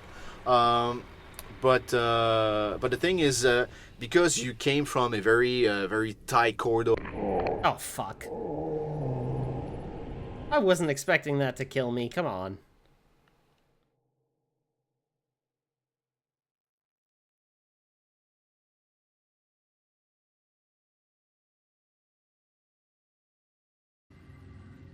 So right now we're looking at our lovely little secondary objective where we have someone is locked inside the life pod and their life support, because of the accident with the containers, has all their life support is slowly failing, and we kind of wanted to encourage the player to basically try and save this person so we could have a later payoff for your good deeds, and also to form the rest of the story. This was a lot of fun to try and draw players' attention to. And help them understand what was going on. Well, we went back to it 1 or 2 times during the project where we added new stuff like there's red lighting in the broken pod, there are sparkles, everything is disorganized. We tried to attract the player there, and for some reason this particular area came out in the playtest where we needed to make sure the player noticed that, so yeah.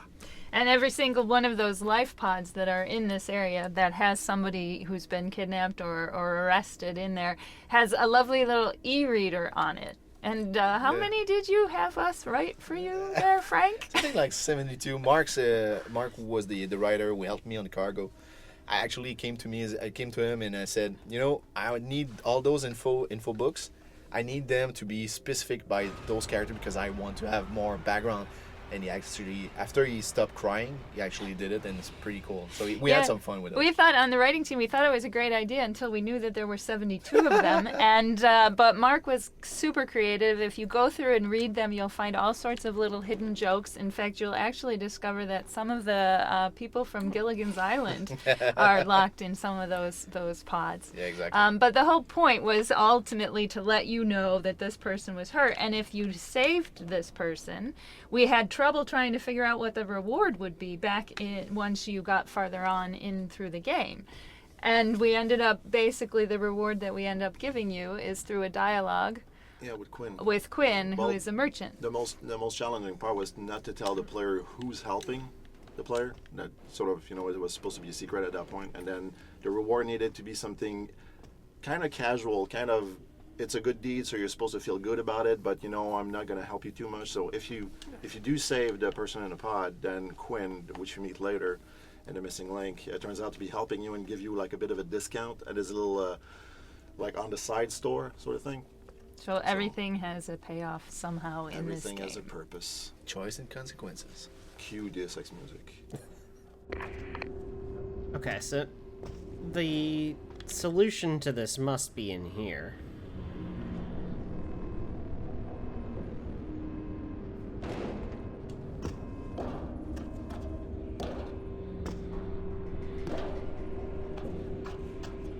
Oh, wow. Now there's some weird culling.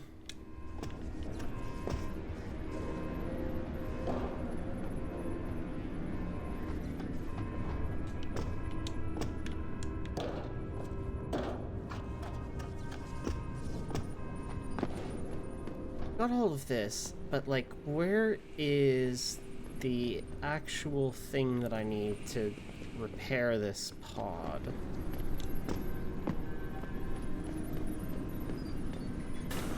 Storage room? I mean, that would make sense. Are any of these movable? Yes. I was wondering how you'd be able to get back here. Stasis pod battery.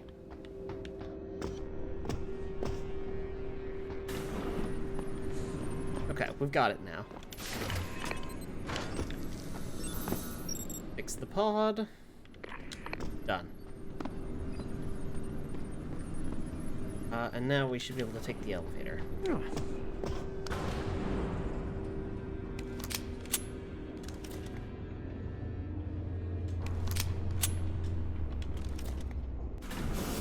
I just like the sound of the slide of the 10mm.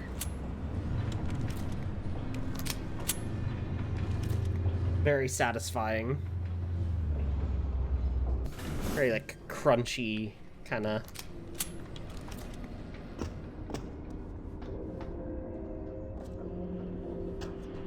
I'll need to reset the gantry.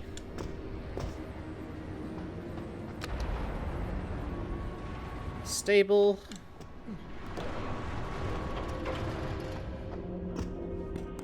There is some fun stuff in the pod riding, but we're not gonna take care of that today.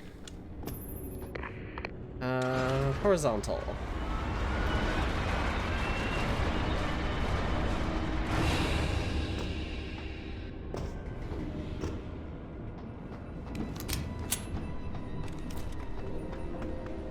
It's out here. So right now, if you go into the corner of just in front of you, you'll notice an open container sprayed with bullets, which was a request from the story team to start off the big legend of Jensen who got captured.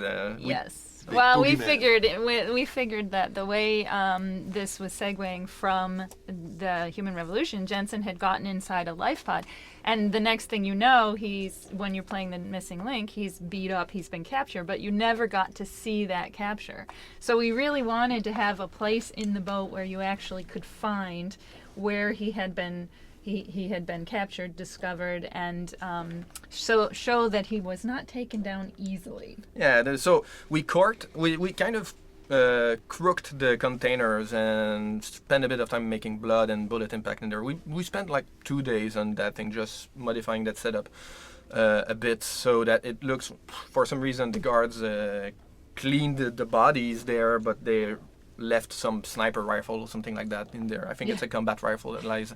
There's weapons that are lying around for you to take. And if you pay attention to the overheads, you'll notice that Jensen's acts of bravery got bigger and bigger and bigger in terms of the number of people that he took out in order to do this, as normally happens with rumors that are going around. You know, it got to be so cool in production that we decided to make an achievement out of it.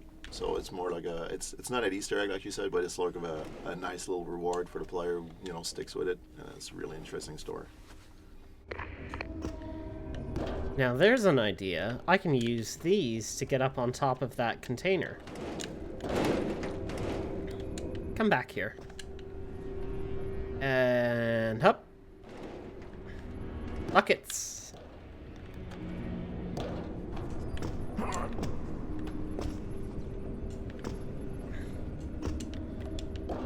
Okay. I go like this.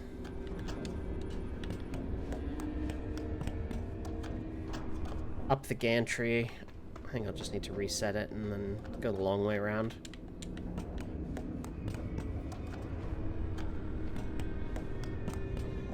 Or I could try positioning the gantry down there. I'll see if there's enough room for it.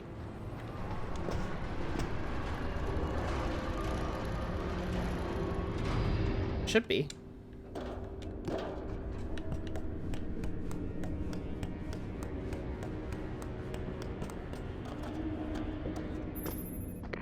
If we vertical. Oh. Doesn't go down far enough. Damn.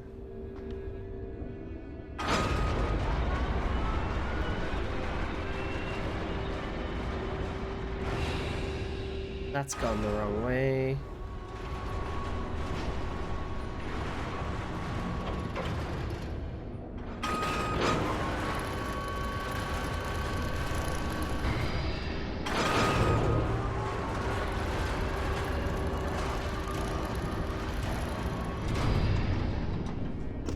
Alright, let's go.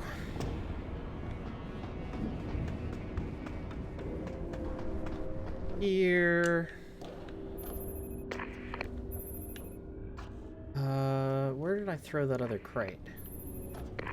Oh, it's down here. That's right.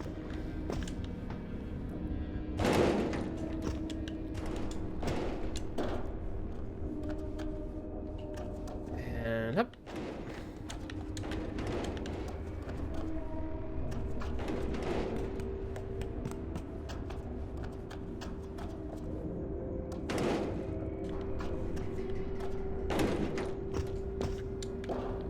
Two, three. You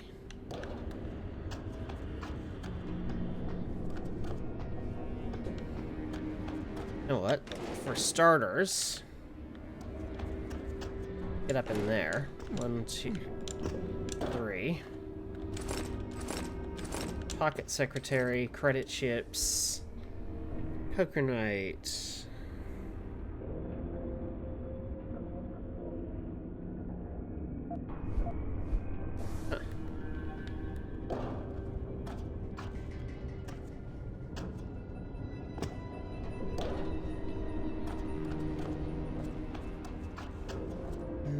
For these, what's going to be the best way to get up there?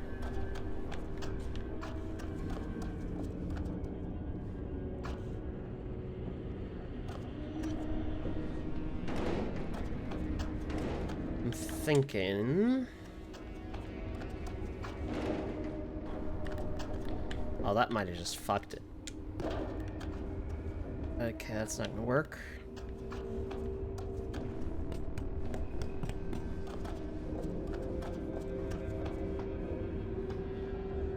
Ow. I was close. You can kind of hug the edge here.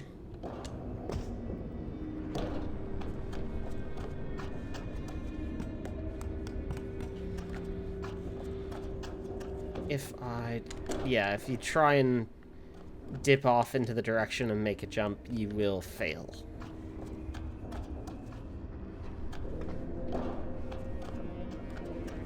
Shit, I wanted to go up there and see what was going on in that corner. See the aftermath of Jensen getting into a bar fight. Oh well. Why did I just get a prompt to use something? Oh, okay, it's letting me use it from all the way down here.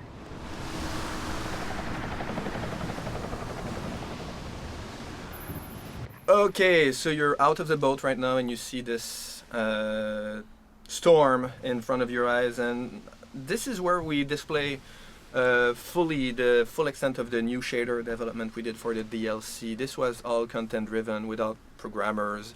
It's what we could do with our tools. So there's it's not a new engine per se like people tend to say, it's just new shaders that we used.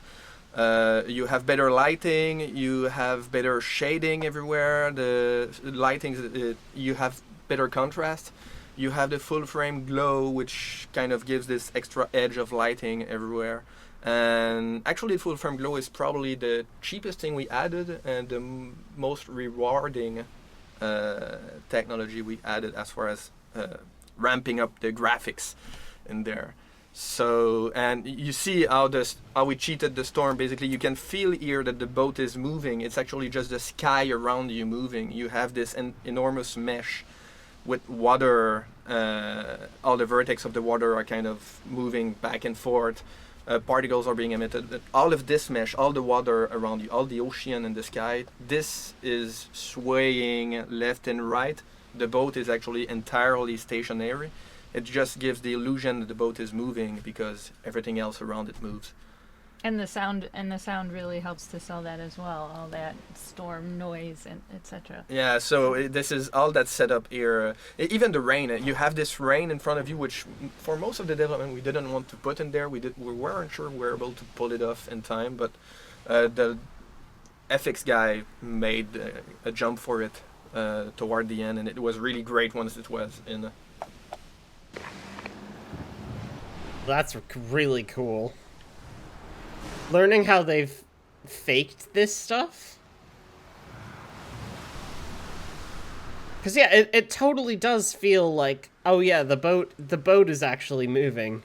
But no, the boat's completely stationary, rocking everything else around it in order to produce this effect. Because that's the cheapest way to do it, otherwise you have to simulate the physics of everything and how it's all affected by that particular bit of movement. Yeah, that's really cheeky. It's cheap and cheerful. And the sort of thing that, like, most players are just straight up aren't gonna notice.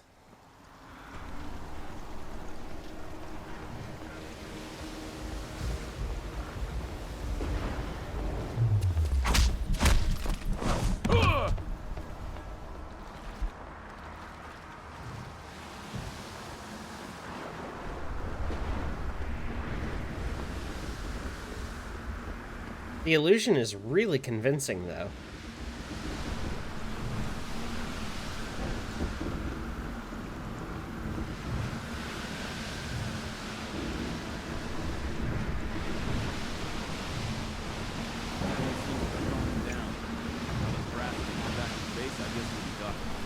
Wasn't soon enough for Burke. Bastard couldn't wait the couple hours we held position. Had to fly out and see the stowaway for himself. And bring Titan. I don't think it was his choice. I'll bet she had to talk really hard to be included. Base commander or not, she doesn't very much dig with Burke and respect.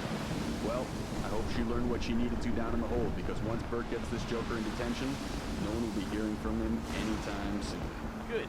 I was there when we found him. Took out 5 guys before we could subdue him. So I'm not going to lose any sleep over it. Hey, watch what you're saying. We do not talk about the detainees. You know that. Shut up.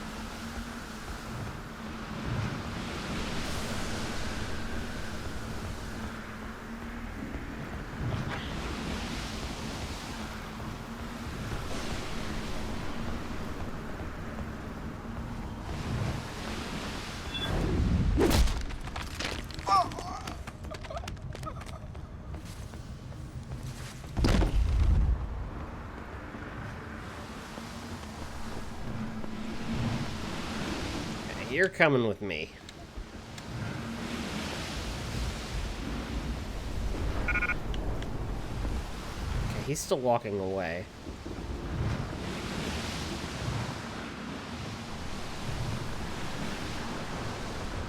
And on the second floor...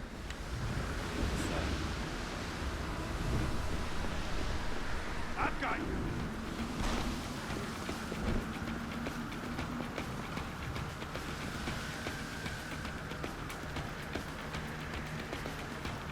One whole hostile.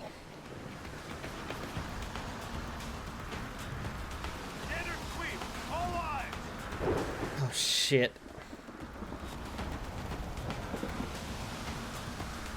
He might be over there. Got it.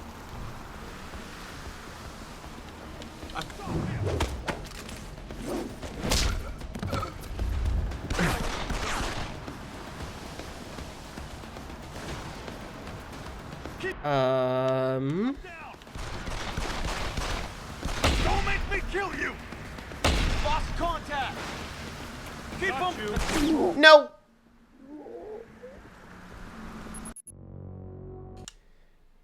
Okay. Gotta be more careful. Good to know.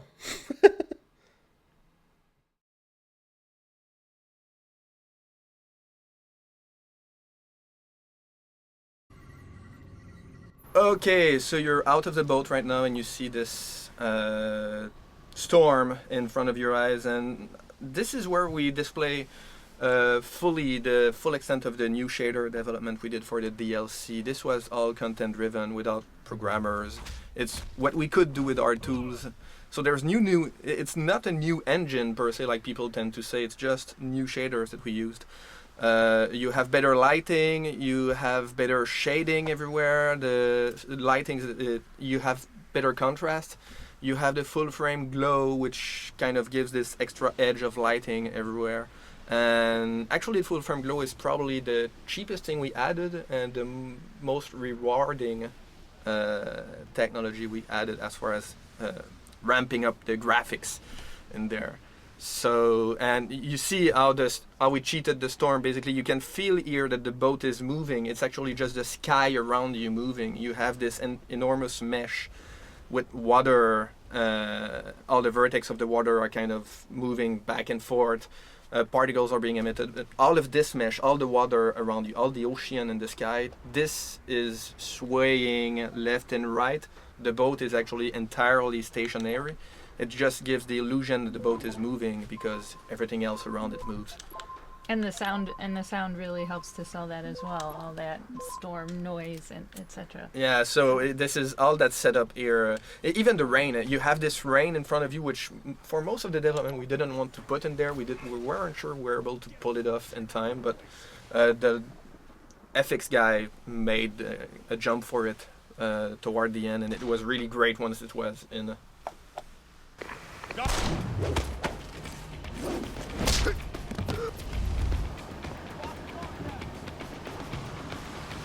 Keep him down!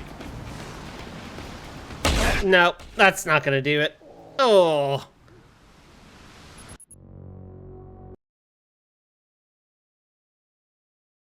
Okay. Where are we at then?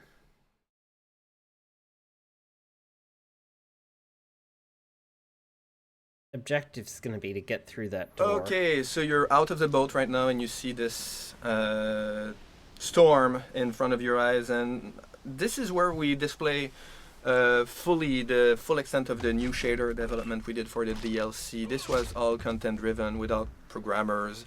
It's what we could do with our tools. So there's new, it's not a new engine per se like people tend to say, it's just new shaders that we used. You have better lighting, you have better shading everywhere, the lighting, you have better contrast, you have the full frame glow, which kind of gives this extra edge of lighting everywhere. And actually full frame glow is probably the cheapest thing we added, and I'll bet she had to talk pretty hard to be included. Base commander or not, she doesn't very much wiggle work in the spec. Access granted. I hope she learned what she needed to down in the hole, because Okay. Through to the next bit. So this white hallway. At the beginning, this always was the same set of corridors and the other one you saw at the beginning of the cargo. But because we're out of the storm and we just got back in, the art director wanted to have a stark change of visual pacing. So this white corridors is very calm, which is a stark contrast to the storm that you have outside. It was something we did at the end of the DLC. We scrambled this set of assets for about 5 days, which was really fast actually. And I think it's a great call from the art director. That's the kind of thing that an art director is made for, just changing pace of the scene, and it makes sense in the context of the storm. Yeah. No, this is nice. Okay, so there's timing.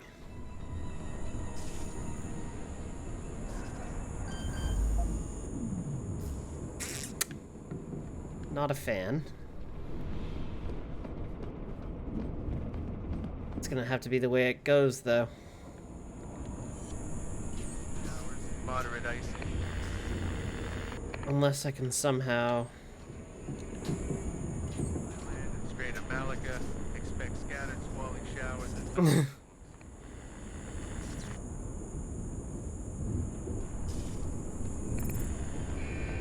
Shit.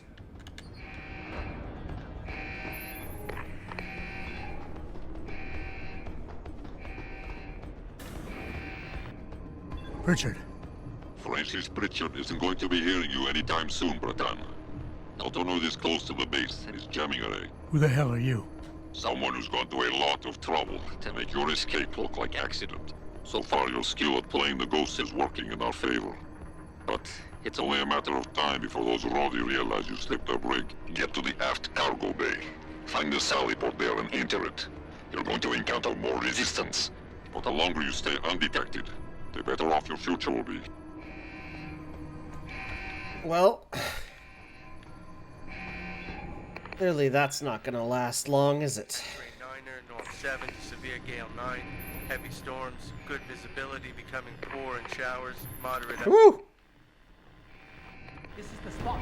Keep looking. Unsettled weather affecting Thailand and Strait of Malacca. Expect scattered squally showers.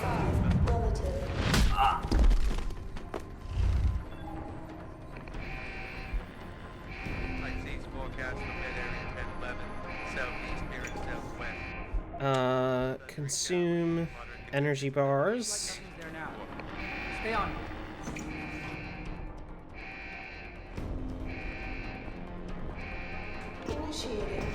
Nope. So you have those surface table in front of us. If you walk to one of these tables, you'll see a bunch of assets sprout up out of the table. It's like a holographic table. Kind of an holographic table. This is the most advanced shader we've done on those current generation hardware. You have all of this in front of you is some meshes, but mostly a shader that gives this 3D volumes. It's something we don't quite see on console, so we kind of went overhead with that. We was a party of shaders. The main thing about that is to try and, if you give attention to what's on the table, it's showing the boat getting ready to dock. Yeah, because we're in an enclosed room, and we wanted to give the sense that, you know, we are approaching a base. You saw the base out on the deck, but we couldn't really show you any of that because we don't have any technology to show that you're moving forward and all this stuff. Yeah, so the boat doesn't actually advance. So we kind of put the surface tables on to A, give it a sense that, okay, now I see that we're supposedly docking at a base, and B, also to give us a sense of this is a military boat.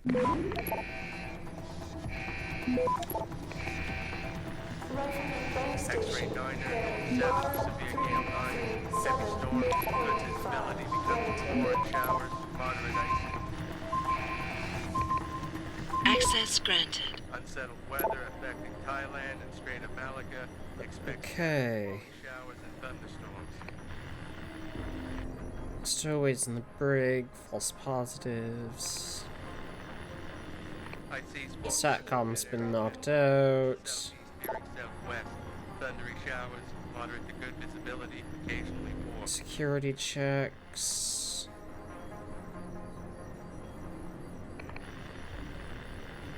Equator to 12 south between 90 and 142, and southward to coast. Occasional rain.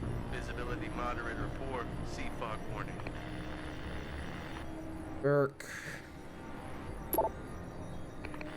EMP chair is drawing too much power. Southwest gale 8 to storm 10, veering west.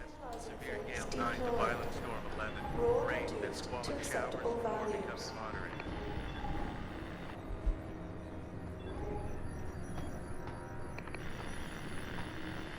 X-ray 9er, north 7 to severe gale 9. Heavy storms, good. Moderate icy. Unsettled weather affecting Thailand and Strait of Malacca. Expect scattered squally showers and thunderstorms. I'll make my way through there.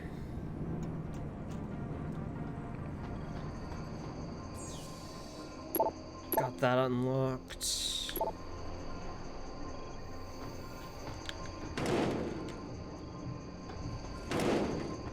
Let's keep moving.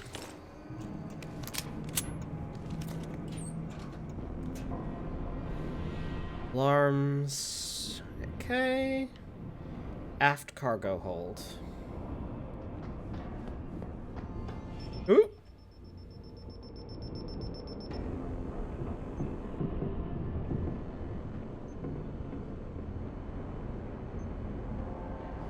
No worries, mate. You didn't see shit.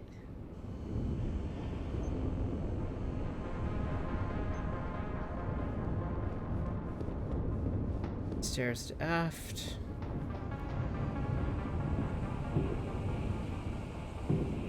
Aft cargo hold is there.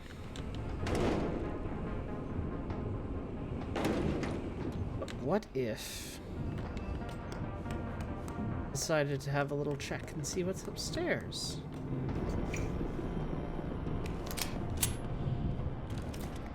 Oh. Nope. Just another way down. Oops.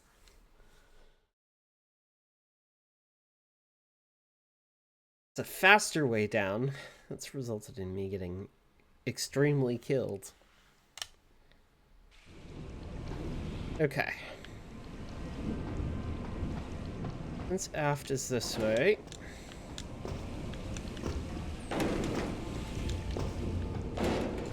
Hup, hup, and away.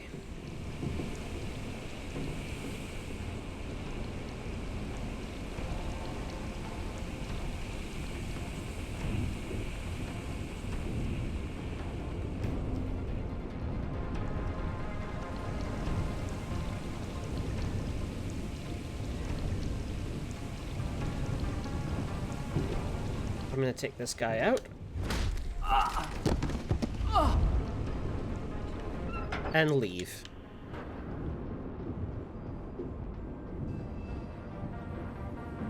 Security hub has a rating of 2. Great.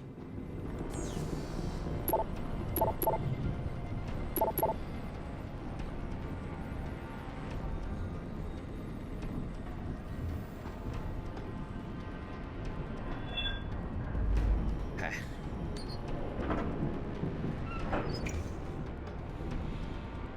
That's gotten him alarmed.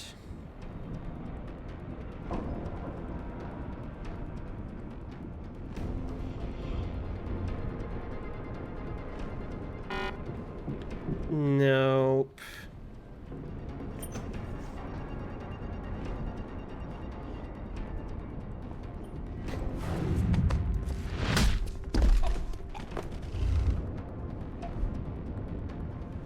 Okay. Had rating 2. Obviously just not gonna happen. Oh!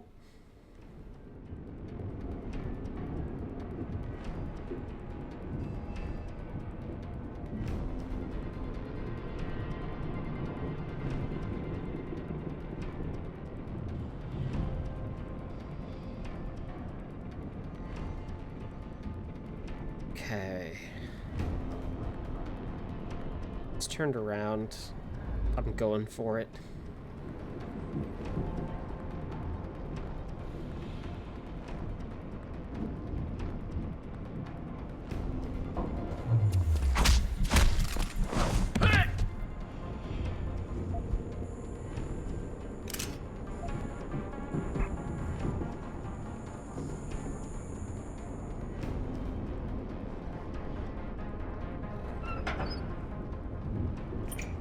Arm panel. Docking bay confirmed.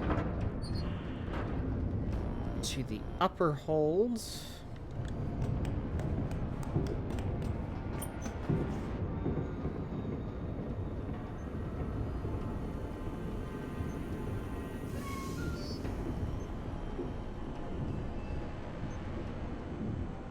I'm hoping that that benefits me somehow.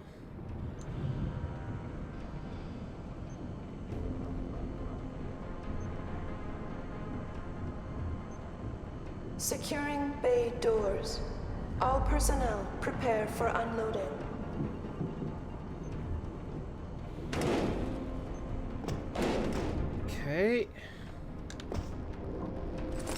explore. A little bit of hacking stuff.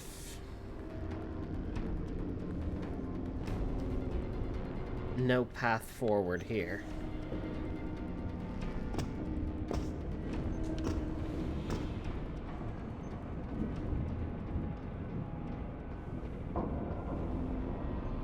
Is this... No, this isn't the one that was laser trapped.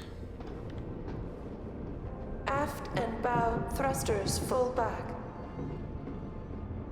Oh good, there's even more of them. That's... fucked. Ooh, report it.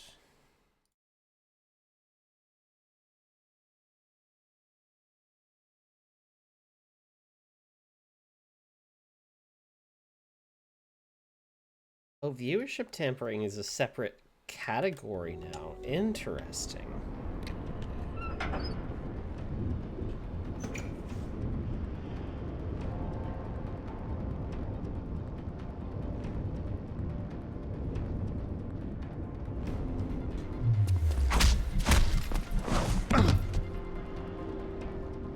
And down.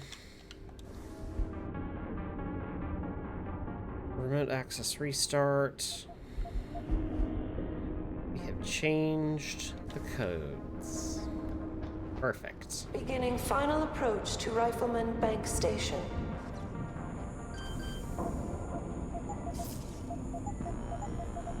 Line 173. No more lasers.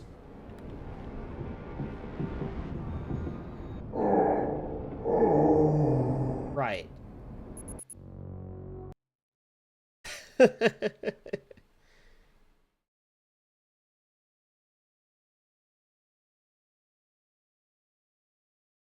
I'm the fool.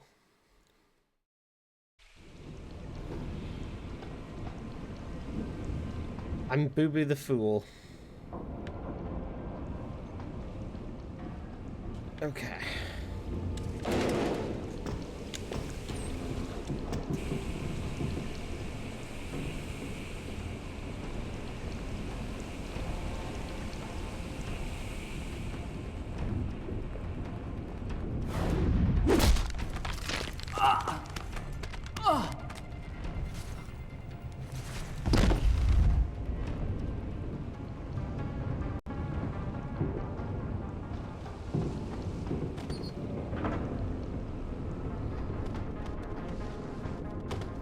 Okay, that's done.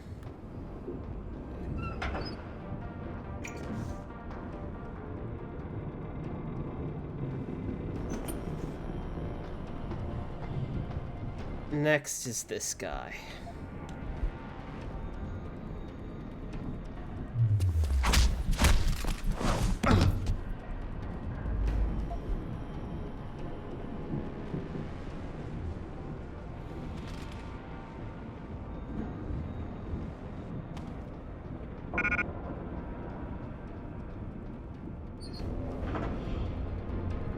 This is the last one. Oh shit. That actually might work out in my favor. Going past me. Oh. Knock him dead, kiddo. IT is still changing the codes. If you have anything inside B01, D01, compartment 4. 1, 0, 9, 4.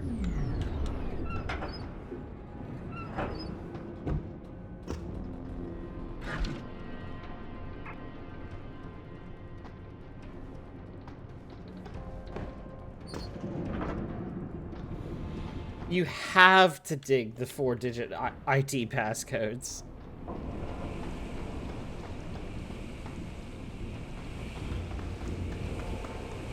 In part because they won't give you any other option. Oh, he has nuke viruses on him.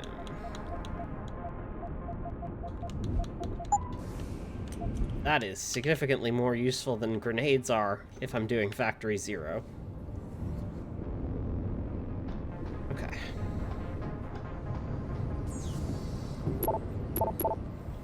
those.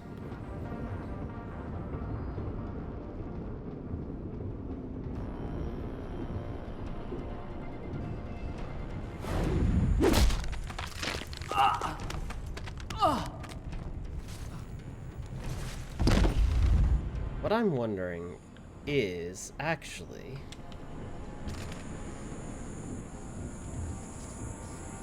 I can try and get the passcodes, or I can try and put the guy close enough to the lasers to deactivate them. Bay confirmed. But there's more than one set of lasers, so it doesn't look like that plan's gonna work out.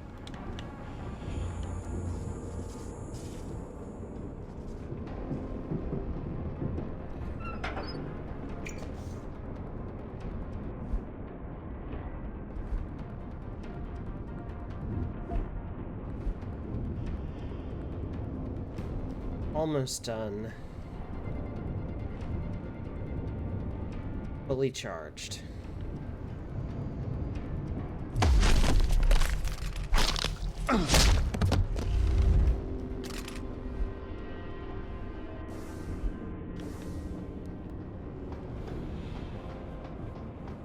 That's the laser code.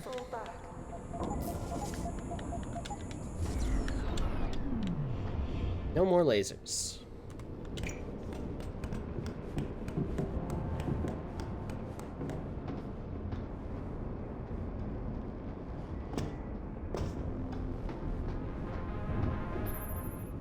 All right, here we get some kind of a setup for Hazard.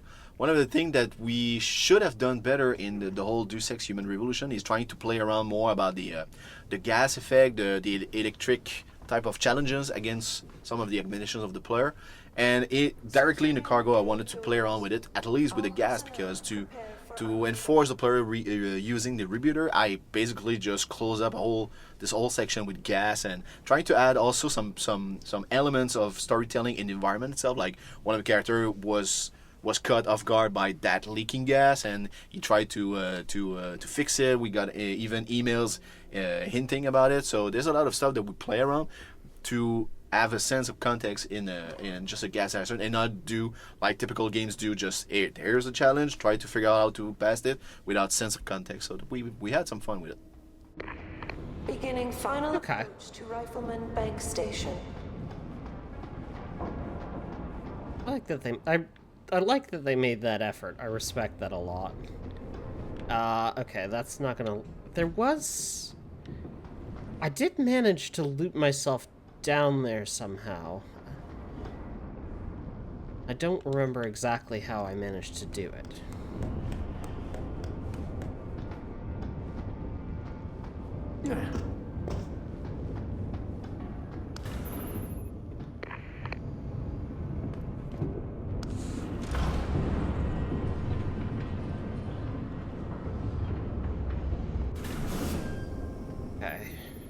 So, one of the challenges, we wanted the cargo ship. We wanted to really make this be very Deus Ex and react to how you played earlier in the game. So, you had a lot of fun setting up the setups for the enemies in here, didn't you? Definitely. Yeah. Playing around with the scenarios, having different type of setup of characters, of combatants waiting for you or not.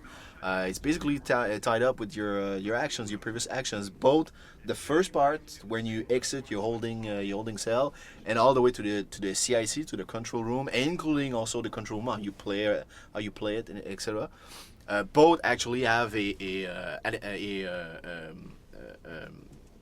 how do I say this? The cumulative effect on how you see the scene, where it's basically either a scenario where everybody, all those guys, actually just very relaxed because they're about to dock the sea base, or they actually learn that there's someone trying to escape, etc. So they're basically waiting for you. We added mines, we added we had a lot of fun when with that setup. And it goes even further, because depending on how you play this, then that'll affect the opening of the base and the conversation you're going to have with Netanya. A lot of ripple effect, exactly, yeah. Very Deus Ex. Mm-hmm. How did I get spotted?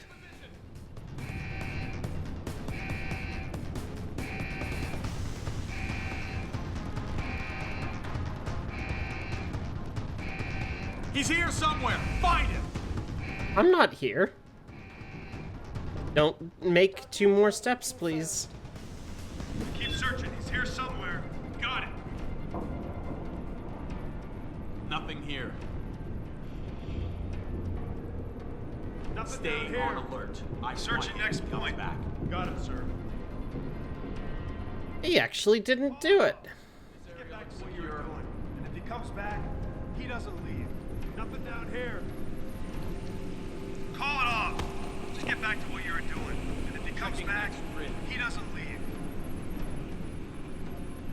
Oh, there's a laser grid. Beginning final approach to Rifleman Bank Station. Okay, down here. To break it off. Looked everywhere and he isn't here. I think we're good, but we better keep our eyes open. Got it, sir.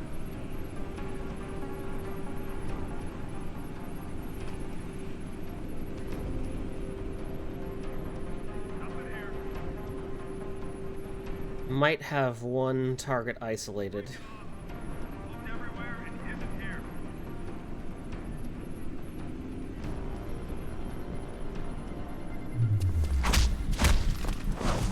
Aft and bow thrusters full back.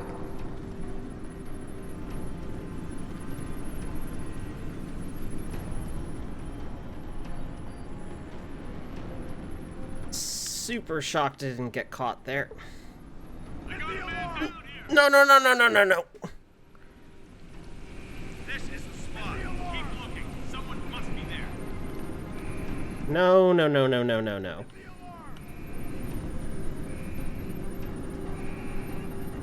Hit the alarm. I want to know if anyone sees anything else. Got it? Securing bay doors. All personnel prepare for unloading.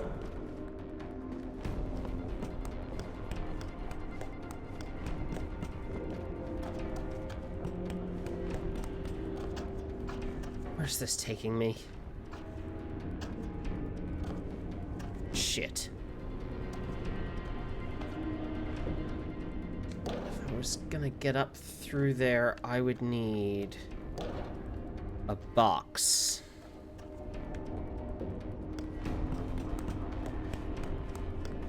I would actually need 2 boxes.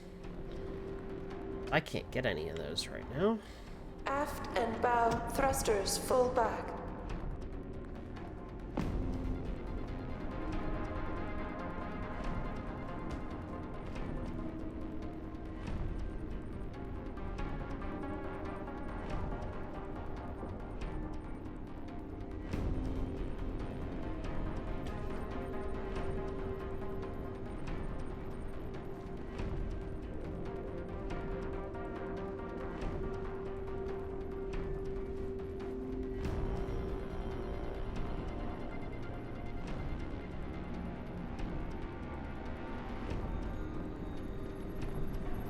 Beginning final approach to Rifleman Bank Station.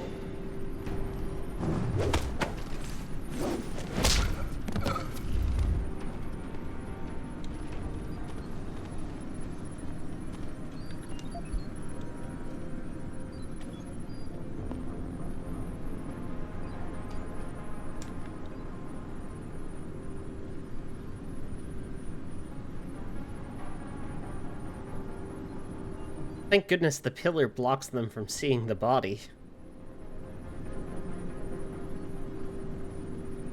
Docking bay confirmed.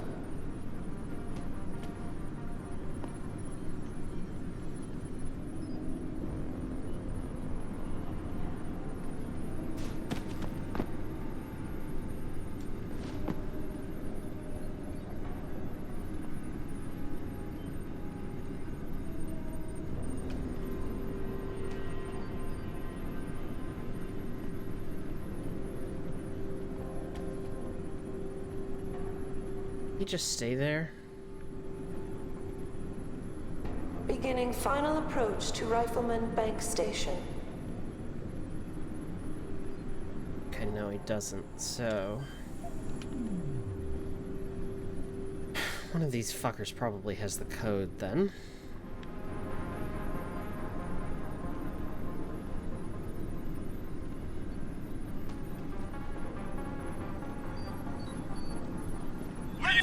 Nope. Hit the alarm! Oh, shit! What's that? Come out!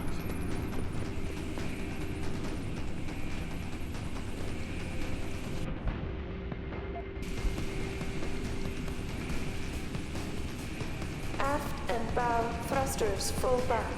Better search the place.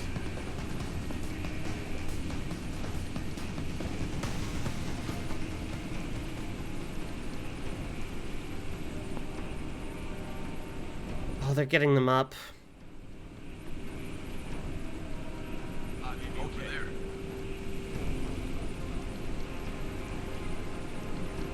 Shout if you find him.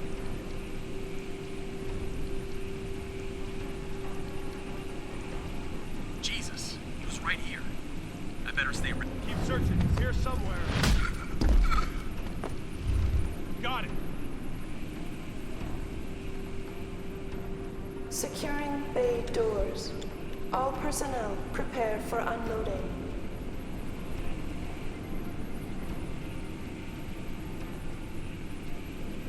Oh god. Okay. Okay. Okay. Okay.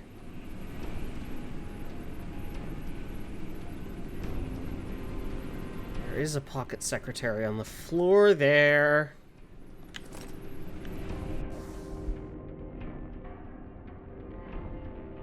Oh my god. Okay. That's the alarm, the laser code. Bank station.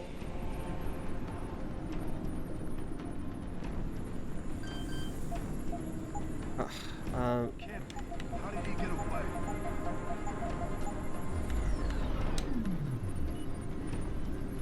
Laser's inactive. Oh.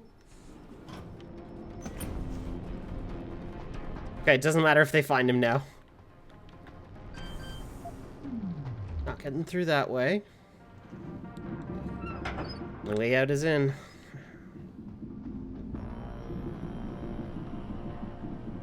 Menacing. So what we call the SAS, that type of The security airlock system. kind of in between door that you wait to load. When you see those type of things in games, typically it's because they're trying to load data on the other end of the door. This is what we're doing here. Basically, we made that compromise of no hard loading, so there's no hard loading in DLC. You probably noticed that. But there's those SAS, and that's a compromise. When the SAS is animating and doing all of its fluffy stuff, it's actually loading the next room, depending of the different.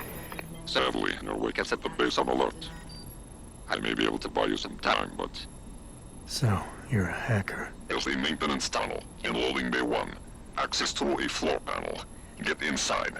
Follow the cables, and try not to kill the person inside. Access granted. Let's see. Oh, the node's on the other side now. Okay.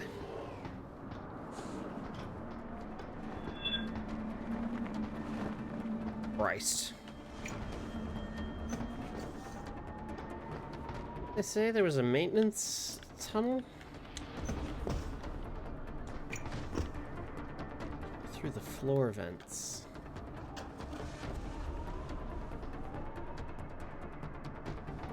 Oh, do I have to drop this to actually... Oh, no. Is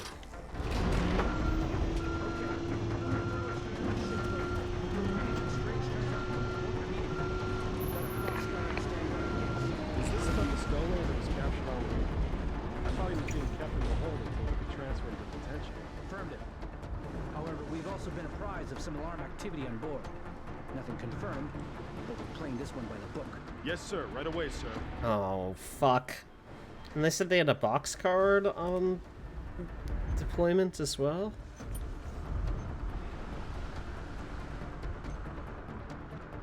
Here's my pitch. Don't look at me. Oh, I can hear the box guard.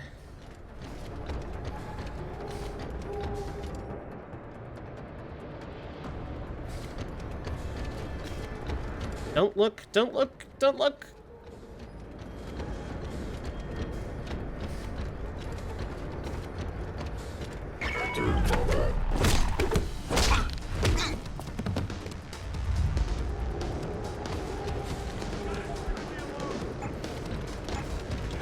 Oh, I need room for that, like, now.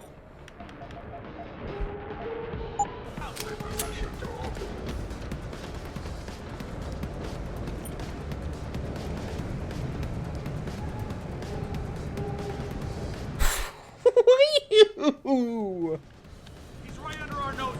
I want a complete sweep.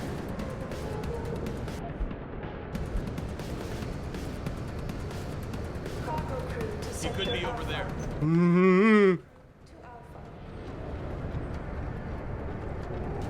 Gotcha.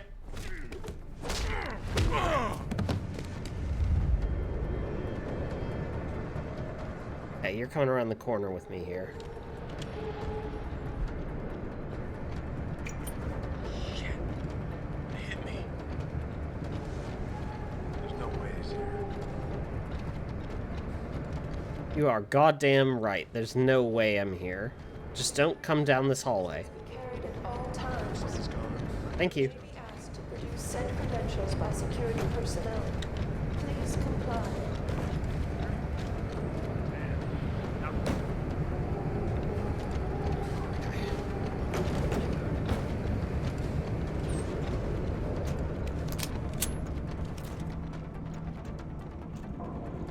Oh, criminy.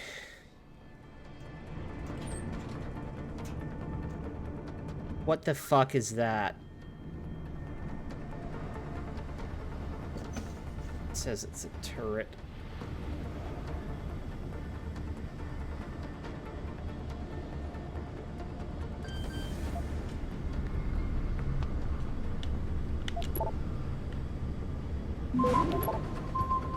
No risks. Access granted. Just get it. Shoot.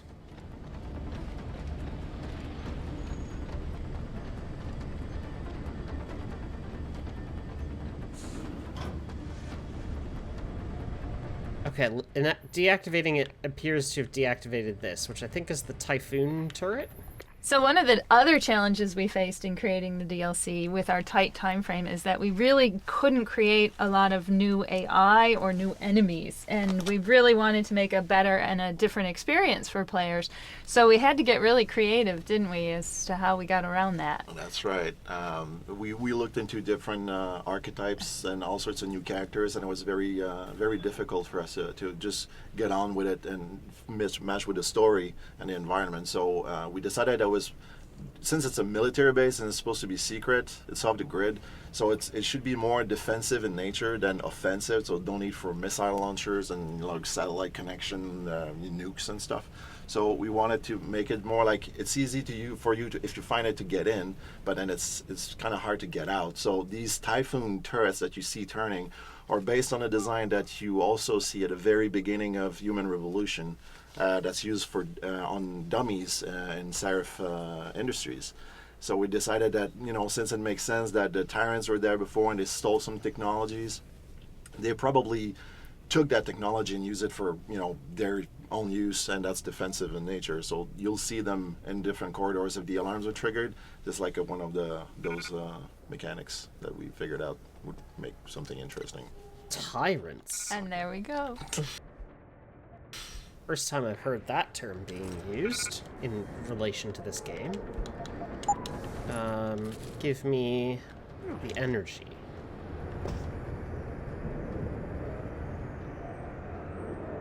Is there... Might be a path through this way. Oh, there's a box that I can... Here's an idea. Here's an idea.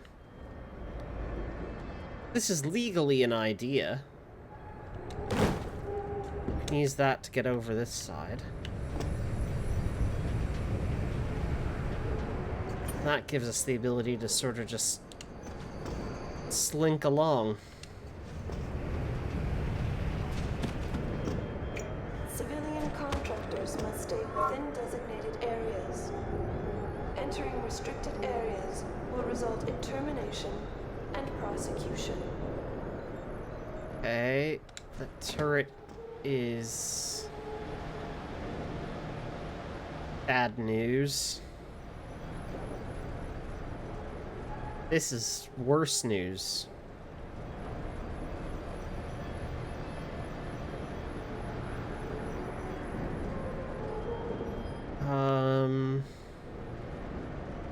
Be advised. New personnel should report to Security Central for biometric scan. Oh, wait, hang on. Damn it, there's not a way through there. Unless I do this.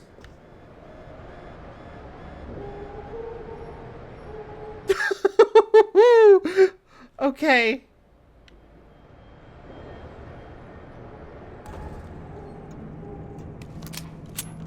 And our directions are to follow the cables. And don't kill who's inside. Hang on, this is... Ah. That's far enough, Jensen. Oh, shit! You were behind this? I said that's far enough. I can explain everything if you just stay where you are. Okay.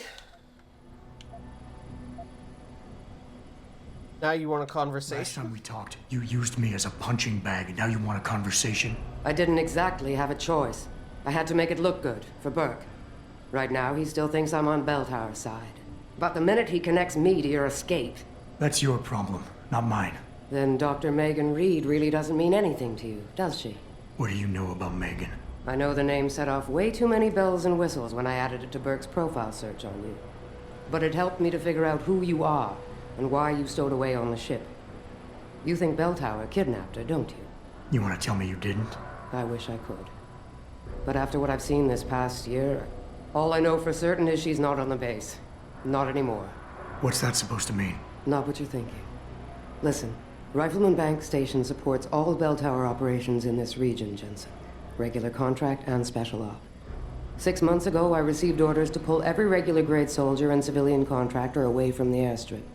2 Black Hawk helicopters set down minutes later.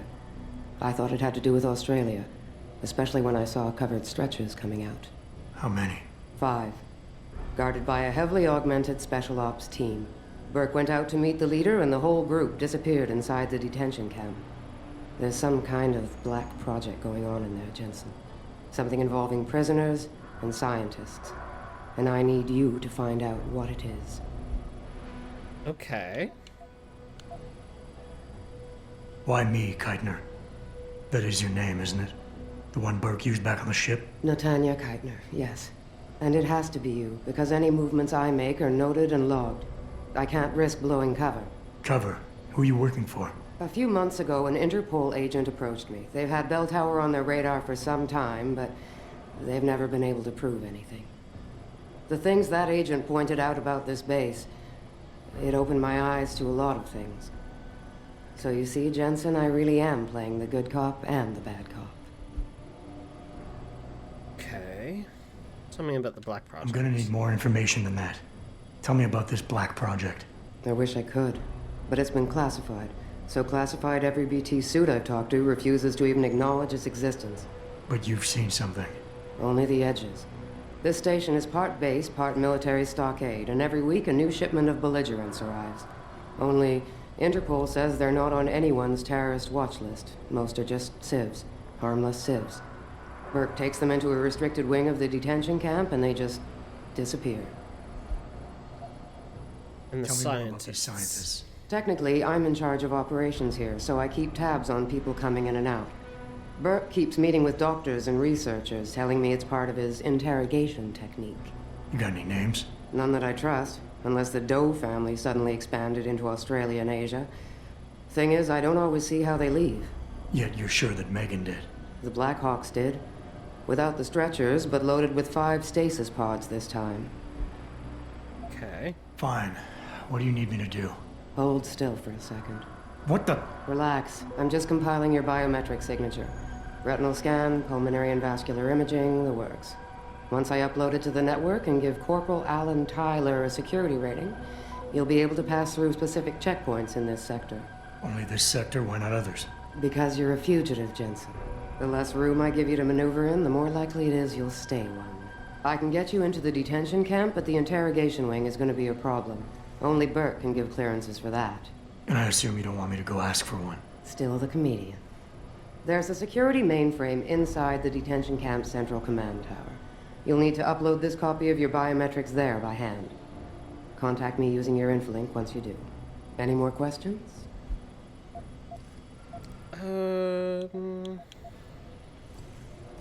Guards in the prison complex. The guards in the prison complex. Are they Burke's men or yours? Definitely Burke's. Highly trained, special operatives. So if you start a firefight in there, don't expect to live long. I'll keep that in mind. Weapons? No. That's all I need to know. Good. I'll upload to the security network from here, so get going. Al and Tyler will exist by the time you reach the prison security port. Oh, and one more thing.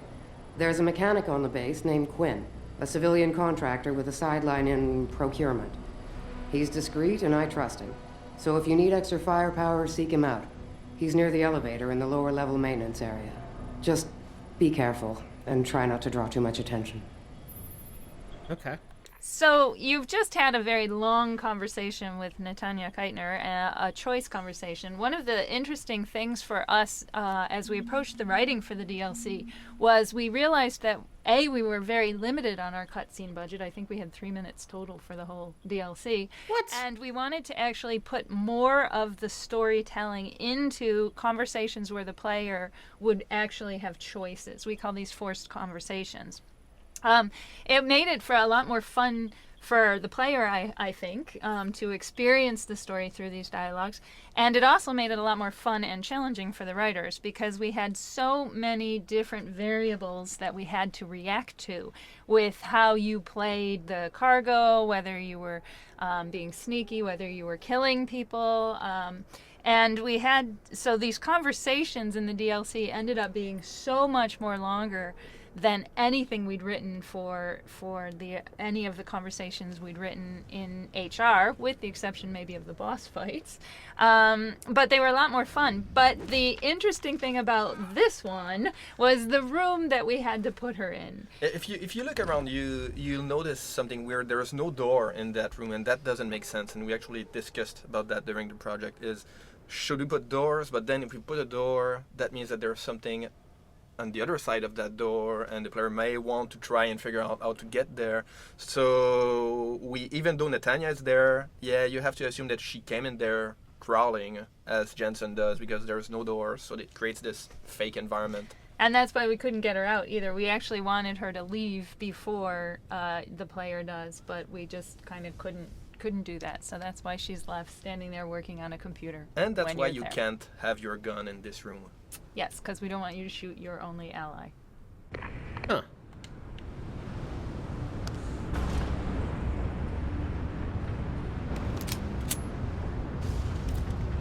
We're off the ship now and on to the base. We're working our way through the maintenance sector now. Here, if you look at the environment, you're seeing it's a good example of our new way of modeling environment after HR. After HR, all the artists were kind of sick of doing it the old ways. It was kind of an annoying way to work. So we have this environment which has a lot more polygons in it instead of textures. And if you look at the floor, you see that everything is kind of modeled a bit. Instead of mapping individual mechanical lines, we're giving a lot more volumes to the environment. We can actually push off a lot of polygons in this engine, and we didn't use that enough in the original game. We really used polygons to the max in that game. It enabled us to work much faster and create more interesting environment. The volume is there. It's just more interesting, and mainly if you think it's ugly, I don't really care. No, I do care, but it's an interesting way of working. It's not ugly. And it's not really ugly. I think it's beautiful. Thanks. I have my own complex, and I like the I do like the new environments that they've got cooked up for this DLC.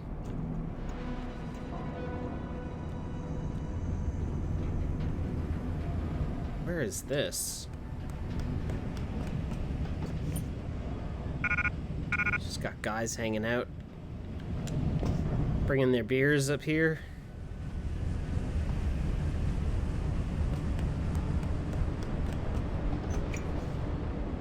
Let's go.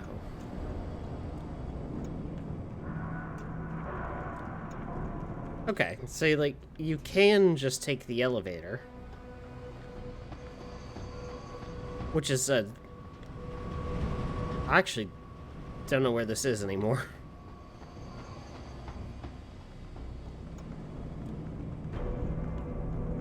Never mind. We've reached a point where I don't know where that is. Okay. Ugh.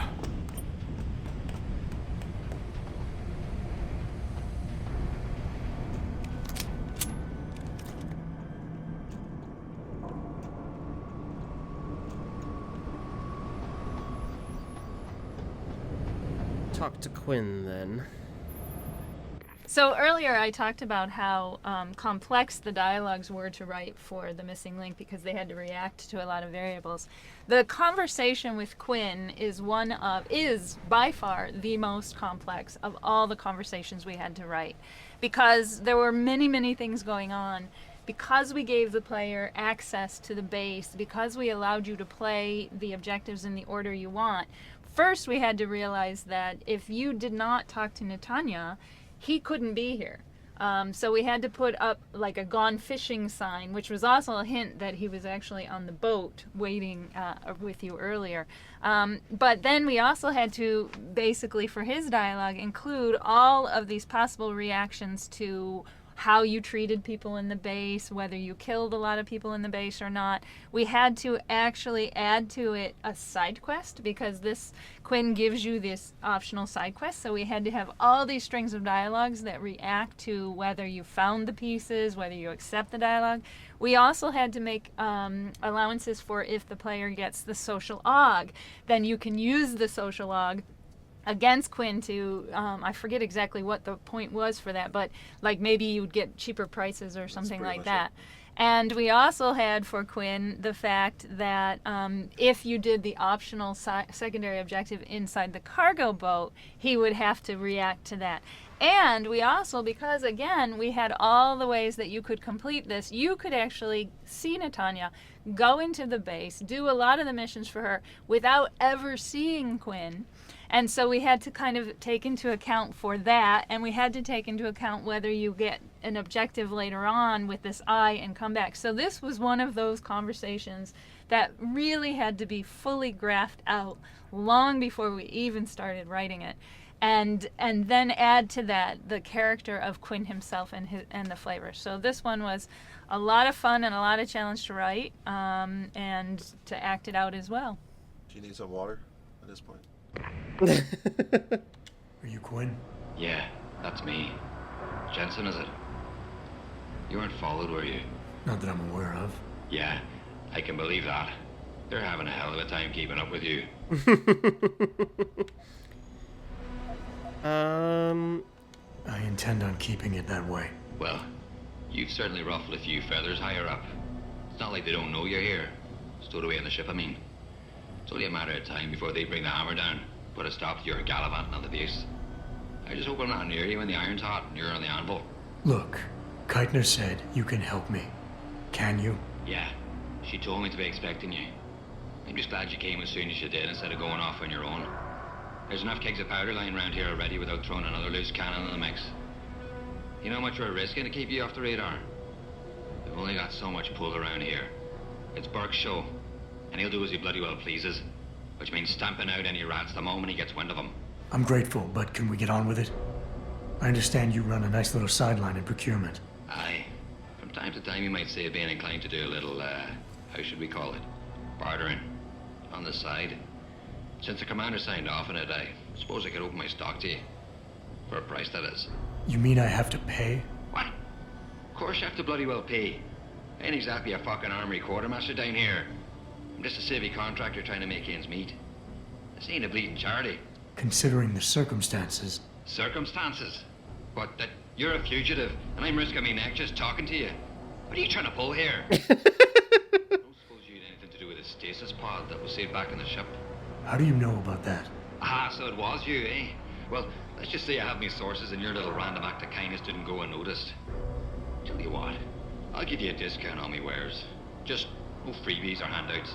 But now that I think of it, if you're looking for a little something for nothing and don't mind a little legwork, I've got an errand that could use running.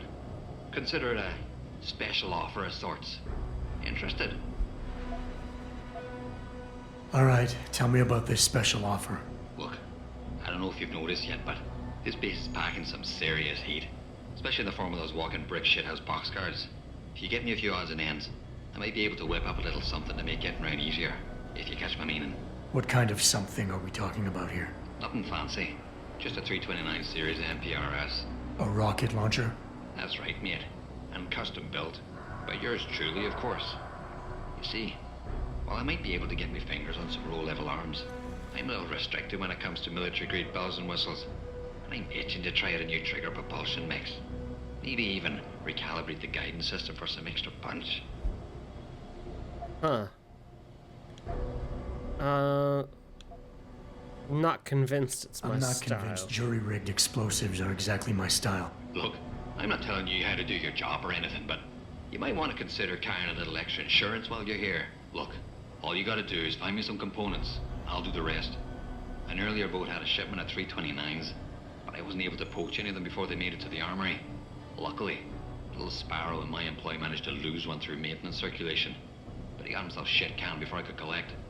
Now my little bute's lying around the base somewhere in bloody pieces. The launcher, I mean, not the wee man. Though, no idea really happened to him. Right, so, long story short, you need me to find the parts and bring them back to you. Yeah, that about sums it up, I'd say. Just find me the trigger module, scope assembly, and launcher barrel, and we're in business. I could scrape up the rest from leftovers here in the shop. I'll see what I can find. Any idea where they are? If I knew that, I would have picked them up myself. You're just gonna have to make do and keep your nose to the ground. Check the obvious places first, like the cargo and receiving areas. Worst case, someone found one of the parts and brought it to administration. But I looked there last. Got it. Buy something or bugger off. Come on! I've just been chatting with you, like, all nice about what I need. Well,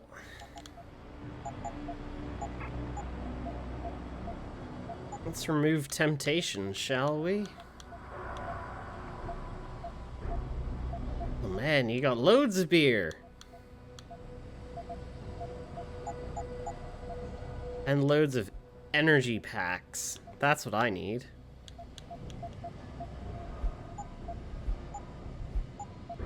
Not enough space for any of the beer. What's the fucking point then? Refunds.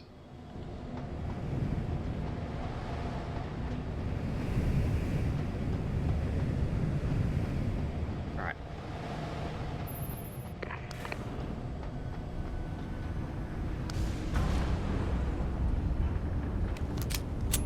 Going up.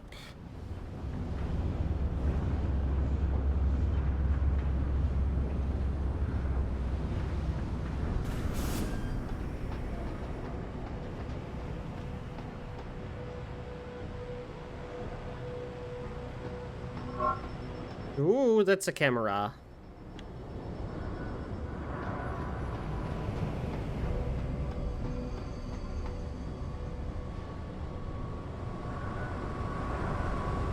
Detention Camp 5. Hang on.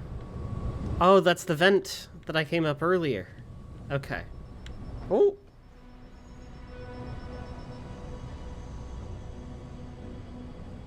Admin sector. I'm getting in there. I need a key code. Operations.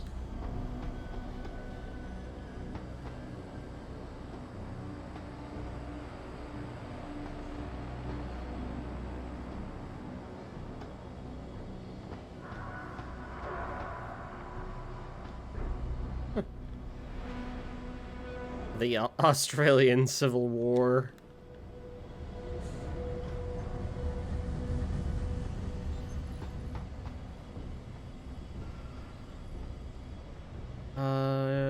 Maintenance shaft, not anything I can get into.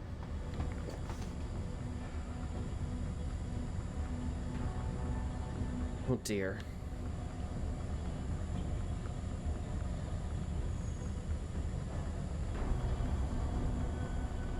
not getting around that way. Ah. Okay, there is access to it, but it requires the dedicated terminal.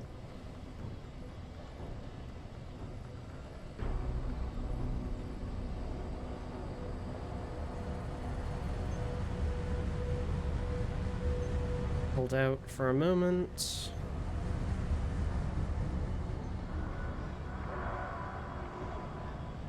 Special operations is in there.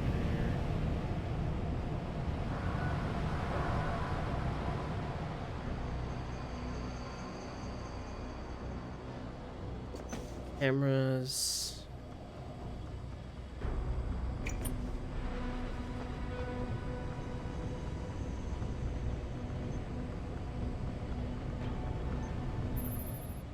In the room right in front of you, there's basically a security office, and there's a guard there sitting, typing to a computer. He's got a conversation with a patrolling guard. And if you listen to the whole conversation, it's funny, but it also reveals that the guy's trying and keep on being interrupted to send an email, an update. So whether you interrupt the conversation or not, there will be an outcome on the computer as whether he sent the emails or not. So if you let the conversation go completely and the guy just keeps on going this thing, you go take him out and then you read the emails, you get like a new password and everything for the room. There are all sorts of information like that, and we try to create like some of those little moments in the missing link that creates a lot of life and believability to and this one's especially important because if you let him send that email and then you read it, you get to uncover what you need to know to do the hidden choice at the end of the game. That's true. So let him send the email. Yeah, do. Or kill him. Whoever heard of dispersing poisonous gas via the ventilation? You gotta be crazy. Whoever heard of dispersing poisonous gas via the ventilation? You gotta be crazy. Whoever heard of dispersing poisonous gas via the ventilation? You gotta be crazy. Why does he keep saying that? Whoever heard of dispersing poisonous gas via the ventilation? You gotta be crazy. Goddamn son of a bitch. Thinks he's hot shit because he's in special operations. Send the report, send the report. Oh, I'll send him a fucking report.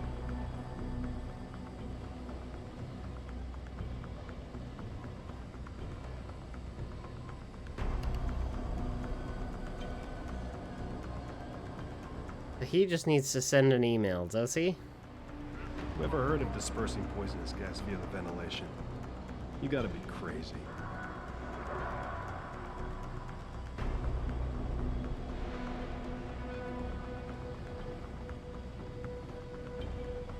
Whoever heard of dispersing poisonous gas via the ventilation?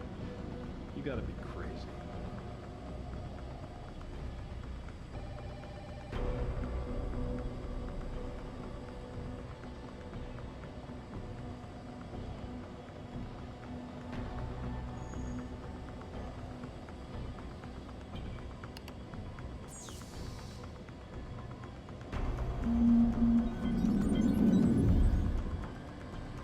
Goddamn son of a bitch.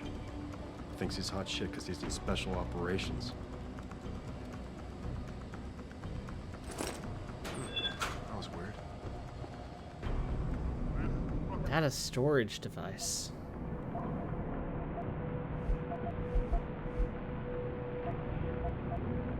Probably under key items, right? Biometric data disk. OCM Panchaea 1 through 5.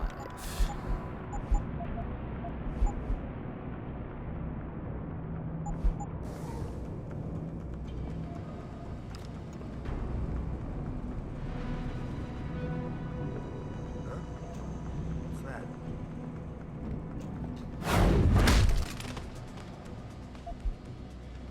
What is that? I guess he'll never know.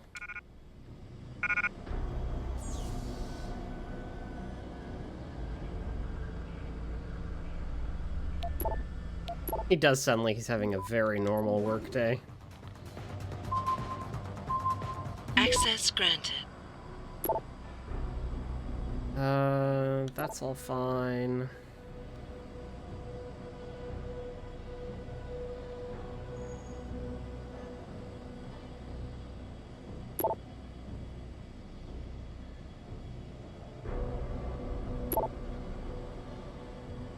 Services.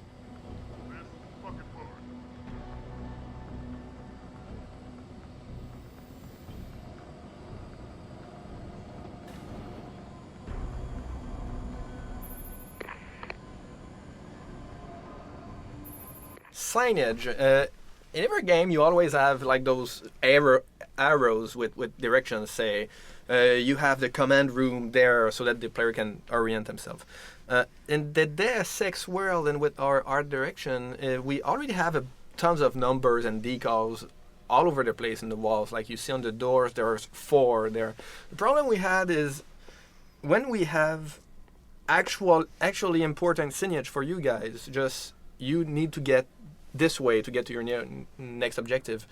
Well, it's hard for us to make it meaningful, to make it stand out from the other signage. So we're ending up using those glowy signs, hoping that during playtest they work that way. People tend to look at them a bit more. And it's really, I guess it would never be done that way in a base, really, but there's so much noise with this signage all over the place that it's the only way we have of talking to you. But it ended up working really well in the playtest. People could find their way before. Yeah. And before we put it in, they just were totally lost in the base. I'm still lost in the base. You're always lost. Yeah. Oh, what's that noise?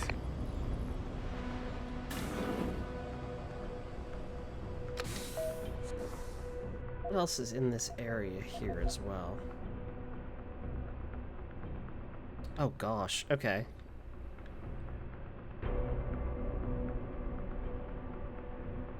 Yeah, we made it from the loading bays.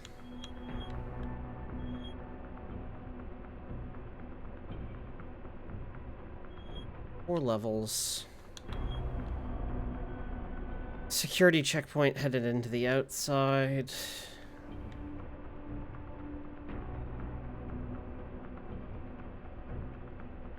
We've just been slipping around this part of the complex here for the most part.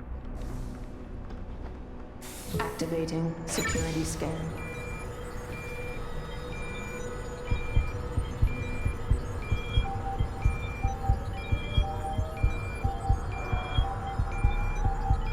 Biometric data assembled.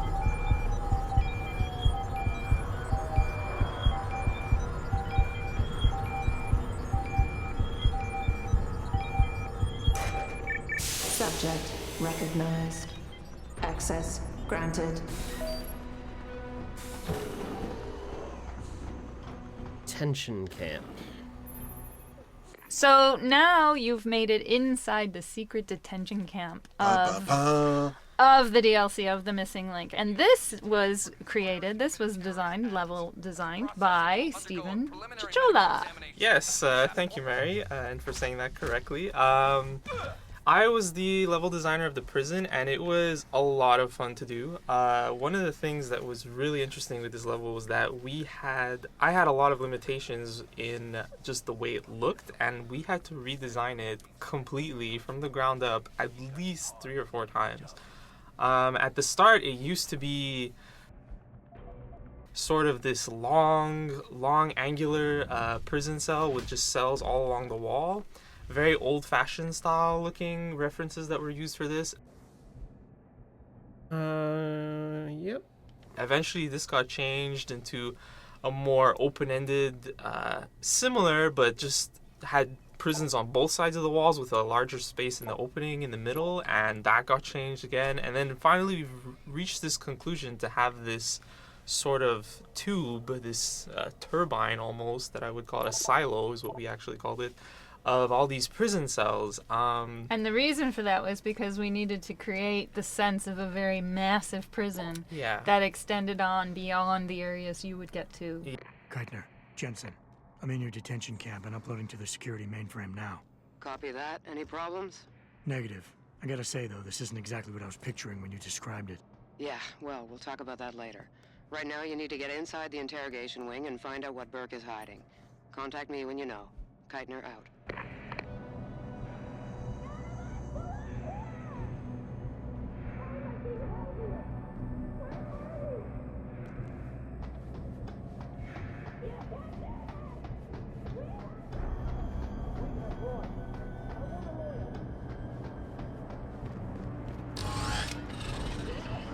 Shit.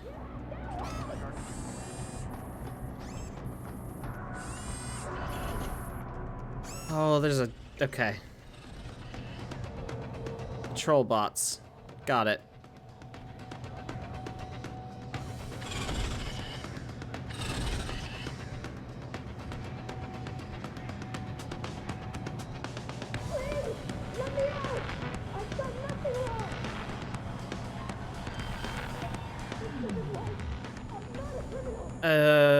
Okay.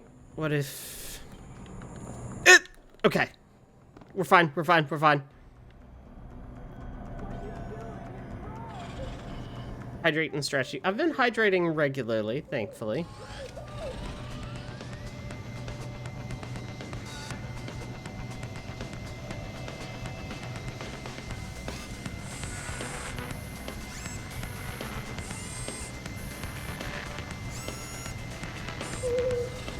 This is outrageous! You can't do this!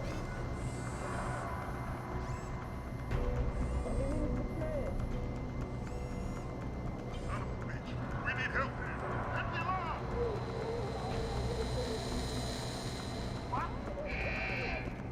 Shit.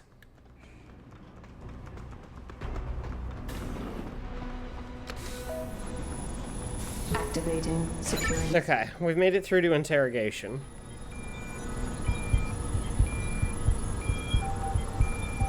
Hydrating. Biometric data. Stretched.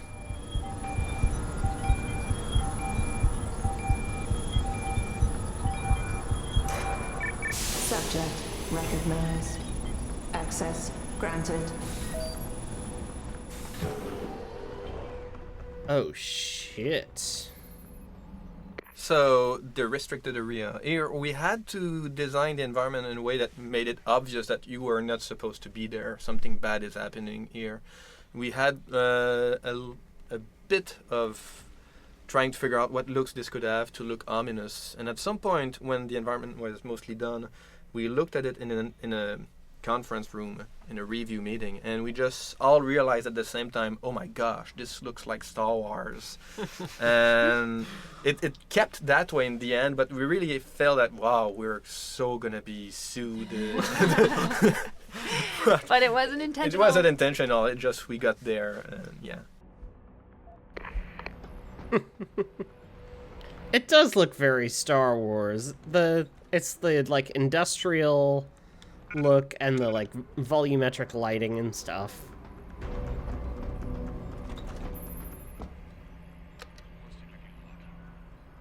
Let's see. And return to detention area after sedation. Medical history gathered indicates that she's a prime candidate for inclusion. Similarly, all biological indicators fall within required parameters. Recommend preparation for stage 1 therapy prior to... Gary, have you seen this? Have you seen what's on this smart disk? He's gone mad! Tiffany, slow down. What are you talking about? Where'd you get that? I found it in the last shipment of materials we received. One of the boxes had been tampered with, blatantly. Someone was sending this to me, to us, to warn us about Commander Burke. That sounds a little far-fetched, don't you think? I know the two of you have butted heads, but Bob's assured me that the commander is with us on this. Really? So, Mr. Page is okay with us using unwilling human test subjects, is he? What's his opinion on Bell Tower using the OCM to further their military aspirations? Ask him about this Hydra project. Tiffany, calm down. I know all about the Hydra project. It's nothing nefarious. It's simply a means of allowing soldiers to communicate more efficiently when in the field. You've seen Burke's augmentation. It has nothing to do with the OCM. So, you think his obsession with this technology is because he's an environmentalist? Gary, I know this bothers you too. Those poor women.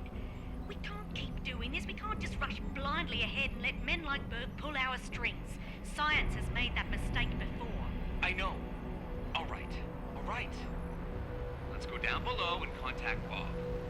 We'll see what he has to say about this. I know he's intrigued by the nanotech possibilities. Certainly, he's disappointed with the results we've had.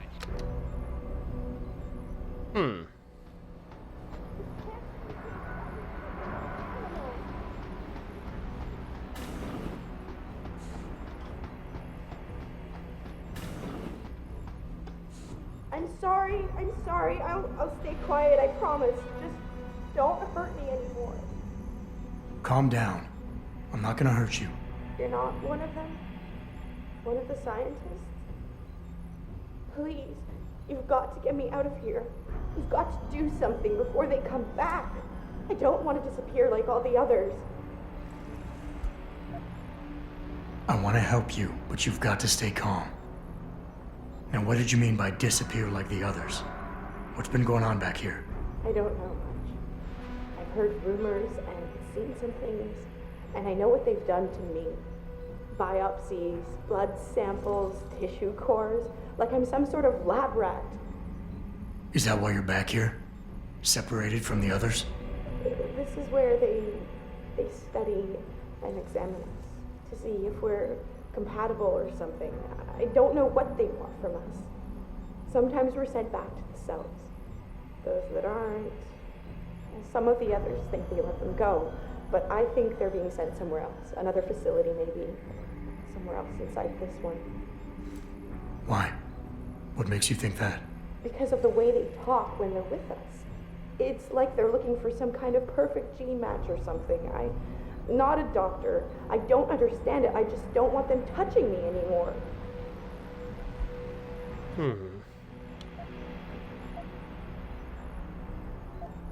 I know this is gonna seem cruel, but I can't help you right now. You're going to leave me here? You can't. You have no idea what it's like. Please. I can't have you tagging along just yet, or walking the halls alerting the guards. Trust me, when I can get you out, I will. But your best bet is to stay put. I'll alert them anyway. Burke and the two doctors were just here heading for the morgue. I'll tell them you're here. I will. Let me out or I'll tell them, I swear. And then what? Do you really think they'll let you go? I'm still the best chance you've got, but you have to be patient. Please. Don't go. God. So right now you're looking at Nina, our poor prisoner. It was very important from a story standpoint that we could put some weight on saving these prisoners. You're going to have a very important choice, and it's a moral dilemma. And we really wanted to kind of stress that moral dilemma. So that kind of reasoning led to the creation of this character, Nina. We wanted to have a chance to have a conversation with the prisoners and to basically understand them as individuals. And that's why we have this one character who came in. We wanted actually to offer the possibility that you could rescue her individually because she was someone you have a face-to-face conversation with. But unfortunately, we knew we wouldn't be able to pull it off because we didn't want to have you, we didn't have any kind of mechanics for saving someone, for having them become a follower, etc., etc. So unfortunately, we had to leave her in this cell and leave you with that moral choice. And because we knew that, we basically decided that we needed to use her presence here to really make that choice stronger. And when the choice comes up, you'll see her again in some of the cameras that are focusing on the prisoners. Clinical trial log 11/27. Attending, Dr. Tiffany Kavanagh, Dr. Gary Savage. Observing Commander Peter Burke. Patient has been sedated and restrained. Administering compound P-026, 1.75 cc's. Injection via the left suboccipital triangle, isolating the neocerebellum and pontine nuclei. Well done, doctors. Appears that the spinal cranial replacement was successful. She's been stable for 48 hours. Replacing the upper column and posterior skull is more complex than your own hindbrain augmentation, Commander Burke, but it's well within our abilities. That's not our sticking point. I'm quite aware of what your sticking point is, Doctor. Getting results that I can use. Gary? Gary, she's waking up. Look at the alpha waves. They're attenuating. Blood pressure and heart rate are rising. O2 saturation is really low. Savage, get this under control. Tiff, increase sedation and disconnect the OCM interface. Get a dose of propofol ready, see if she stabilizes. It's not working, Gary. Damn it. There's a rupture in the circle of Willis.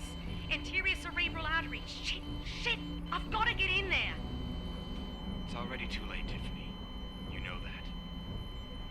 Is it still alive? No. Now we've lost her. I don't understand. She burned out so quickly. Arterial degeneration was clearly more advanced than anticipated, but still, the new compound should have worked. Dispose of the body. I'll have the next viable candidate prepared and sent down to you, Dr. Kavanaugh.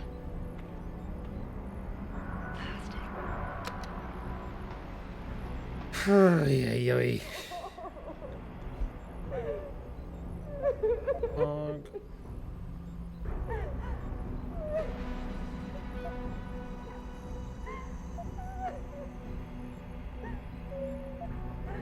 Yikes.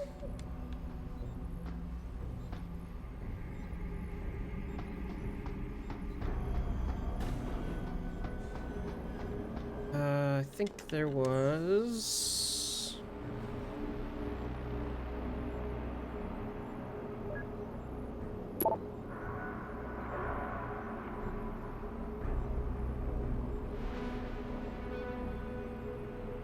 Life requisitions.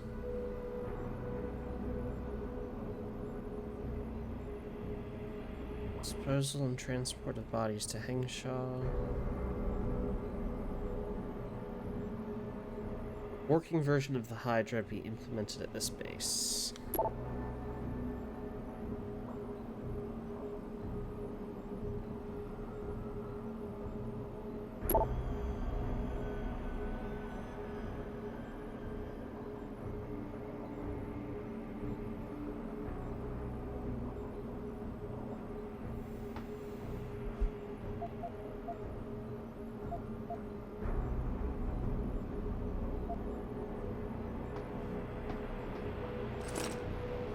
It's another data storage device.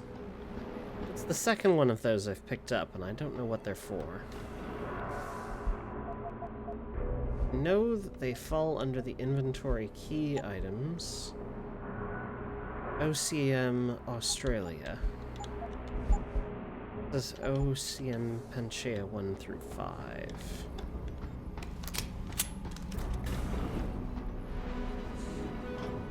So this is the So we mentioned before that we had a very, very limited cutscene budget for the missing link. We only had 3 minutes that we could use for cutscenes. And this cutscene that you're watching right now was one that we knew right from the get-go. We absolutely had to have it as a cutscene because of several things that were happening. First of all, we're showing you Gary Savage, who's a Deus Ex character, so we can't let you kill him. We also don't want you to kill the villain, Burke, so we had to make sure that he was a part of this scene and that the player could not interrupt with it in any way, shape, or form. We also needed to show you at the end that you had to see a hidden panel and a secret wall that is going to be key for your next objective. But I think another main reason that we did it was simply because our dialogue system in the game was not made to support more than 2 players, or two characters at any one time, Jensen and another. So in this instance, we actually absolutely had to make this as a cutscene because of all the reasons, from a technical aspect, from the story point that we were trying to give across, from the fact that we know that that players like to kill people, and we couldn't allow you to do that. So all of that kind of came into making this the most important cutscene for us. Keitner, I found out what Burke's been concealing. The interrogation wing is some kind of medical testing facility. He's using the prisoners as lab rats. For what? Not sure. I'll need Burke's retinal scan data to find out. I can't download that without setting off a million alarms. However, Burke's eyes are enhanced, Jensen. He uses special retinal prostheses custom-made for him by the Tai Young Medical Corporation. You want me to remove Burke's eyes? Not the ones he's currently using. He just received a new set this evening for when the cargo ship docked. With any luck, you'll find it in his office. Keitner out. Okay. Go to his office, eh? So now we've just had the cutscene, and we've seen that you now have a new objective where you have to go back and get Burke's eye. Backtracking. It's something we really, really wanted to avoid, but we did want to kind of have this cool element where you couldn't get in, and we had a reason for it. We couldn't let you follow them immediately. Yeah, we needed to make it so that Burke flees the scene of the crime, so to speak. So when you go down, you don't actually get to meet Bob Page because he's gone, and you won't meet Gary Savage because It was Gary. You can't meet Gary because he's left. Exactly. And we had to get Burke out of there, and we had to give them time. Yes. So that forced us to send you back to the base to retrieve the only key that will let you in. But we did want to make it initially a lot shorter of a backtrack. Yeah. We actually wanted to find a way that we could connect the morgue almost more quickly to Quinn. Vents aren't that long, you guys. I'm really sorry. So we couldn't do that. So instead what we had to do is we had to then take the time to make it that when you get into the base, we had to create new enemy setups surrounding the objectives. So basically, we did very small tweaks to the patrols depending on how you had acted in the prior area. So just a little bit of variation to the whole formula. But we do apologize for the backtracking. Yeah, backtracking is... It kind of sucks. It's stinky.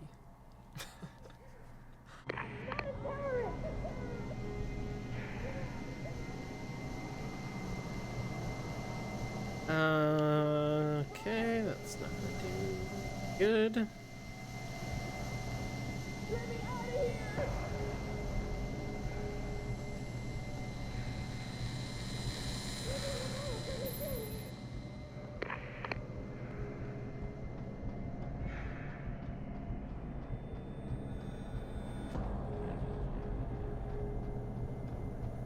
Troll bots on this floor, pretty sure.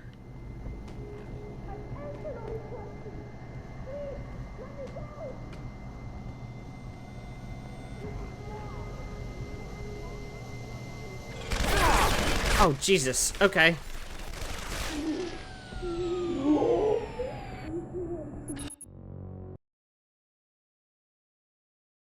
Huh.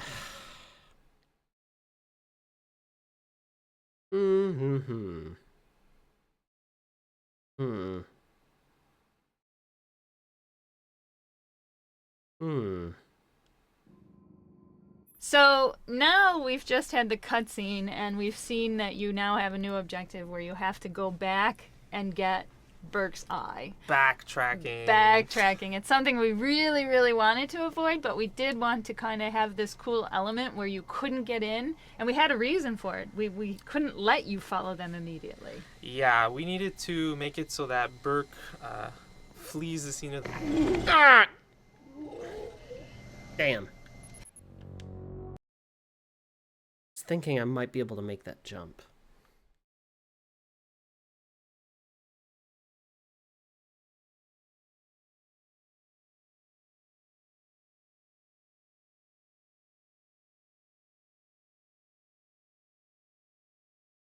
So now we've just had the cutscene, and we've seen that you now have a new objective where you have to go back and get Burke's eye. Backtracking. It's something we really, really wanted to avoid, but we did want to kind of have this cool element where you couldn't get in, and we had a reason for it. We couldn't let you follow them immediately. Yeah, we needed to make it so that Burke flees the scene of the...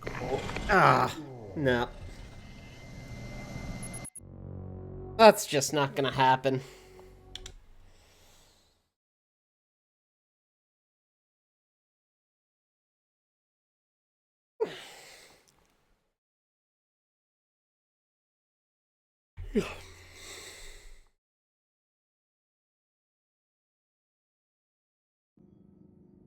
So now we've just had the cutscene, and we've seen that you now have a new objective where you have to go Try and back let the dialogue and play get out. Burke's eye. Backtracking. It's something we really, really wanted to avoid, but we did want to kind of have this cool element where you couldn't get in, and we had a reason for it. We couldn't let you follow them immediately. Yeah, we needed to make it so that Burke flees the scene of the crime, so to speak. So when you go down, you don't actually get to meet Bob Page because he's gone, and you won't meet Gary Savage because It was Gary. You can't meet Gary because he's left. Exactly. And we had to get Burke out of there, and we had to give them time. Yes. So that forced us to send you back to the base to retrieve the only key that will let you in. But we did want to make it initially a lot shorter of a backtrack. Yeah. We actually wanted to find a way that we could connect the morgue almost more quickly to Quinn. Vents aren't that long, you guys.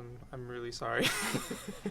So we couldn't do that. So instead what we had to do is we had to then take the time to make it that when you get into the base, we had to create new enemy setups surrounding the objectives. So basically, we did very small tweaks to the patrols depending on how you had acted in the prior area. So just a little bit of variation to the whole formula. But we do apologize for the backtracking. Yeah, backtracking is... It kind of sucks. It's stinky. Okay, we're through. This will get us back into the base.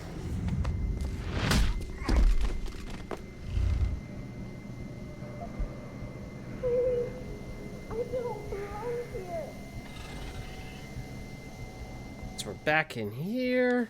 So now you've made it come on. inside the secret detention camp of the DLC of the Missing Link. And this was designed by Steven Chichola. Yes, thank you, Mary, and for saying that correctly.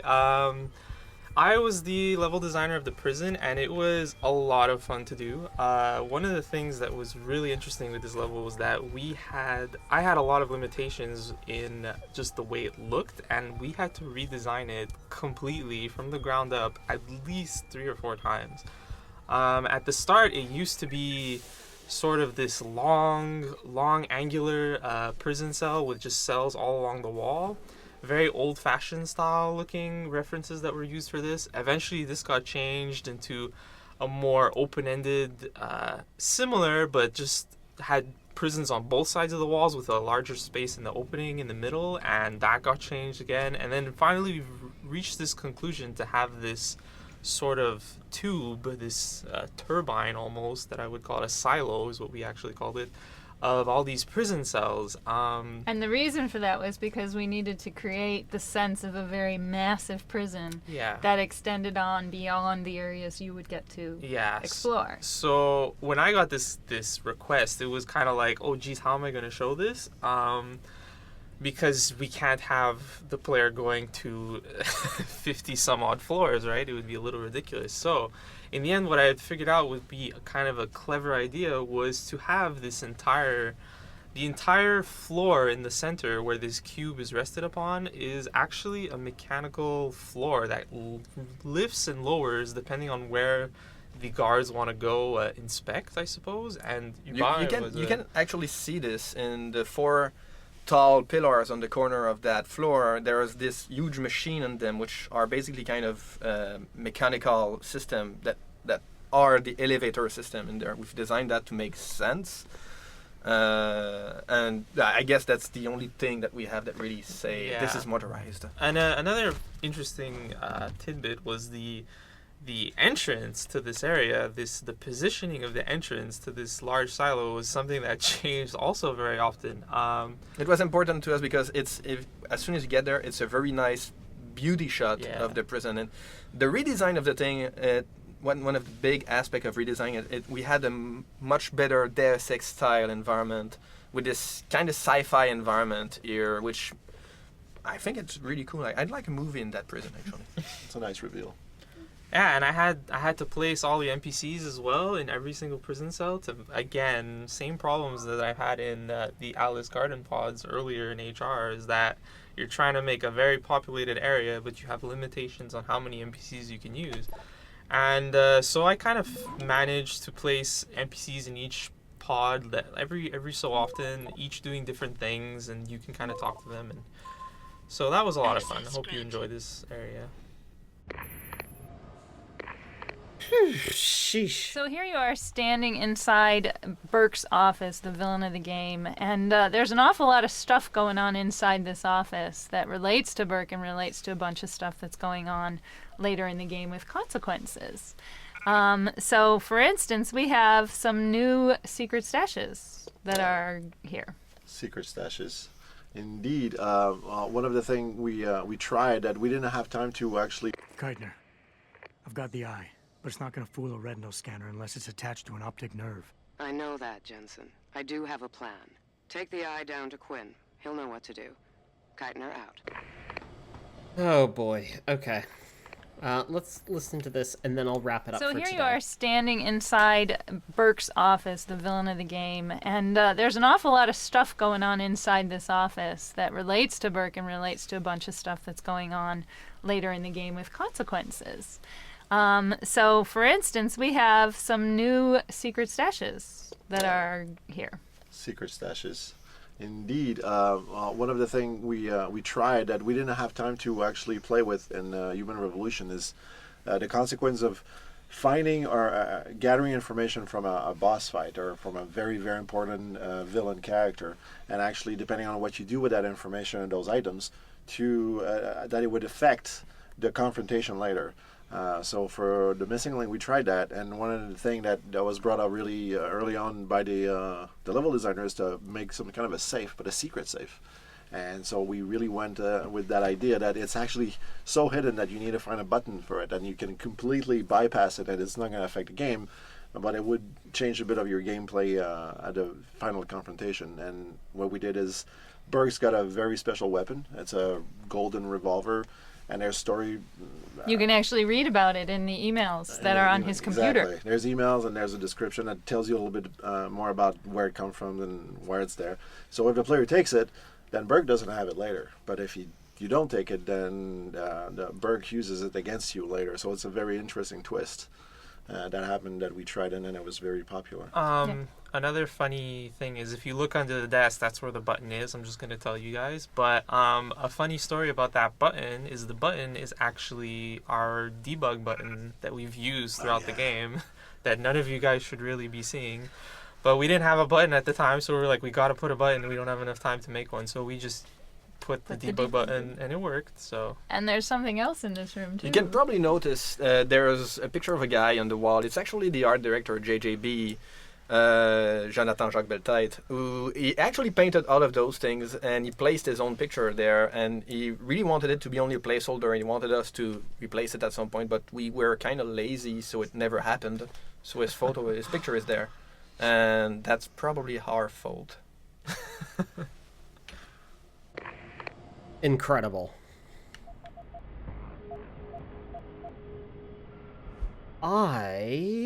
Have I upgraded the sniper rifle? I put a capacity upgrade on it once. I am going to drop it so that I can take the revolver. Maybe I can come back for this. Deal with Quinn's shop, you know.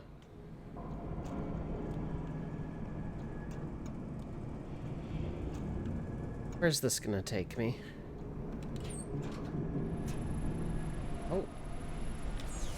To an unlocked security hub where I can disable the cameras. And what is this? Dedicated terminal. I don't know where this is. This is where this isn't where we originally met up with. No, it's not. This is... Oh, this is this access. Okay, I was wondering where this would lead.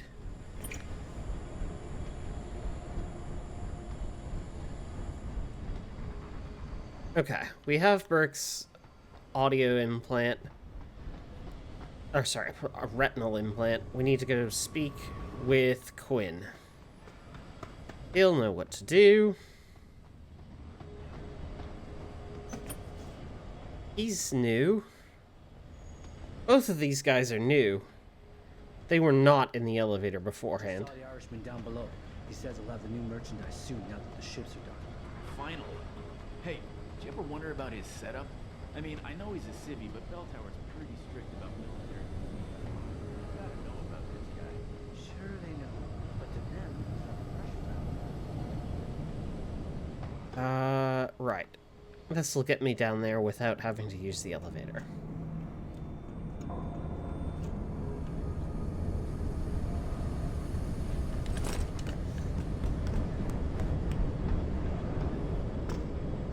An upgrade? It is.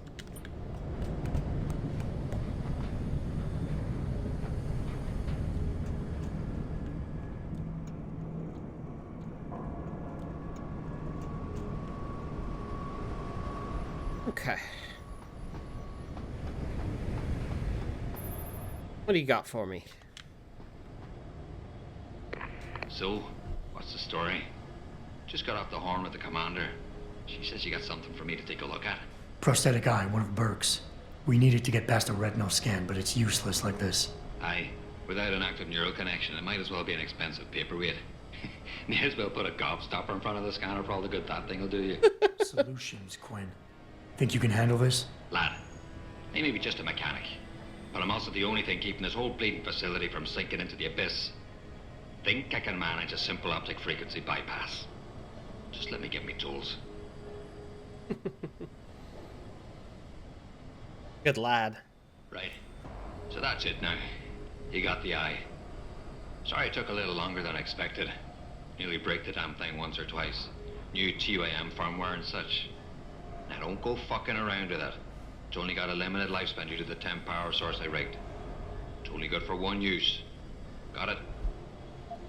One use. Got it. Well, hopefully this thing works. It'll work just dandy so long as you don't do something stupid like drop it. And it ain't a bloody webcam. So don't try using it to spy the knickers up someone's skirt. What do you... Shop.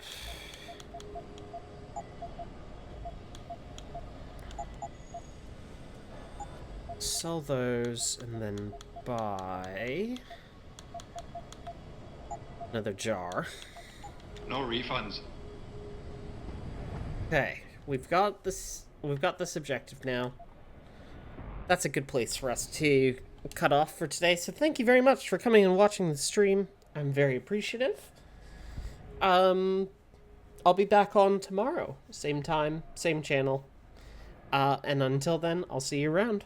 Bye-bye.